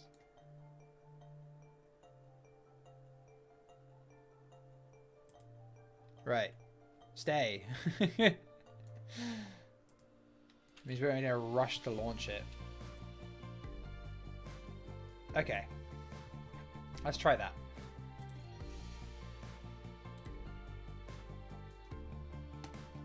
And then we're going to call it for today. Add more boosters to the N1, that'll fix it. Oh my god, we've got the Matt Lown fans in the chat. The number of people who actually think adding more boosters is legitimate. Tactic for...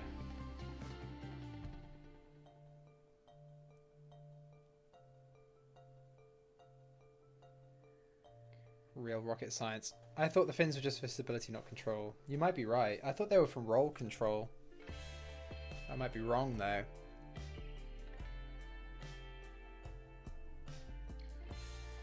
Will you send the first man and woman to the moon, or is it going to be like Saturn V? I'm going to do similar to what they did in For All Mankind. So they'll land. So I'll land Alexei Kerman first. So I'll have the first male Kerbal on the moon, and then the next landing will be the first woman, unless N9 lands a man and a woman. But he's got to go Neil and Buzz, right? That's iconic. Got to do Neil and Buzz. Like, I'm doing Alexei. I'll probably have Yuri be, because there's only one person in the LK, but I'll probably have Yuri be in the orbiter, the Lunar Soyuz, and I'll have Alexei go down to the surface. Because that was the plan in reality. The M1 had 4 large auxiliary rockets added to control the spinning issue. So, okay, so it in reality had a spinning issue, it seems. So we might need to add some massive thrusters just to control the roll. Like, just around the base, like some huge, huge RCS thrusters. Just to control its roll. At least it's not tilting over this time, though. That's nice. Okay, let's see if this thing rolls again. At least we've got fewer engines now if we need to disable the gimbal on them. There we go. Oh, look at the smoke. It works properly. Yeah, these lightning towers are a bit too tall, though. Now it's fine. I think it might just been too many engines gimbaling at once. I think the game just didn't know how to handle it. But it seems having the 6 core engines gimbal is more than enough control. I can control this. So to whoever told me I had to have the outer engines gimbal, you were wrong. I think it's just too many engines, particularly with the symmetry, perhaps. There's too many engines for the game to automatically control. Because now it's fine. Yeah, we can actually do a proper launch attempt. Yeah, I need to make those lightning towers. I think I assumed the N1 would be a bit taller than it is, but the launch pad is the perfect size, actually. It was the closest launch pad I could get to the one that the M1 looks like. The M1 had 3 flame diverters, so I just wanted that iconic look. Yeah, I might get rid of this protective cover, actually. It is cool to have the hatch, but this top is too wide. It looks a bit silly. And also, it's a different color, so it kind of sticks out like a sore thumb. I probably shouldn't open the hatch while it's flying. I just wanted to see that it could do that. Now, I have part failures enabled. Interestingly enough, we haven't had an engine explosion yet. Yeah, this is laggy as hell. Good observation. I mean, we are firing 30 engines with test light, so not sure what you expected. This is why you have the option of just having... This is why this is like one big engine part that you can use instead. So that obviously reduces the lag a lot, but is a lot less fun. Opening the hatch in flight is fine. I learned this in re-entry. I said something about the outer gimbal. It was a way to replicate the differential thrust of the outer engines. Yeah. So it would have been more realistic, for sure. Okay, I agree with you there, but yeah. Because of the plume as well, I think it works a lot better having the inner 6 gimbal because you can't see the plumes moving. So for all anyone knows, this is controlling itself via differential thrust. Whereas with all 24 outer engines waggling all over the place, it's a lot more obvious that you're using sort of a cheaty gimbal. Because they didn't actually have gimbal, but it's just a lot easier to control like this in KSP. I think this works a lot better.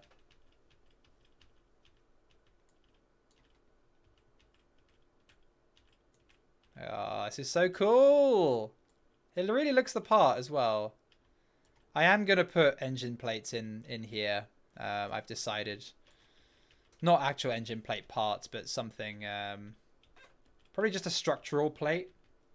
Something that doesn't weigh very much and I can paint it black and cover the nozzles with it. Because it doesn't matter if you've got something black obscuring the nozzles. As you see here, these nozzles have got this engine part obscuring it, but they still look the part.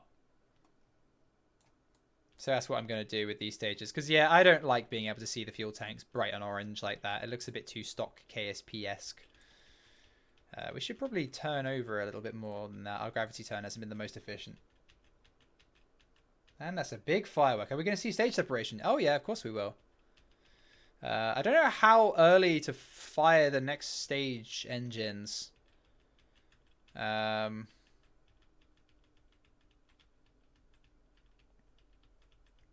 mean, these engines take a while to spool up. The stage combustion. I might give it a full 5 seconds. I hope the engines don't fail at the last second like it did in real life. Yeah, so in real life they shut down the 6 core... Okay, you can't see because of waterfall. But they shut down the 6 core engines to reduce the strain on the vehicle because you see as the fuel's draining, increasing the G-forces. Oh, we really need to turn this thing over. Just to reduce the strain, and the sudden change in thrust burst some fuel lines. And it started a fire. And if they'd reacted fast enough, they could have activated the next stage. If they'd reacted quickly. They could have saved the higher stages of the vehicle, but unfortunately they didn't. This has been a terrible gravity turn. Performance loss. Ah, we lost one. Don't know which one it is. It just says on NK15. That's helpful. We've got so many, though, that it just doesn't really matter. We can take a performance loss on one. I might tweak the reliability of these engines to make them way more likely to explode, because this has been far too chill of a launch. Right, 5 seconds before, we're going to activate our staging. And go. Ignition failure! Oh no! Oh, that's bad. It has automatically cut off the opposite engines, though, I think. We'll see. And go! Has it auto cut off the... Oh, wowzer. That was a lot of ignition failures. Did all of those fail, or was that the symmetric auto cutoff? Was that 4 ignition failures?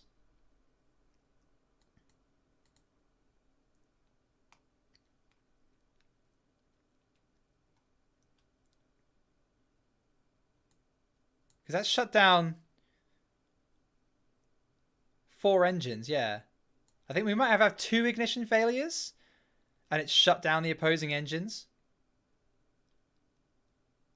Then again, none of the opposite engines have shut down. So, I don't know what's happened here. 50% success rate for second stage ignition. Yeah. At what point does the... Oh, God. Okay, we're actually losing control of this thing.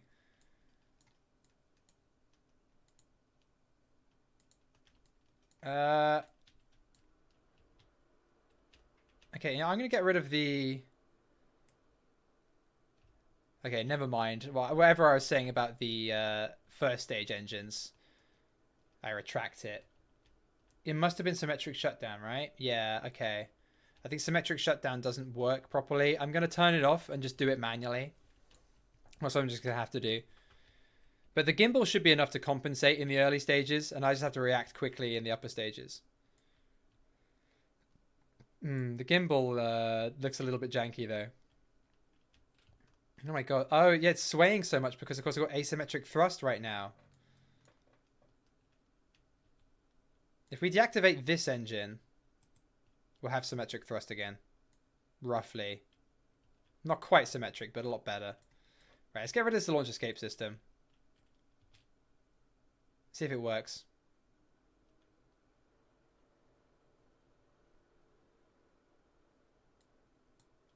It does, in fact, not work.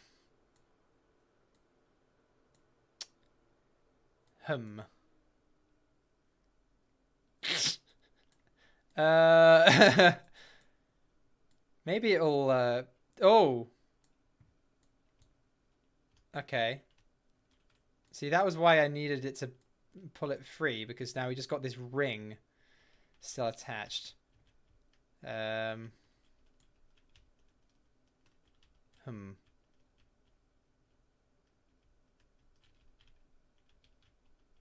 Well, that's a little awkward.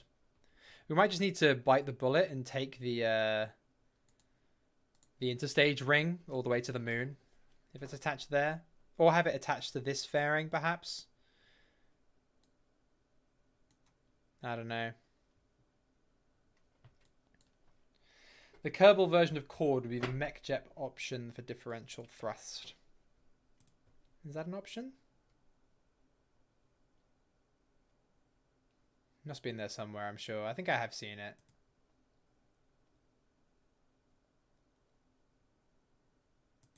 Yeah. Well, we're even with 3 engines, we're going into space. Barely. That gimbal really is janky, though.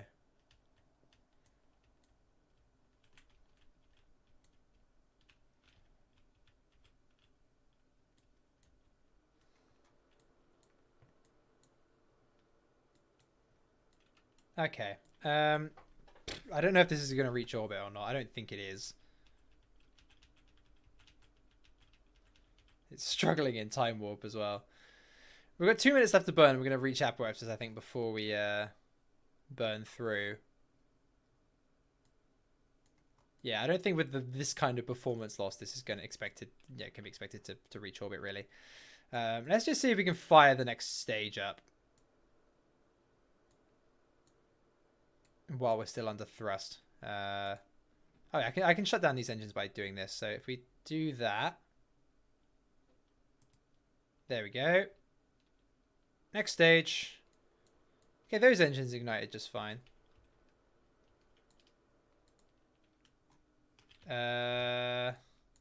He says the gimbal isn't working.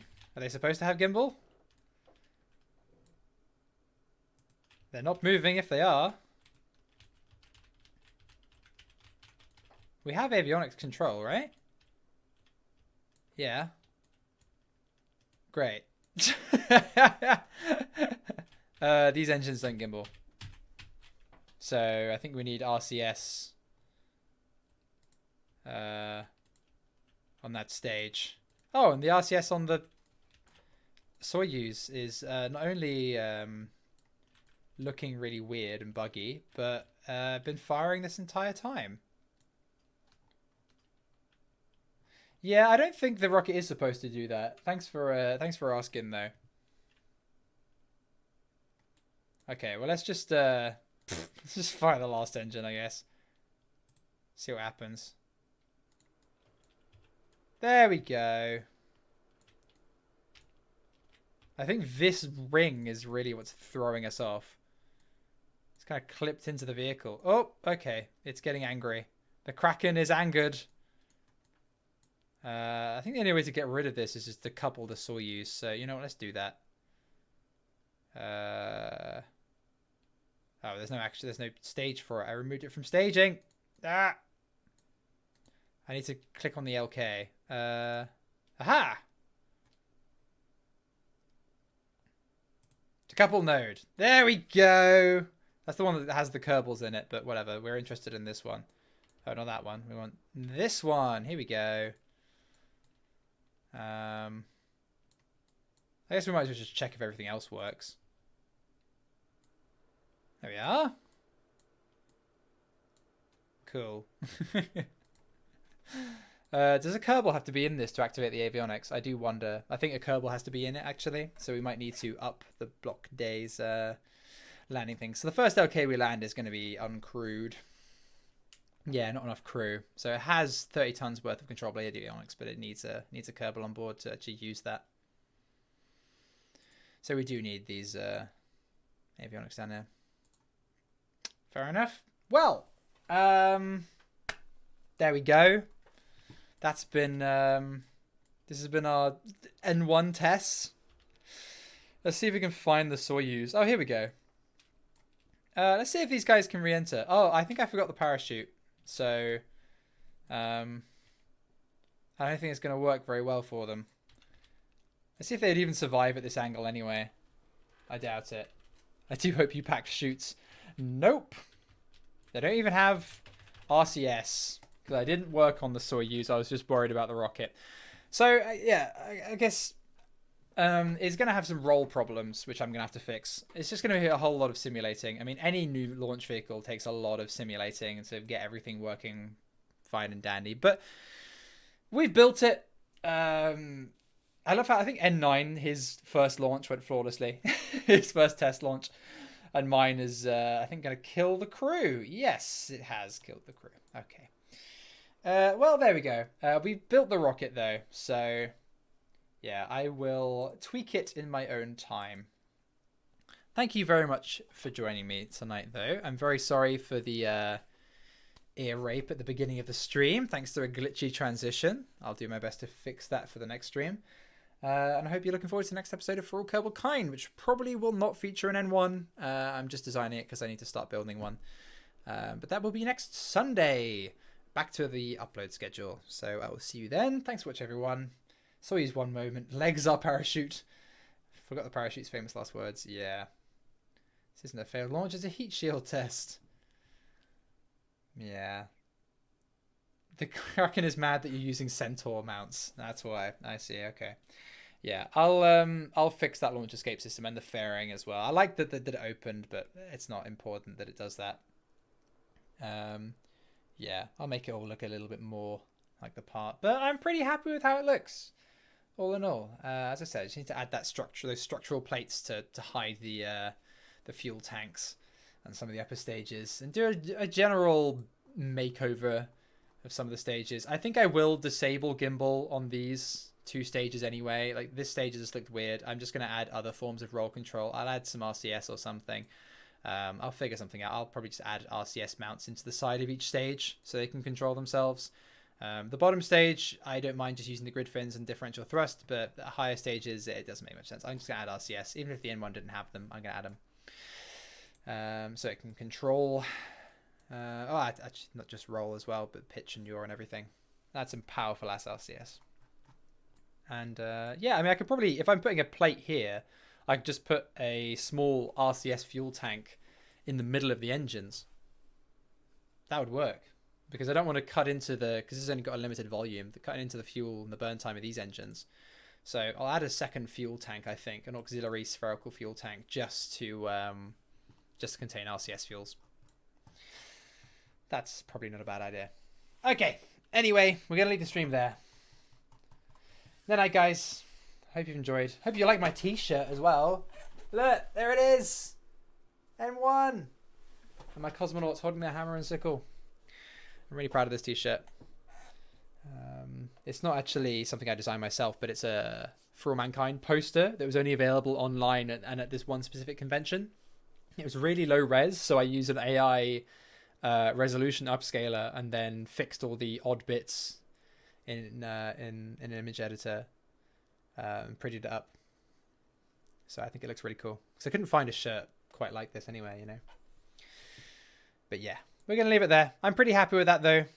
Next time you'll see this will not be in the moon landing episode, but probably episode after next, where we'll do our first uncrewed test launch of it. Because goodness knows we are not launching this thing crewed first time. That would be absolutely insane. Anyway, good night, everyone. Stay safe. See you next week.